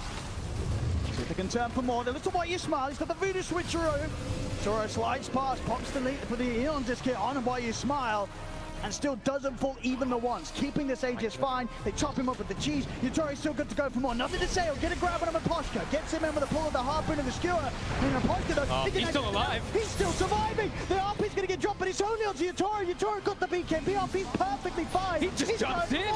Jumps in. He wants the skewer. Magnus tries for the skewer. You has to pop the BKB to make sure he isn't dragged out of his base. I didn't see, like, did he actually get the Silver Age break hit on the Spectre? Because he died so fast. I think he did. It looked like he did. Now Rax back on the barracks. The push so continues. Spirit getting so much done here with his Aegis on Yatora. A full set taken on the bottom lane. And he's just using that Magnus. Look at just the Empower itself. Look at the damage that he has. Throw the Solar Crest as well, too. He effectively has that DD. Look how quick these towers drop. They don't want to use these buybacks. Shuri's back up in 15. But it's costing them so much. The next few items coming out. Hex now done on Yatora. That's a cool item choice. Another tower to fall on. Yeah, they'll back away. They got so much out of that push right there. I mean, that's for 20 more seconds. The one sort of play that can maybe catch them out, the sort of blink out and skewer in that Nothing to Say is going to try and do, that's completely put to a stop by the potential that Yatora has to turn with this Hex pickup. Yeah. All he's got to do is precast the Hex on the Magnus so they get that high ground vision, and suddenly the game can be over in an instant. He has to just use the BKB pretty much every single time he goes for it. I mean, that's the case also when you're playing versus the Yule Scepter, a lot of the times with these Magnuses. But yeah, it's not easy. It's not easy. Huge opening. I mean, even bigger now. And you spending up as well with that refresher purchase.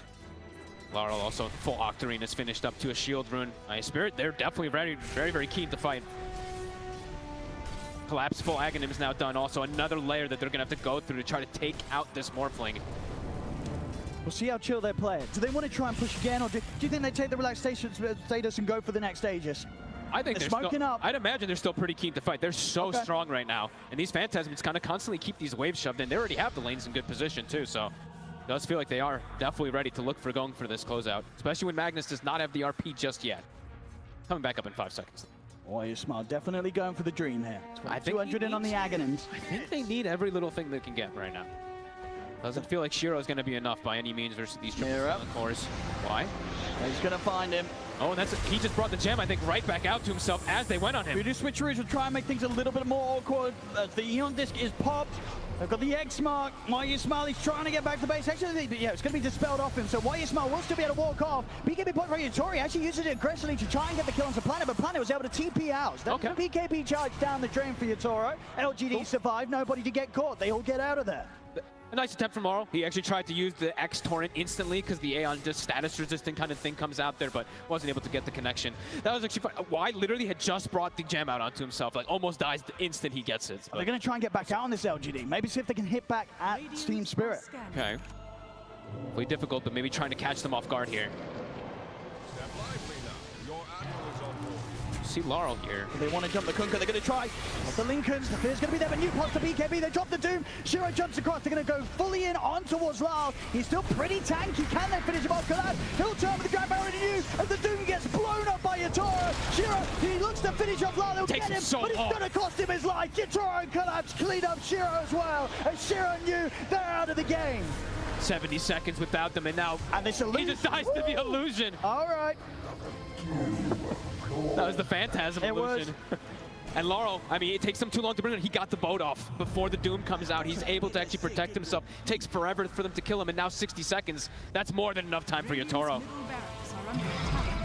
A lot of damage to be done here. Maybe even the game if they want to try and force it. There's a jump forward, they get the RP, they get the drag back, have to get the damage to bring him down. They're fully focusing on the Morphling, but Yatoro's able to put the ground. In fact, he's getting it aggressive. He jumps in with a Hex, looks at one Planet, jumps. Look at him go. To bring down Planet. He plays fully aggressive. He's ready to make before the skewer. He's into the fountain, the Phantasm's there. Nothing to say, will fall, collapsing Yatoro. They walk out alive.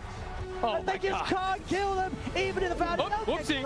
Actually died down. Well, it was the arm that toggles fogged out. I don't know. He didn't need to. He didn't need to. He's ready to ride this one out. He knows there's 4 down on LGD. They're feeling great right now about the Cell Spirits. They go towards the top set of racks. Yatoro, what other player would wave form in aggressively right there? Just so confident. 15 seconds, no Spectre. Will back up. Radiant's middle tower. But massive damage done. 2 buybacks forced. Can't even kill that many heroes inside the fountain. That's crazy. 30k lead here now for Team Spirit. 12, 1 and 7, Yatoro. Impeccable performance from this Morphling. What do you do? Is just even if these fountain skewers aren't cutting it, what is going to cut it at this point? Good question.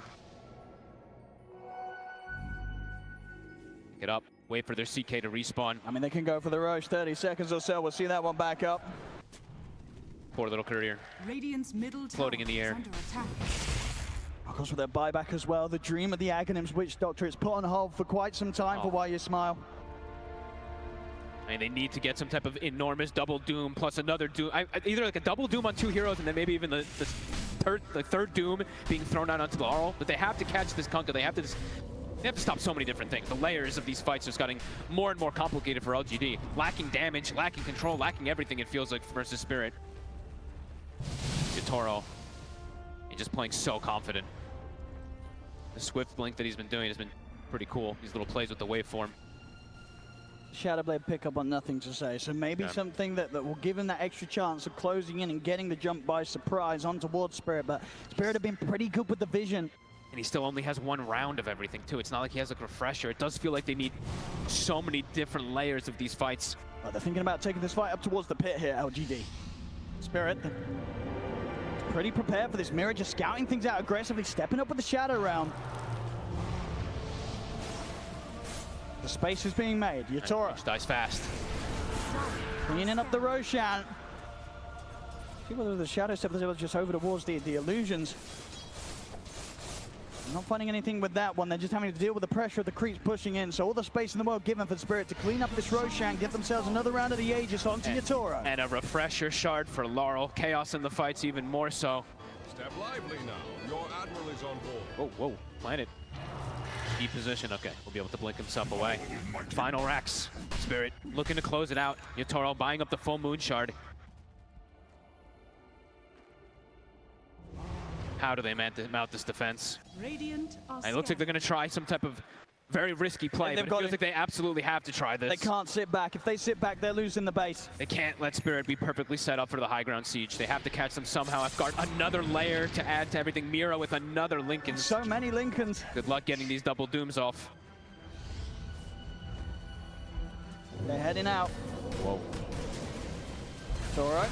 Ready to play aggressive with the X-Mine. I'm just going to think the Hex is well. Shiro! He's pretty much gone. He's just dead. Not going to save it. Shiro's out of the game. He'll buy back immediately. He just solo kills him. He's caught by the brambles. The Fizz coming in as well. Down onto the two of them. Pushing back. Shiro. Why you smart Shiro's trying to jump over towards Baposka. He's alone. He's got it with the time. The boat comes crashing down onto Shiro. Yatoro's able to take him down a second time. Shiro out of the game for good. There's nothing to say. Caught by Collapse. Both dead. No buyback. Spirit. They've got everybody up. They're ready to look for more kills. Deep up towards the fountain. Yatoro kills off another. GG is called. Team Spirit. They'll be moving on towards the grand finals. Knocking LGD down 2-0. In such a fashion this game too. Last game it took them, what, like 80 something whatever minutes. This game, absolute domination from start to finish. Every single player just having impeccable performance. Yatoro in particular. I think so. 14-1-8 on a hero that lost several days in a row. It really has. You know, Yatoro not afraid to pick up this Morphling that's, if anything, has seemed a bit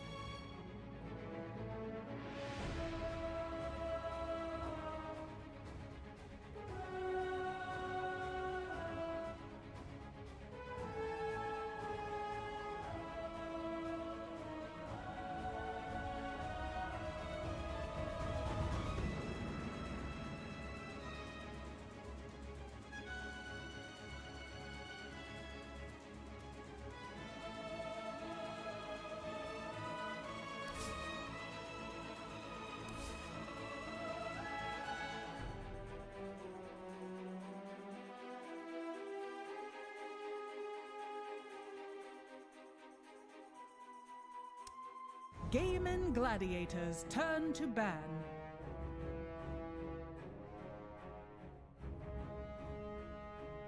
Ten seconds remaining. 5 seconds remaining. Azure Rays turn to ban. Azure Rays turn to ban. Gaimin Gladiators turn to ban.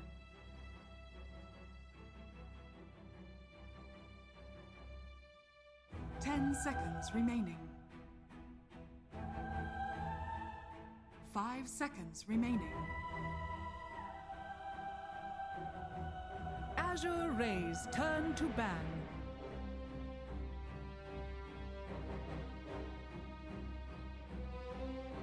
Ten seconds remaining. 5 seconds remaining. Azure Rays turn to ban.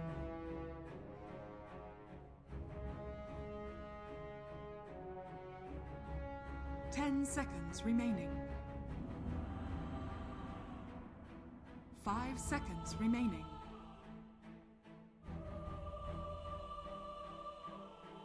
Gaimin Gladiators turn to ban.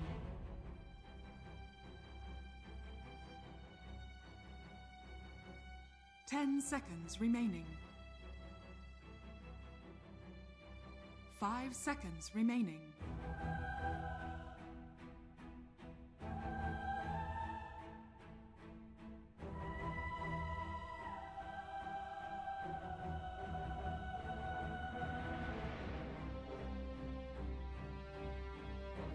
Gaimin Gladiators turn to pick. Azure Rays turn to pick.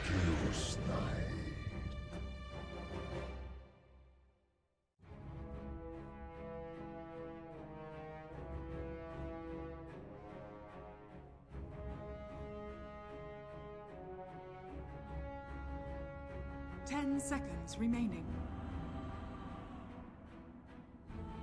5 seconds remaining.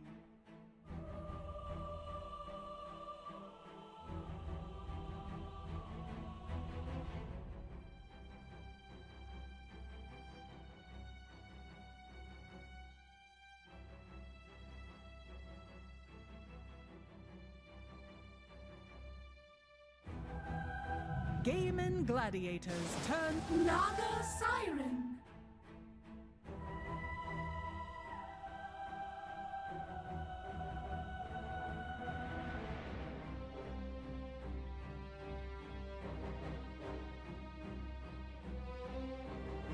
Ten seconds remaining. 5 seconds remaining. Gaimin Gladiators turn to ban.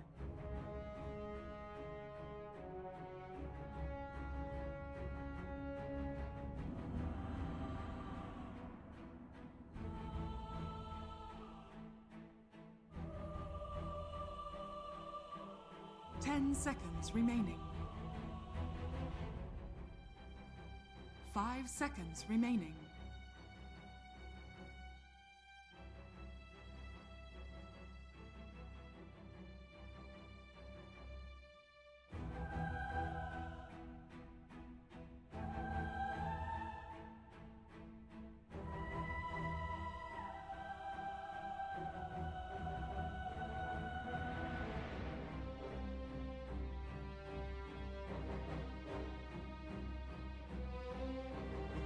Azure Rays turn to ban.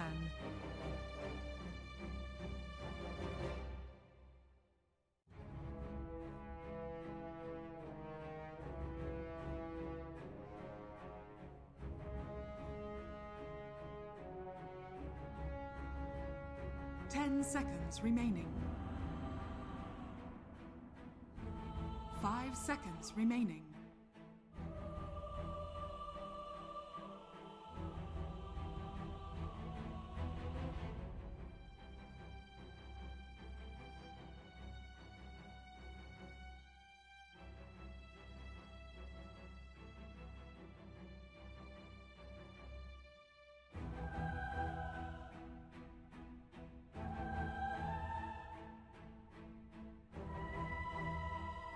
Azure Ray's turn to pick.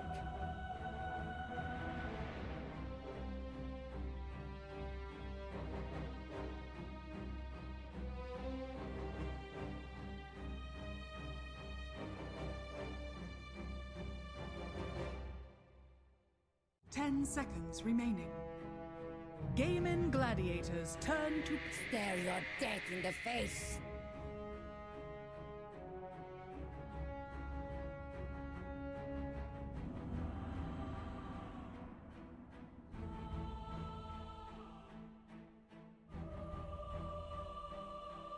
Seconds remaining.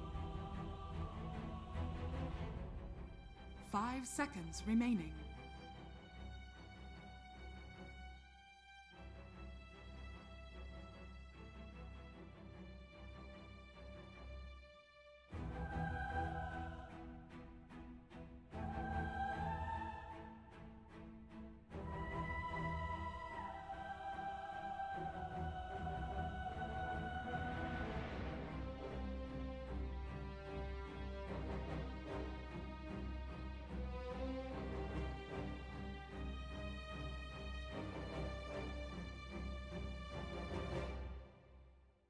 Gaimin Gladiators turn to 10.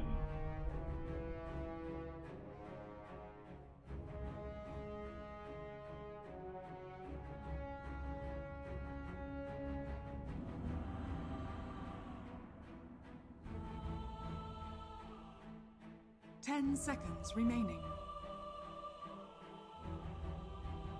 5 seconds remaining.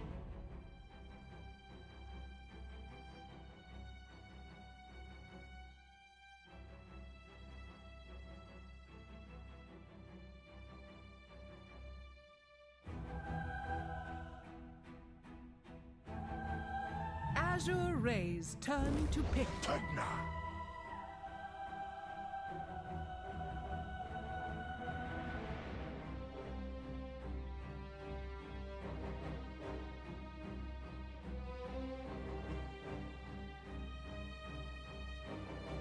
10 seconds remaining.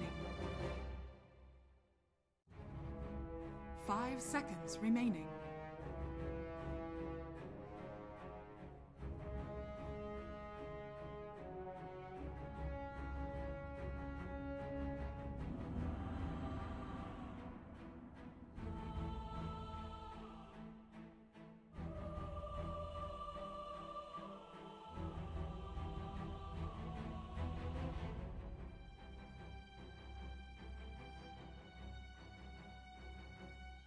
Azure Ray's turn to pick.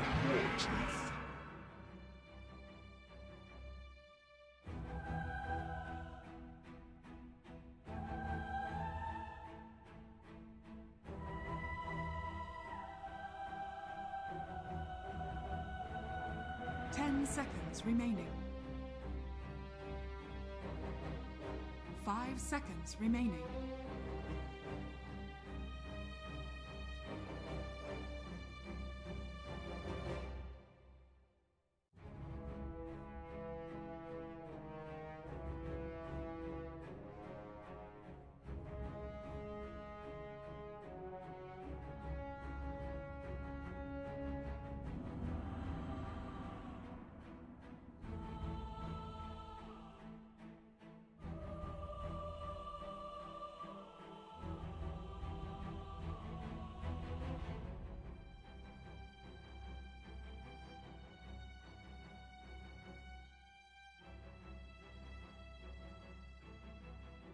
Gaimin Gladiators turn to Enchantress.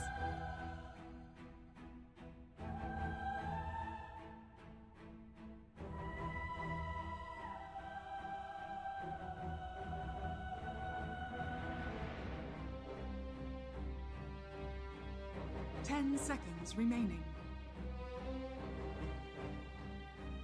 5 seconds remaining.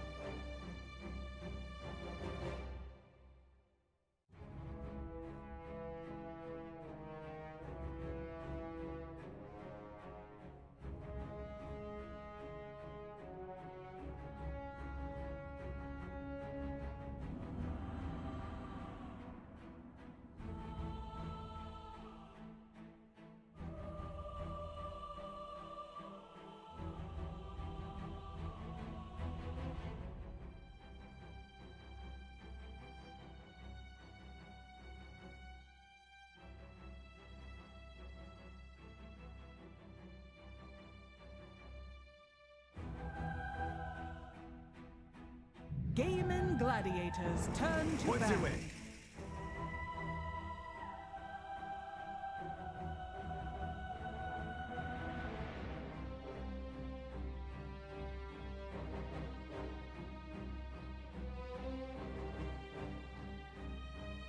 Ten seconds remaining. Azure Rays turn to ban.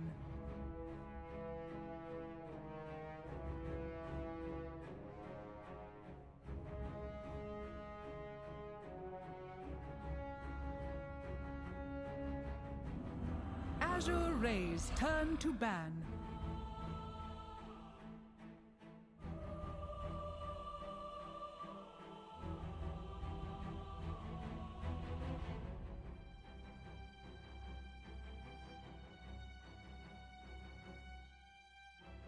Ten seconds remaining. Gaimin Gladiators turn to ban.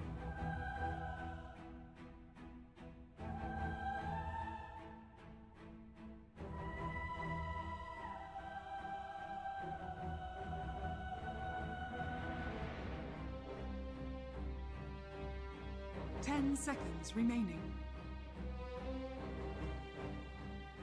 5 seconds remaining.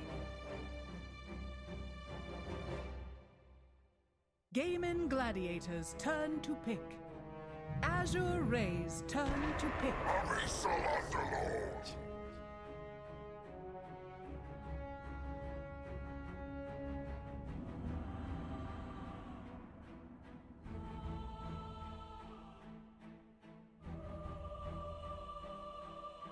Ten seconds remaining.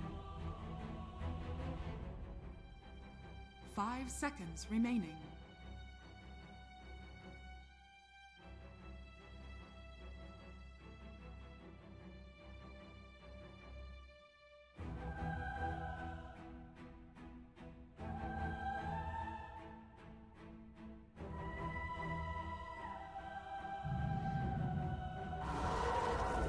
You may now select your heroes.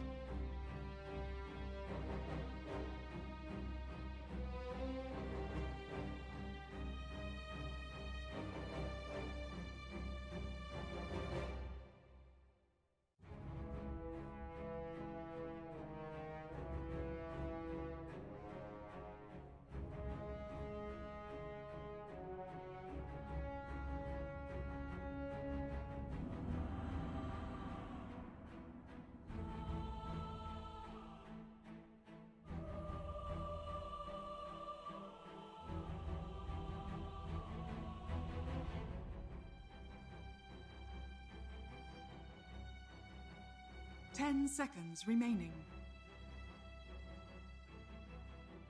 5 seconds remaining.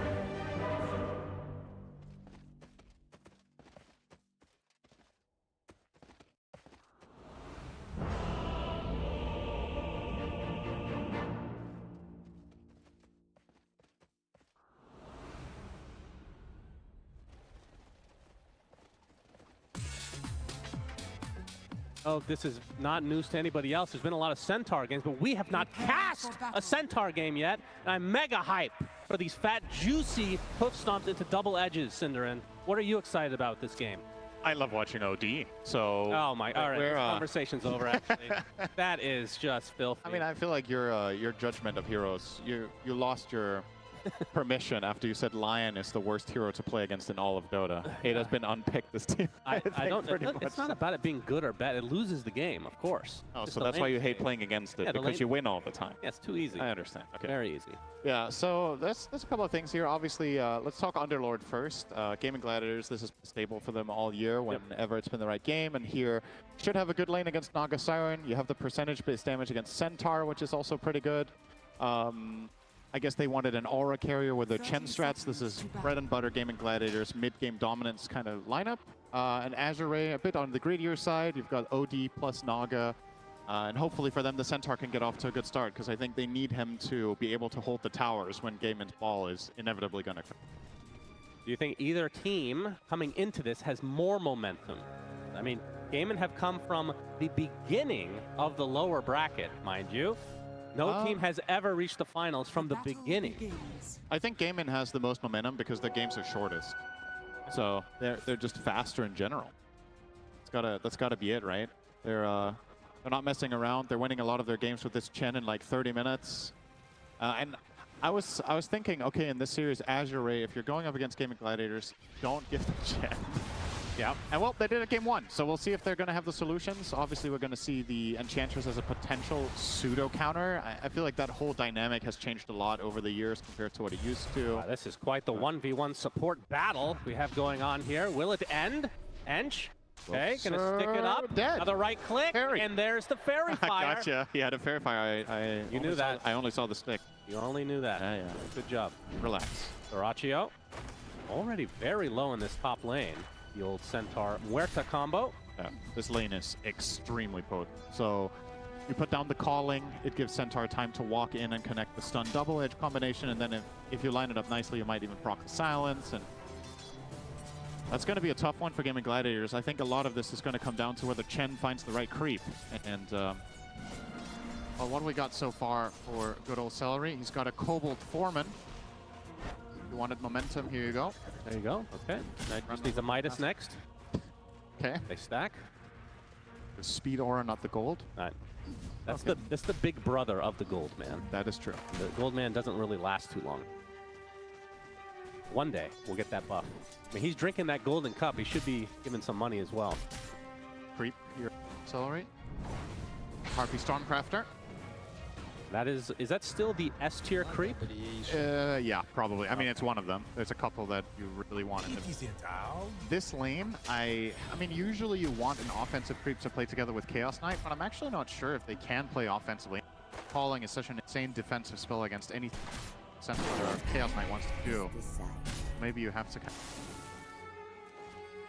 harass FY a decent amount with the Chain Lightning. All right, I have a question for you. Do you think Quinn has an obsession with Pangolier?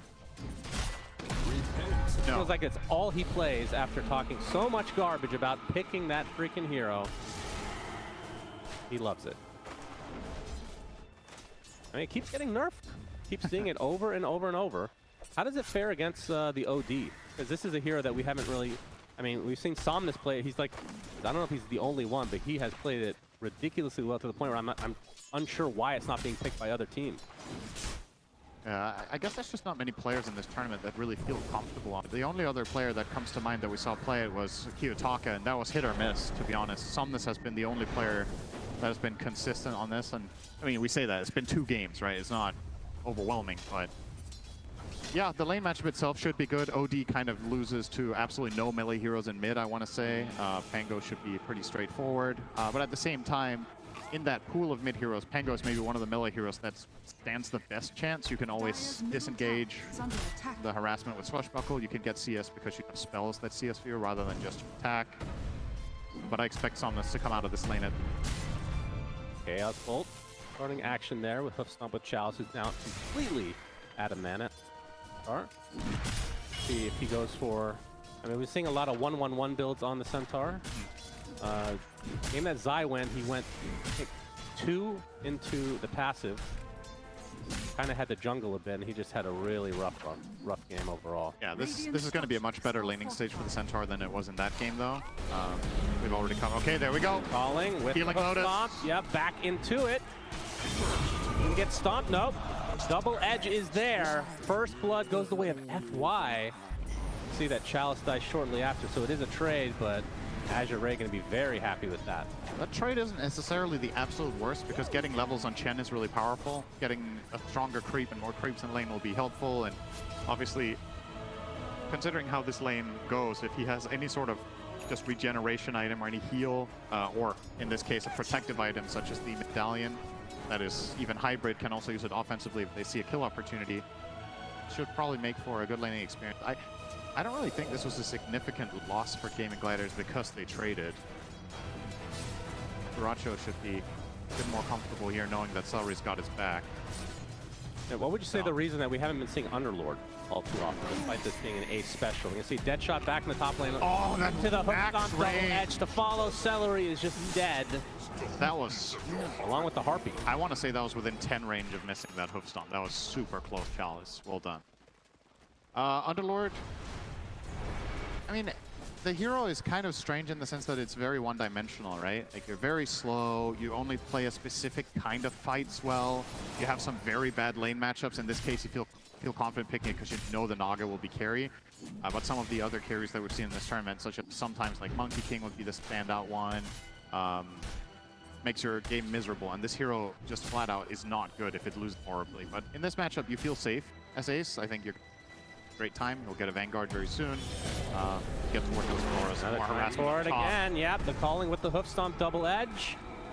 You get silenced, but looks like Duracho will be able to walk away. You can see Chalice going for the kill build. It's a 2-2-0, in fact. Not exactly the best scaling spell, but a little extra stun action can be valuable for them to continue to get kills in this lane, at least try to. But Duracho, of course, has that built-in healing mechanic with the Chaos Strike. They heal up a decent amount. See, this is an important lane. Ace is in a lot of trouble, getting chased by Lu and Ench, trying to deny himself onto the creeps, but not going to happen. And the another kill goes away of Azure Ray. Healing Lotus top went to Chalice, which is very important here. You've mentioned how he's been running out of mana. Keeps getting the Lotus every 3 minutes. That's an additional stun that can offset that problem in the lane. Yep. We'll lay into him a little bit here, but here comes the Arcane Boots as well. Indeed, hoof stomp double edge with inside the calling as well. Duracho just tries to man-fight his way out of this into the double edge, though. Chalice will actually get the kill and live, and now Somnus with the Astral, setting up another kill onto Celery. Well, the Ogre has something to say about that, but Sanity Eclipse is going to be more than enough to provide Azure Ray with yet another kill. 5-1, early lead for them. You know what we haven't had this whole tournament, Shannon? What's that? Trivia time. Oh, no. What do you think the debuff that you get after you get OD ulti is called? Oh, I know this. Okay, this... Oh, really stupid. It's mana something. Mana something. Mana allergy. Yeah. There you go. Yeah. Imagine being allergic to mana. That would be very annoying. That should be an AM spell name. Really for another lifetime. What's an AM? It's a hero. Oh, I haven't really. Yeah, we haven't seen it yet. I almost forgot he exists. I think he was somewhat popular 6 months ago, and then people realized that he's very boring to watch, so he was nerfed. And then... Surely that's what happened. As long as he's not played at TI, it's fine, right? That's the balance. See the swash from Quinn. You can see in terms of farm, Somnus just a little bit ahead. Obviously, part of that is that gank top. Quinn has yet to leave the lane. The Rolling Thunder quite yet. Radiant's bottom tower is under attack. Satyr creep for the old Ench. And we'll see if Somnus ends up going for the same relative. Oh, he's in trouble. Time. Quinn, Rolling Thunder. Get the OD to start. Doesn't want to put him on the cliff, though. Has to be a bit careful. Astro going to keep him alive a little bit, but he is completely surrounded, and Somnus does die. Quinn getting a very valuable kill here. Hurricane onto the Ench as well, surrounded by creeps. Do they have a stun? No. TP away safely, but still mid lane down. Gaimin Gladiators pull away with a slight gold lead.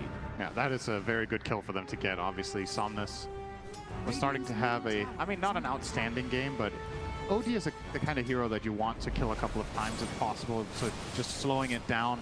The hero sometimes falls victim to kind of chain feeding, where in order to cast your spells and deal damage, you need to be in there, and if you don't have the items to sustain yourself against this kind of ball lineup, you can be in trouble. Oh, Actually, wow, okay, that was not expected. But I mean, I guess at the same time, right? It is he was left alone because Chen went mid, so Gaimin wasn't. Gaimin can get something out of this. Swash is going to miss. This is all for a position 5 Ench right now. They'll get it. But obviously, like we talked about, does cost them their CK in the top lane. Now, I mean, Somnus was kind of disappointed to see that hero because he wasn't even in range for XP. He's like, all right, I guess I'll help push because OD's very good at hitting towers, as you can see. Yep. But he's going to lose his mid lane in the process with all these creeps from Celery. Oh, Quinn wants to fight, apparently. Oh, miscommunication there. Yeah, Hoofstomp not going to connect thanks to the Astral. See, but he wants to pursue any further. Looks like that might break things up. Still no passive for Chalice, so no retaliate. Yeah, they're going for that kill build. It's going to slow down his farming a little bit if this becomes a little bit more stale and you need to hit some jungle, not having any points in retaliate. Level 3 double edge. If you're stacking jungle, you can't just spam this with a Vanguard.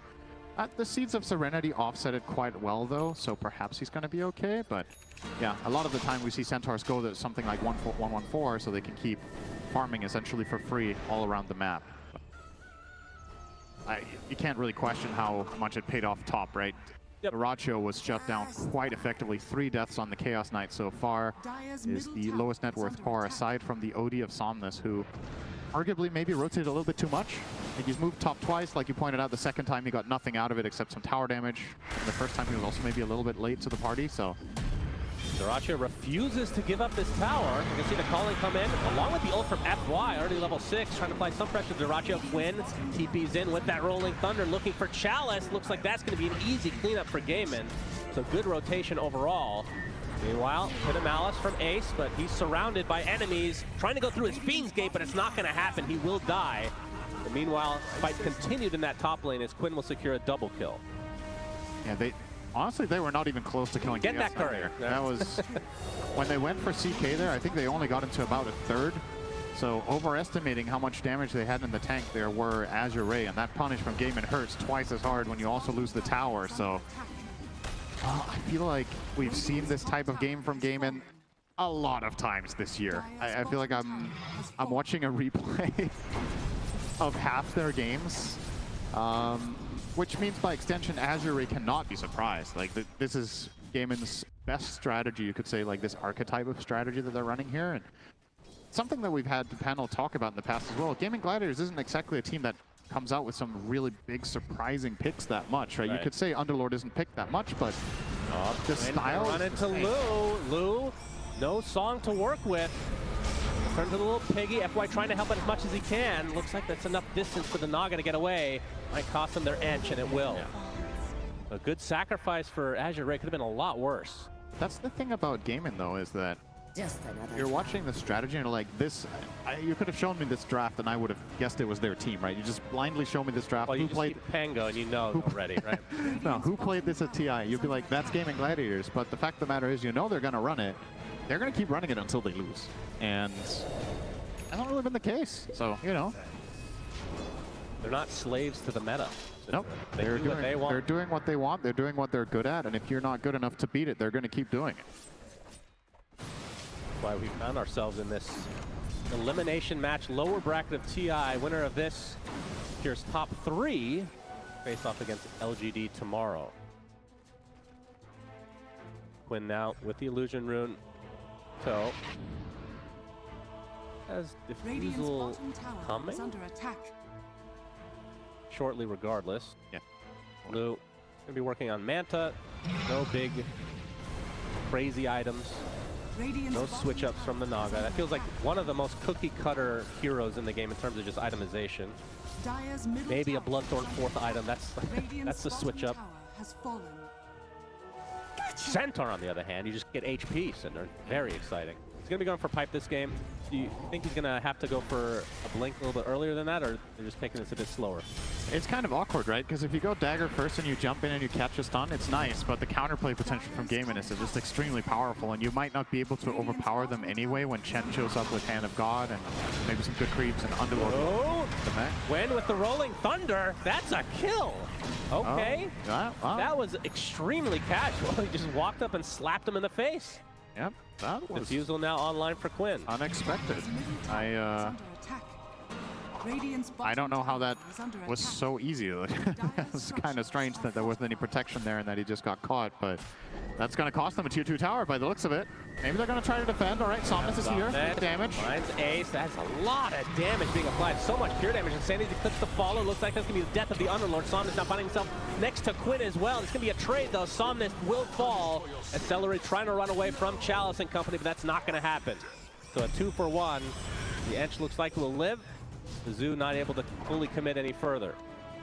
All right, that was a very good defensive rotation from Azure Ray. I thought they were going to lose the tower there, but quick response. They're not letting Gaimin run the map as they want. And that kind of has to be the attitude you need to have against this type of lineup, is you need to fight for your ground, right? If you give up even 10 or 20% more of the map, you're just going to get starved out and end up losing on gold. So fighting for every tower, protecting your areas is the name of the game here. Fly with the silence. So yeah. Close to Atos here, FY. Gives them some extra options. It helps the Centaur not buy dagger by quite a lot, that the Muerta is going to be able to set him up instead. And they really want that pipe for the sustain. They need to be able to outlast the Pango ult. They need to be able to outlast the Firestorm. And as I mentioned before, buying dagger here isn't a gimme because you might not have enough damage to burst anyway, so maybe you're better off just having the durability in the fight. I have to say, this is feeling like vintage Gaimin from earlier. I mean, we've talked about them obviously a lot since they've been winning a lot of tournaments, but the last couple months, I feel like they've dropped off a bit. They've had a bit of a roller coaster, if you want to call it that, but top 3 network on their side. Somnus, you're going to get some benefit thanks to the Stampede. Looks like that'll be enough for him to get away as Ace comes in through the Fiend's Gate. Horsey action from Somnus. Oh, he's going to show himself again, though. Pit is just dodged. Quinn now with the Rolling Thunder. Can he find them in the fog? Going to be close. Very close. Yes, he finds them. Shield crash. Down goes Somnus. Wow, that was really well played. That was a game of hot and cold. Radiant's top tower. Oh, he got him. Dire's middle tower is under attack. That is death number 3 already for Somnus. I mean, how does this hero come back? Is this here you have to get Midas on eventually, or that is kind of the down. Oh, hang on, that is a very Dyrachyo. All right, that apparently was a Centaur. Yep. They'll be a little beefier than that, but that's a lot of illusion. A lot of in the meantime, trying to TP out in the midst of action. Looks like he'll get away. But Gaimin still, I mean, even if they don't get the kill, they're forcing these guys out of their comfort zone, back to their base. See that lead just slowly growing in Gaimin's their favor. Well, their flavor as well, but their favor mostly. Have myself some good Gaimin flavor. Delicious. Pangolier on the grill. Okay. Beef enjoyer. Wonderful.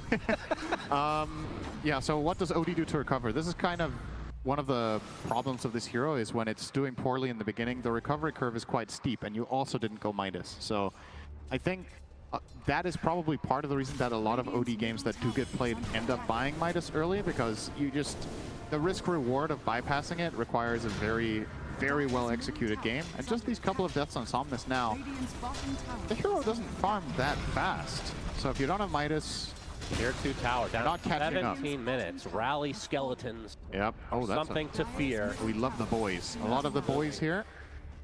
Quite a few. 5-minute cooldown on the boys. See why they stop now. They're going to force out the fortification at the very least. Azure, FY will show up. There's the fort. Dire's top tower is under attack. Tofu trying to protect his nether ward. Still half duration left. Phantasm used by Dyrachyo. They want to continue on here. Already half HP on this tier 3. Somnus making his TP action coming. Okay. Try everything on Ench. He gets deleted. Oh, he's still alive. The Astral keeps him just barely alive. In fact, he's going to be able to piggy away. The Stampede will help in that effect as well. The Fiends gave from Ace to get deep into the base of Azure Ray as already they're knocking on the door. Dyrachyo getting healed from the sideline from Tofu. They're going to have to do a lot more healing than that. They're going to be able to kill off the Ench eventually as Chalice is now going to die. And just like that, it's a 5 versus 3. There's a song from Lou, but can they combo this? No. And his Eclipse is not up, so their racks will end up falling at 18.5 minutes. Gaimin Gladiators playing way too fast for Azure Ray to handle. Another Reality Rift into this is going to be too much damage, but there, just at the last moment, Somnus gets off the Astral, but it still will set up Quinn to come in and finish the job. And now Gaimin Gladiators with a 10K lead, playing so fast. And if you think back on the draft, the way this started was Gaimin Gladiators picking the Chaos Knight and Azure Ray immediately responding with Naga as a proposed counter. The problem is Naga counters CK later on, but it doesn't counter the tempo. And the rest of the lineup that Azure have built for themselves here are not particularly good with handling this kind of pressure. So you're giving Gaimin Gladiators their Chen strat, and you're picking greedy heroes into it. I mean, let's face it, Naga plus OD just is inherently greedy. Right, this feels... You're kind of asking for it. It's not quite the same, but it feels like the Noun series between Gaimin Gladiators and them, as Chalice is going to get found out. He gets off the hoof stomp, but Quinn is there with the swash. And the inhibit, as we all like to call it. Chalice will die in front of his tier 2 tower. For Stampede, not even bothering to be used because he was dead to rights. I don't know if Azure have enough damage. I think if Gaimin Gladiators just group up and keep going, they're just gonna run down the lane. They've got Greaves, they've got Hand of God, they've got the Pugna life drain. What damage are you bringing to the table? Odie has ulti on cooldown for another minute. Naga has 1 item, so Naga is not ready to fight. This hero doesn't fight properly until it has like 2 or 3 of them. And time's running out, so yeah, here we go. Phantasm from Dyrachyo, already half HP on the tier 3. Ench, okay, Astral keeps him alive, but he dies shortly after. We've seen a lot, it feels like just a replay over and over as Lou. Okay, he's getting a little trouble here. Quinn continuing on, he's gonna use the Rolling Thunder. They do not have Song, there's the Astral again. Can they combo it? Somnus is gonna pay the ultimate price though for this as finally the Song comes out. Quinn not gonna be able to combo up too much as a result. Back to the low ground. Gaimin gonna try to reset as the Ench bot back. Still 5v5, but now those barracks are exposed. Keep in mind, Roche has not even been attempted yet. This does not fit the meta that we've been watching this entire tournament. But this isn't the first time that Gaimin do this, though. Yeah, Gaimin are very special. When they've played this strategy, or this archetype strategy, they bypass the Roche a lot. And I think their logic is that it takes too much time and you give up map control. Like, they don't want to corner themselves, literally, when they can just run at the enemy base and not let them play at all. Right. If you go there, maybe you lose a team fight and you fall behind. It's opening the door because you're inherently at a bit of a disadvantage by being the team that's in the pit.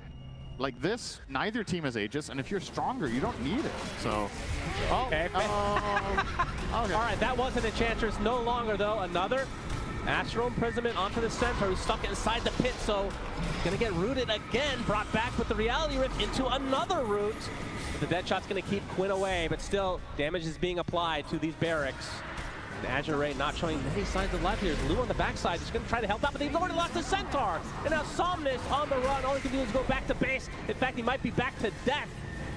The Astrally himself again, but dies again shortly after as the GGs are called.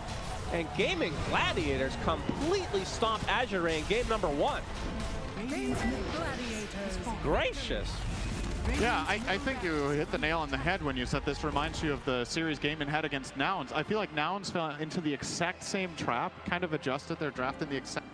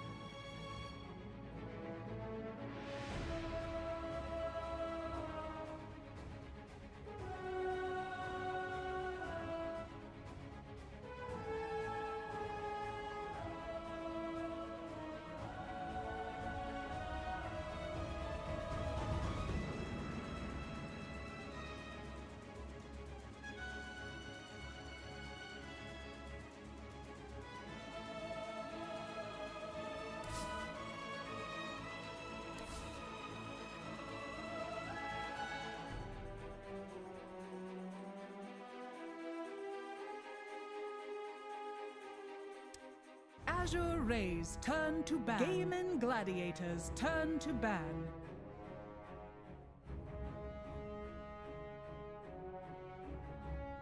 Ten seconds remaining. 5 seconds remaining. Gaimin Gladiators turn to ban.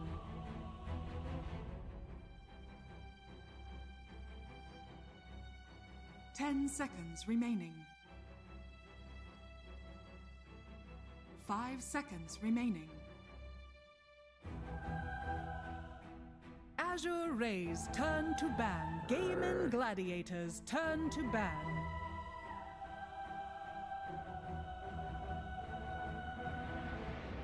Ten seconds remaining. 5 seconds remaining. Gaimin Gladiators turn to ban.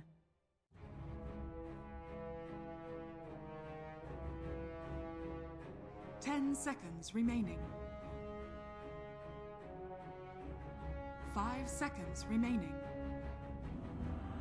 Azure Rays turn to ban.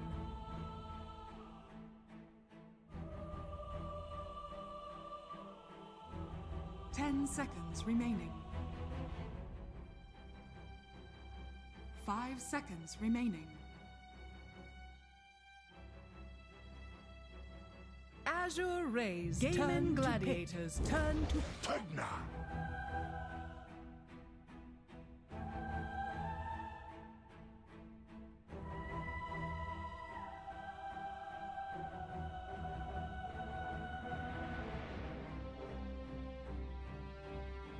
Ten seconds remaining.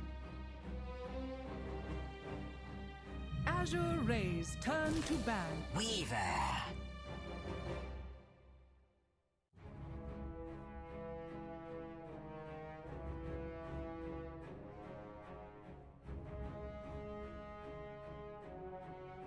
Azure Rays turn to ban.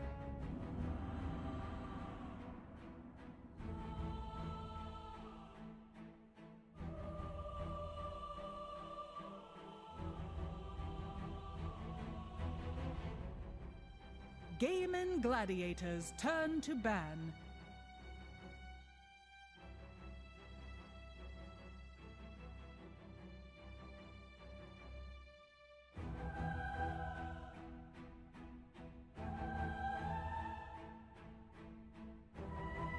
Ten seconds remaining.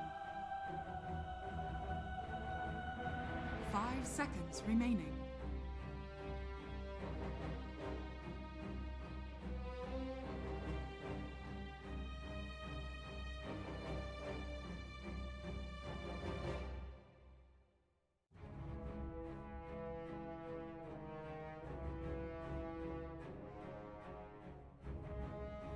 Gaimin Gladiators turn to pick.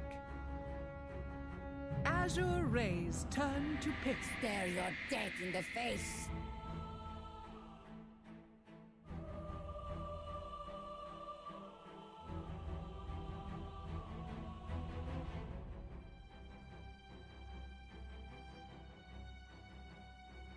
Ten seconds remaining.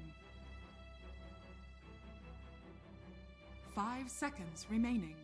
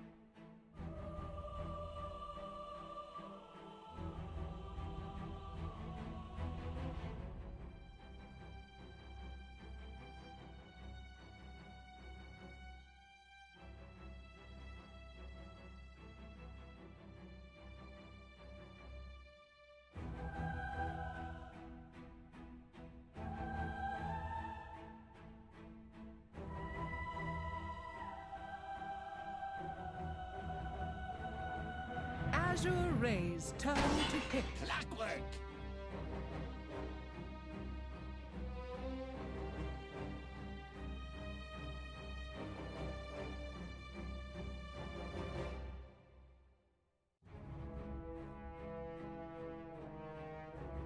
10 seconds remaining.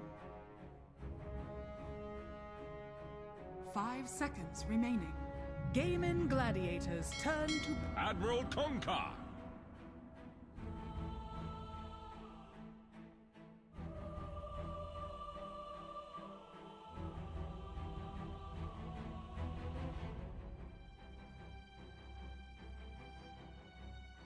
Ten seconds remaining. 5 seconds remaining.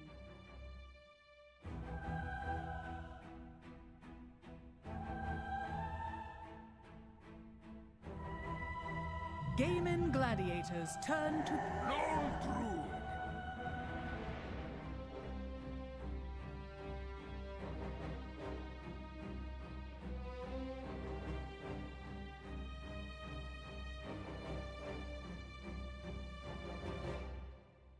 10 seconds remaining. 5 seconds remaining.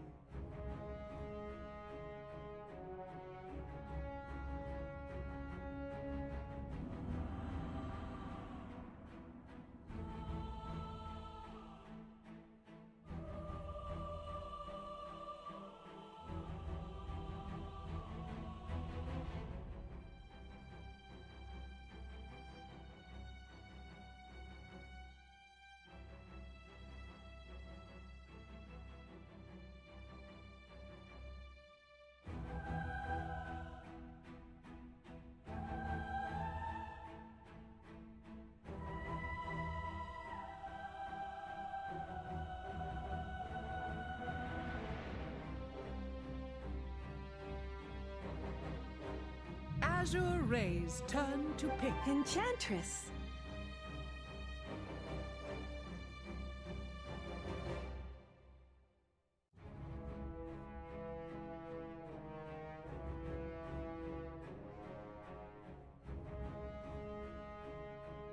Ten seconds remaining.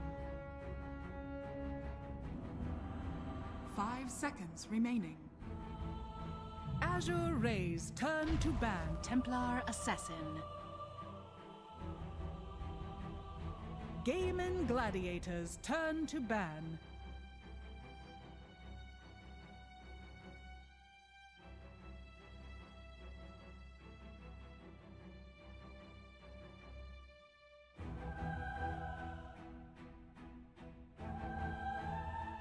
Ten seconds remaining. 5 seconds remaining.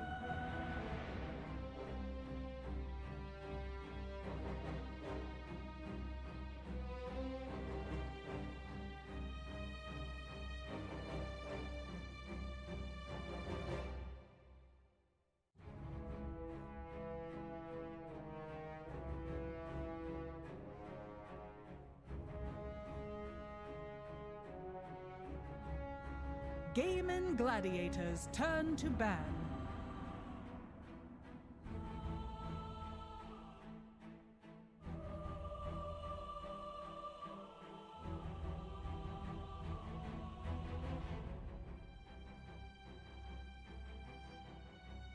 Ten seconds remaining. 5 seconds remaining.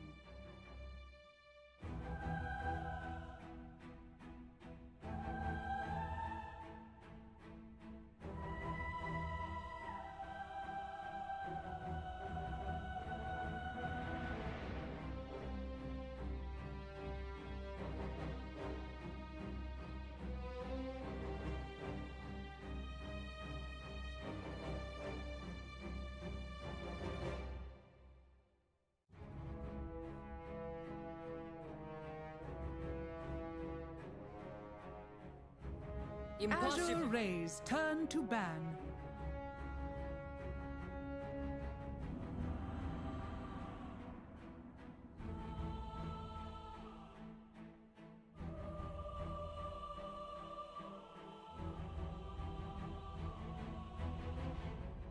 10 seconds remaining. 5 seconds remaining.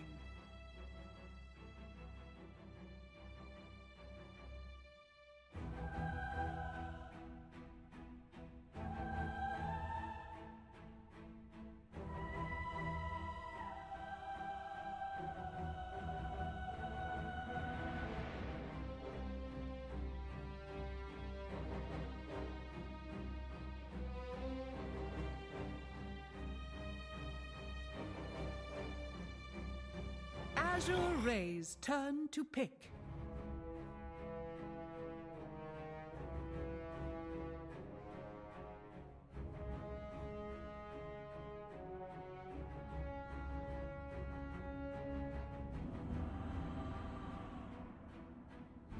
Ten seconds remaining. 5 seconds remaining.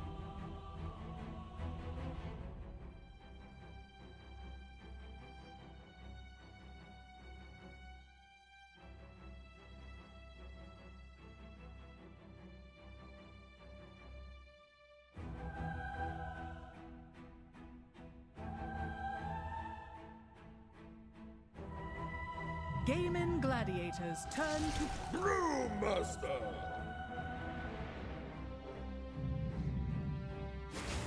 Huskar! You may now select your heroes.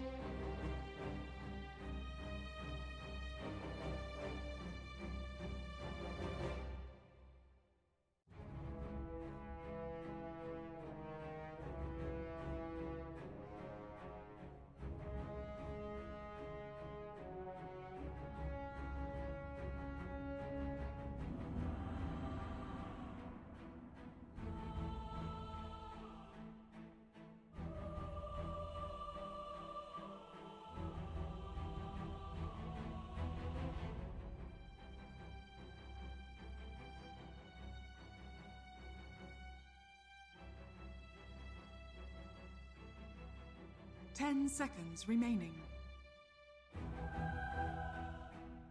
5 seconds remaining. На добрейшем, на добрейшем. Uh-oh. That may have been a mistake.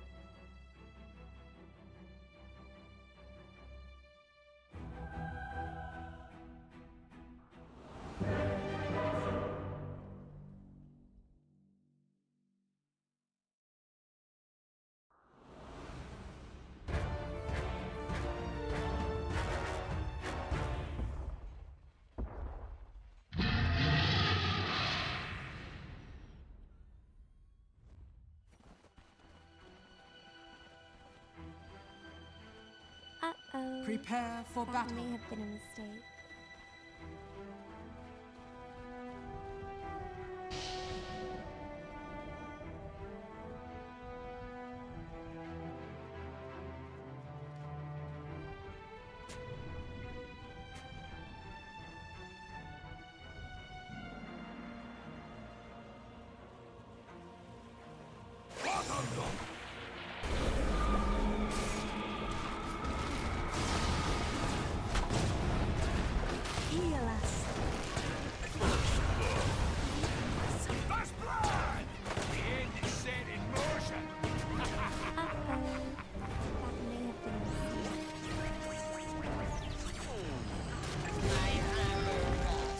Seconds to battle.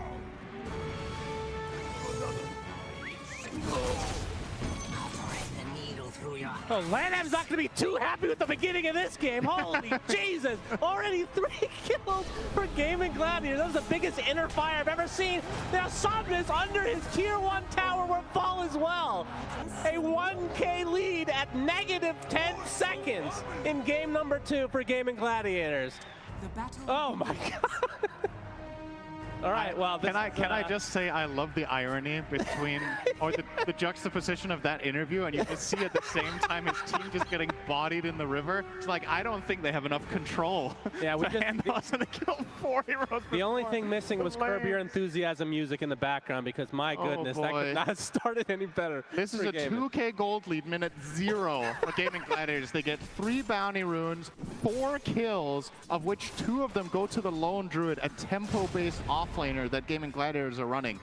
I think, you know what Gaimin Gladiators comms were in this draft? They were like, okay, 22 minutes, guys. We can do it faster. They're effectively doing any percent grand finals day, top 3 TI finish against Azure. And there, I mean, there's no way around it.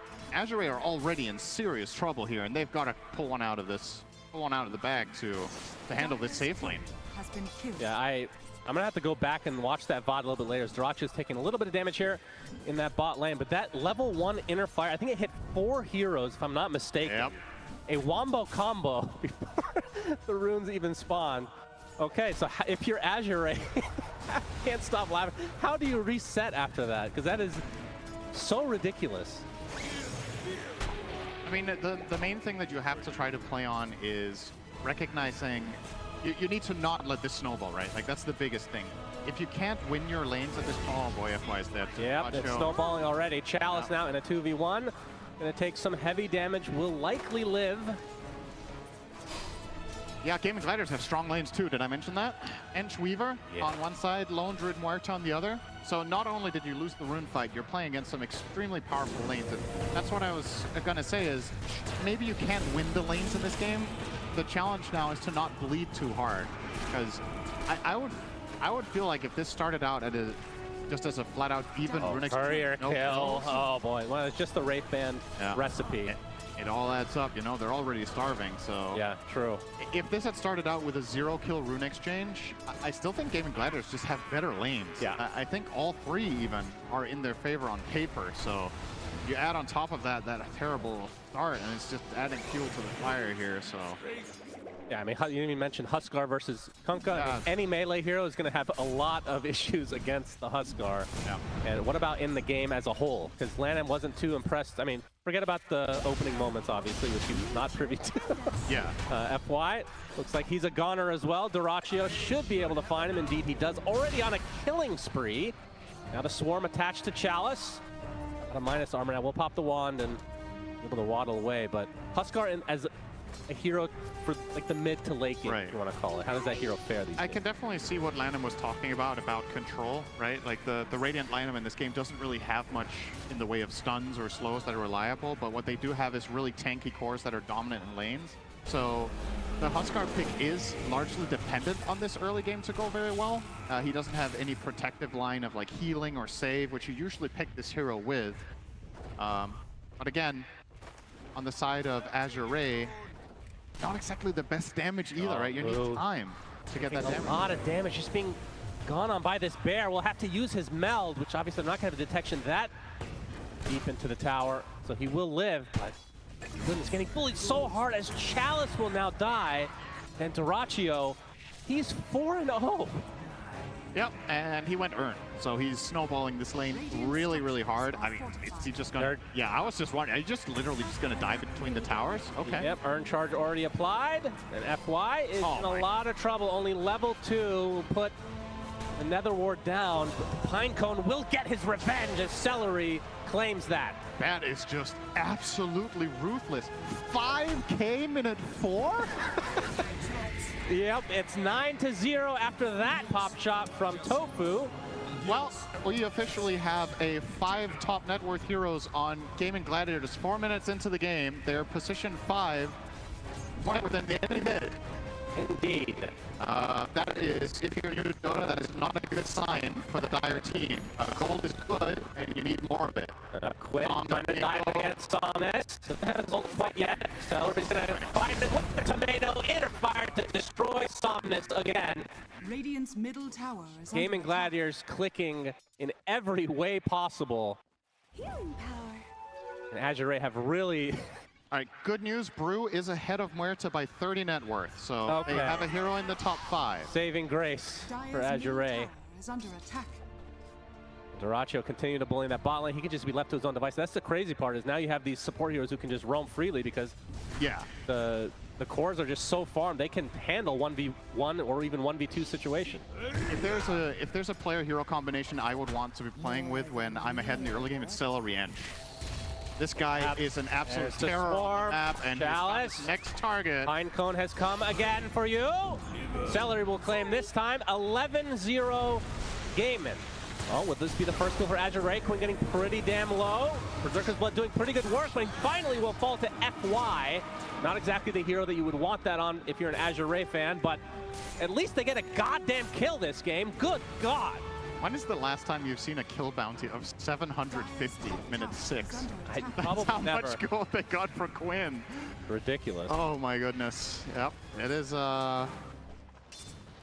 it's something for Azure, and I think the hero that can solve this game for them has to be the Kunkka, right? You need levels on this guy so he can rotate around on the map and find setup. So, getting surrounded, but FY is going to TP in to try to help out. Nice route onto the clock. Now Ace with his bear. Literally 1 versus 3, by the way. Looks like to be able to take him out. Fishing for a route here. A lot of rotations, but no kills either way. Although Somnus now cutting him off from the other side. They're going to spot the bear again. Going to get inside the cogs. Dyrachyo is actually making a quick rotation through the gate. The bear will fall, and Ace is pretty damn low as a result. The clock will end up dying, but the big kill is Ace going down to Lou. Dyrachyo will clean up FY in the meantime. Can he get more out of this? Level 6 now against the level 4 TA. Dyrachyo, time lapse just in time. Urn charge still applied to Lou. Like he's going to survive, although Dyrachyo's not done yet. You're kidding me, okay. Well, Shikuchi, but okay, 2 very big kills for Azure, showing some signs of life here in this game number 2. You're going to need a lot more of that. Lou is now jungling on TA minute 7. Can't really have any laning presence right now with the amount of he has, so it's time for plan B, or probably plan H, but no, it's a plan. Yep. You're right. They stemmed the bleeding, right? I think a lot of other teams sort of just kept crumbling here under the insane pressure that Gaimin are put in. And at the very least, if you look at the gold, it has kind of flatlined the last 2 minutes. Not a phrase we hear a lot spoken minute 7. We usually start focusing on this minute 25, but you know, it's something. It's a tendency in the game that you just want to slow down. Because what can happen to this Radiant lineup, as Lanham pointed out, they don't have that much control. So if you start getting items, if you start getting levels on your heroes, and you can pick the fights on your terms, you can effectively kite a lot of the Gaimin Gladiators lineup quite well. You get just 1 or 2 items on core heroes, maybe a Force Staff here or there. So step 1 to getting there is happening right now. Celery diving with the Centaur. Clockwork in a lot of trouble. Dyrachyo's here as well. That's an easy cleanup as the boat comes in. Will connect onto Ace with the torrent as well. Ace getting really low. That's no ultimate yet, so he is donezo. Good 1-for-1 exchange for Azure. Celery healing up as his first primal split of the game as Lou taking heavy damage from Dyrachyo, who's gonna have to just ignore at this point, but nope, they lift him in the air. Nice job from Chalice. He's trying to set this up with the torrent, but there's the life break coming in from Quinn, applying all the pressure to Chalice now that he can't get away with that primal split. FY getting chased by Dyrachyo as Lou will likely TP to safety. FY trying to go through the gate, but Dyrachyo has enough right click to finish the job. Radiant are scanning. Definitely a goner. Honestly, quite well done by Azure to not have lost a tower minute 9. Playing against Ench, Huskar, Lone Druid, these heroes just bulldoze down these towers with an early lead, but they've stemmed the bleeding. It still hurts. We're not going to pretend that this isn't extremely Gaimin favored, but Azure are making it look more competitive than I was expecting 3 minutes in. A classic thing to talk about past, of course. But yep. Quinn has his armlet, by the way, in case you were wondering. Queuing up a straight BKB here, not a halberd against TA, for example. Yeah, what is the typical item build for a Huskar? I mean, you talked about halberd, seeing a BKB. We've seen a lot of Ags. I mean, I would say a lot, but in the Huskar picks, Ags is very popular. It's generally Ags or BKB after the halberd, or after the armlet, I want to say. Halberd has not been a particularly popular item this patch in general. Huskar is one of the few heroes that will sometimes buy it, but smoke's going to be broken. Somnus will get out of there. This tower looks pretty doomed. This is a level 7 lone druid. Going to work. Dyrachyo takes the tier 1 bot as well, so already all 3 tier 1s down for Azure. Keep in mind they had all 3 of them 1 minute ago. 9 minutes we were talking about, wow, they haven't lost a tower. And there you go. Gaimin Gladiators. Caster Curse, typical Cinder and special. That's what I do. Well, Blue is going to get spotted. Quinn with the life break. Deadshot's going to cancel everything out. Inner fire as well. TA dead, FY next. 2 kills very quickly for Gaimin. They're going to get a nice double stack here for Quinn as well. Already has Ogre Club coming as part of that eventual BKB. We're going to see Ace with the Radiance at some point, so only 1,000 away from the Sacred Relic. And that is going to be very difficult to deal with if you're Azure. Somnus, we're talking about Blade Mail still being needed. 17-3. Somnus will be spotted. Dyrachyo from one side, Celery from the other, and a Pinecone in between. He's gonna get down the boat, but you have to think eventually he will fall here. Dyrachyo, monster kill. Playing Clockwork as well. High five Blue apparently. I mean, Dyrachyo continue the pressure. He feels invincible, right? He's against 1 stun, which is hookshot. Yep, it is available. Gonna have to use it to get away though. Nice job there. Dire's middle tower is under attack. They are giving them absolutely here. Yeah, it's just suffocating. You've got effectively 1/3 of the map left now for Azure. All tier 1s down, all waves pushed. No signs of letting up on that aggression, and they shouldn't. I don't think you spend this 9k gold to just farm up a storm in the jungle. You keep denying the enemy team any presence on the map. We'll go the usual Gaimin Gladiators route. Now the bad news for Gaimin is they are running out of time. They have 10 minutes left. Beat their record. Actually, that's not true. I think they won a game in 19 minutes against 9 Pandas, but be probably the lowest total series time if they match. Well, keep in mind, this is an elimination game, so let's not talk about that quite yet. As FY, we'll be able to TP out here. Talk about it now. Typically, you're not going to GG out of an elimination match until your throw dies, true. right? That is very I think this will be longer regardless. They're able to continue snowballing. As Quinn will be soloing the old Roche. He is scanned out though, but it looks like Roche will fall first before they even arrive. Yeah, you can see Azure now backing away. That smoke still not revealed. Maybe they can just get rid of the Aegis though. That would be pretty good. Well, they're gonna miss the hook shot onto Celery.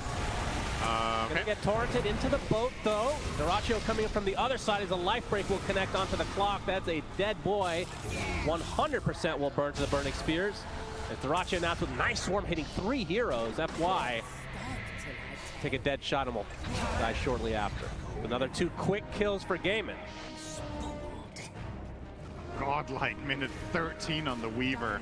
He's been in 16 out of 20 kills. Dyrachyo just running the map. Absolutely crushing it together with the support duo in particular of Gaimin Gladiators. Just yeah, what a hero Weaver is when you have a great start like this against these matchups. It's so free. And keep in mind, this was the first pick of the draft, right? They picked the Weaver into Pugna. Solutions from Azure are just not there with this early disadvantage. Look at where he's farming. Like, yeah, Blue trying to farm as safe as possible, but Dyrachyo's have none of that. Ace with the Radiance online now. Oh boy. Tier 2 tower already at half health. Now, how many pine cones has he found this game? Has he found literally any other creep? Every time you find one, you find 2. I mean, still. Quinn stealing the Wisdom Rune, so adding insult to injury. And we have a 5-man smoke from Azure. They have to get something out of this. They're just bleeding from every orifice right now. Ace. Oh, Tofu. He's going to find them. There's the X, though, so they will get something out of this. Gonna need more. Bear actually would be pretty freaking good for them to get. Relatively low, but a big swarm from Dyrachyo. Primal Split is placed, but the TA getting decimated. The life break's not even going to be enough. Barely enough HP as FY continuing to suck him dry. Will be enough, actually, as Lou walking away. Nice cogs.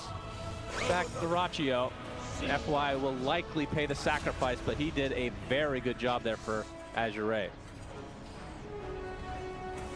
Yeah, 1-for-1 trade. An amazing outcome for Azure. Given the circumstances, they are inherently extremely unfavored in every fight. Courier for Chalice here. I didn't get his item though.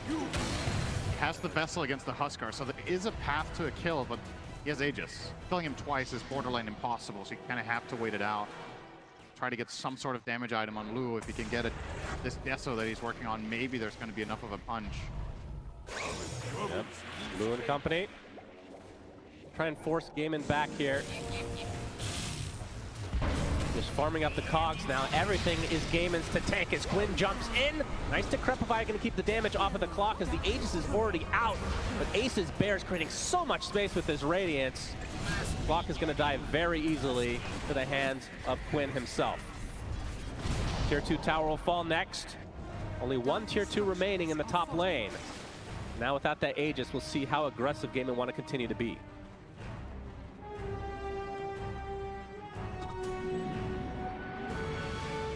I mean, my eyes are just on Dyrachyo. I'm just going to keep following this Weaver around and see who is the next target he's going to prevent from hitting a creep.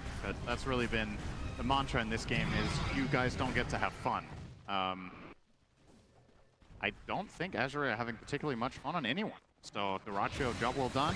They're going to look for an opening here onto Ace. Yeah, poke shot, that's pretty big. He's going to get off his ult, does Ace, so that's a very tanky boy, but the Spirit Vessel is applied. Battery Assault doing a good amount of damage as well. The rest of Azure can't even really connect as Tofu now coming in to try to take out the clock, but there's the life break from Quinn, focusing on the TA. Lou is dead, and somehow Ace survives throughout all of that. The rest of his team just couldn't connect.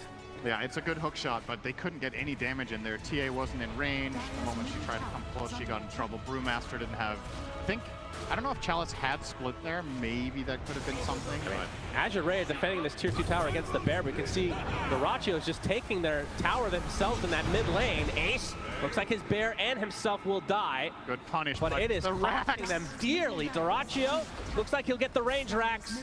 Likely out with his life as well.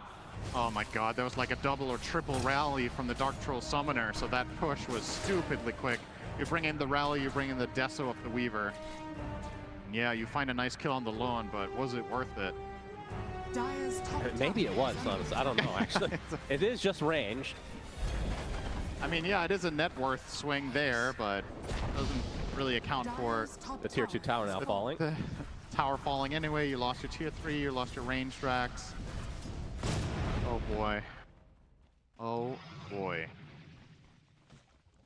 Azure, I mean, we've talked about it all tournament long. The high ground defense has been strong for most teams. Yep. Gaimin has found the secret sauce. Of course, getting 4 kills before the bounties come up is definitely a good recipe for success. Yeah. I think Gaimin are also a little bit unused to that. That hasn't really been what they've been getting all the time. Maybe. Yeah, if that's required in their winning ways, then it wouldn't have gone so well so far. It's not even Tormy time yet. Is Lou? It's going to be spotted, but no stun yet from Quinn. Looks like he has Ags even queued up. AC, actually. AC. Interesting. Yeah, it's kind of a game finisher item, right? You're going to get the next Aegis, and then you're trying to push high ground. I figured you'd want that on the lone Druid, though. Yeah, he wants to get the, wow, Harpoon? Wow, okay. Sometimes I'm old. So it's good. It's just a timing, right? Getting harassed in his own base. Life break is there from Quinn as well. Decrepify is going to keep him a little bit healthy, but not healthy enough. He just dies. FY will die next to his Ancient at 18.5 minutes. Now the mid racks. Oh, nice tidal wave. There's the buyback from the Pugna. Notifications there. Check their racks for now. Deadshot's not going to connect, but the ensnare does. Rooted up is Somnus, left to his own devices. Quinn and company looking to finish him off. Another nice tidal wave onto 3 heroes, but look at how deep they can go. Nice time lapse coming out from Dyrachyo to keep himself safe with the kill as well. They're able to keep that TA buyback, but they really have to hold here. Tidal Wave comes out, but to really no avail. Chalice's Primal Split is just so weak at this stage of the game. This is a hero that needs levels. And you're getting your power and barracks taken out sub 20 minutes. You're just not going to have enough levels to be able to contest. Still working on his Radiance, but so much more than that. So full set of racks for Gaimin Gladiators, and you know, coming into this tournament, they've looked good, but they haven't looked as good as they have earlier in the year. Today, overall, they have looked better than any team. I mean, they've just looked overall great in the playoffs, right? Yeah. When it matters the most, they've turned up. No question. And I was gonna say, Chalice will be purchasing the Blade Mail instead of the Radiance, because I think you just got to go for something else at this stage. You're just gonna lose the game before you can even purchase it. I'm gonna go ahead and say this might be Brewmaster Blade Mail of the tournament. It's not a popular item at the very least. It's plan. Okay, I think Plan H isn't where we're at anymore. We're running out of letters in the alphabet. You can pick another one, please, by all means. I might need to borrow some letters from the Danish alphabet for this one. Oh. A bit of a Plan O here. Wants Tofu. There's the 4-step onto the high ground, and he's gonna live. Dying elephant in the crowd. I think that's in the Gaimin Gladiators suite. As a Tormy will be taken out, and Celery will get his friends. Now Adesso is finally online for Lu. That may have been a mistake. Regeneration! Is Somnus referring to the rune fight? Azure Ray with a smoke. Oh, poor baby. They have to find something here. That is an understatement. See, Clock also going for a Blade Mail. And that's the great thing about Blade Mail. Use the strength of your enemy against themselves. It might just be the best item they can buy, really. Kind of have to hope for Gladiators to for a deep dive and solo Tormy. This is one strength of TA. We haven't seen this hero played that much in the playoffs. It's the best Tormentor hero in the game, pretty much. Shard here for the Pugna. Yeah, it's either that or the Clock. Not sure either is going to make the difference, though. At the very least, you take it away from Gaimin. At this stage, getting creeps or the Tormentor on your side of the map is a win because Gaimin doesn't claim it, which they have been so far in this game number 2. And you can see Gaimin's game very clearly. Controlling the map, you keep scouting Roche. They've got the little boys in the pit, checking it out. And as soon as this spawns, imagine Huskar will make his way down there, and then it's time to try to end the game for Gaimin. Looking out for that. Will Azure Ray be able to get any key item in the meantime is the question. So TA potentially could get a Pike before it happens. Still far away. It's 2k gold or 1500. Maybe can find that one. Oh, Quinn's really very confident spawning now. He's right. There it goes. That's going to be Aegis and Cheese if he's able to solo that. Duraccio scouting things out from the Azure Ray side of things. The Bear going to town onto Somnus. Uses the title with Duraccio. Only popping the BKB. Going to be able to find FY very easily as Chalice. Going to have to use that Primal Split, but no. He just dies. They're dying one by one, dropping like flies. 3 dead already for Azure Ray. The hook shot's gonna miss, just adding more insult to injury. Triple kill for Duraccio. And now Lu, is he gonna die in the footstep of his own fountain? Yes! Ultra kill for Duraccio. Will Chalice provide the rampage? Not yet. Question mark from Duraccio. Likely will be penalized for their next game. We'll see as GGs are called. Gaimin Gladiators with a Gaimin shellacking against Azure Ray. Great. How ironic. They waited like 3 minutes, and then Duraccio was like, let's go, while... Oh, Roach spawn. Let's end the game. Actually, let's not take Roach. Huskar wasn't even there. Quinn was in the pit while they were ending the game. Oh my god. Okay. You said it after game 1. This reminded you of the Noun series. Now we can officially say this is pretty much the exact same situation. Back to back. Absolutely destroyed.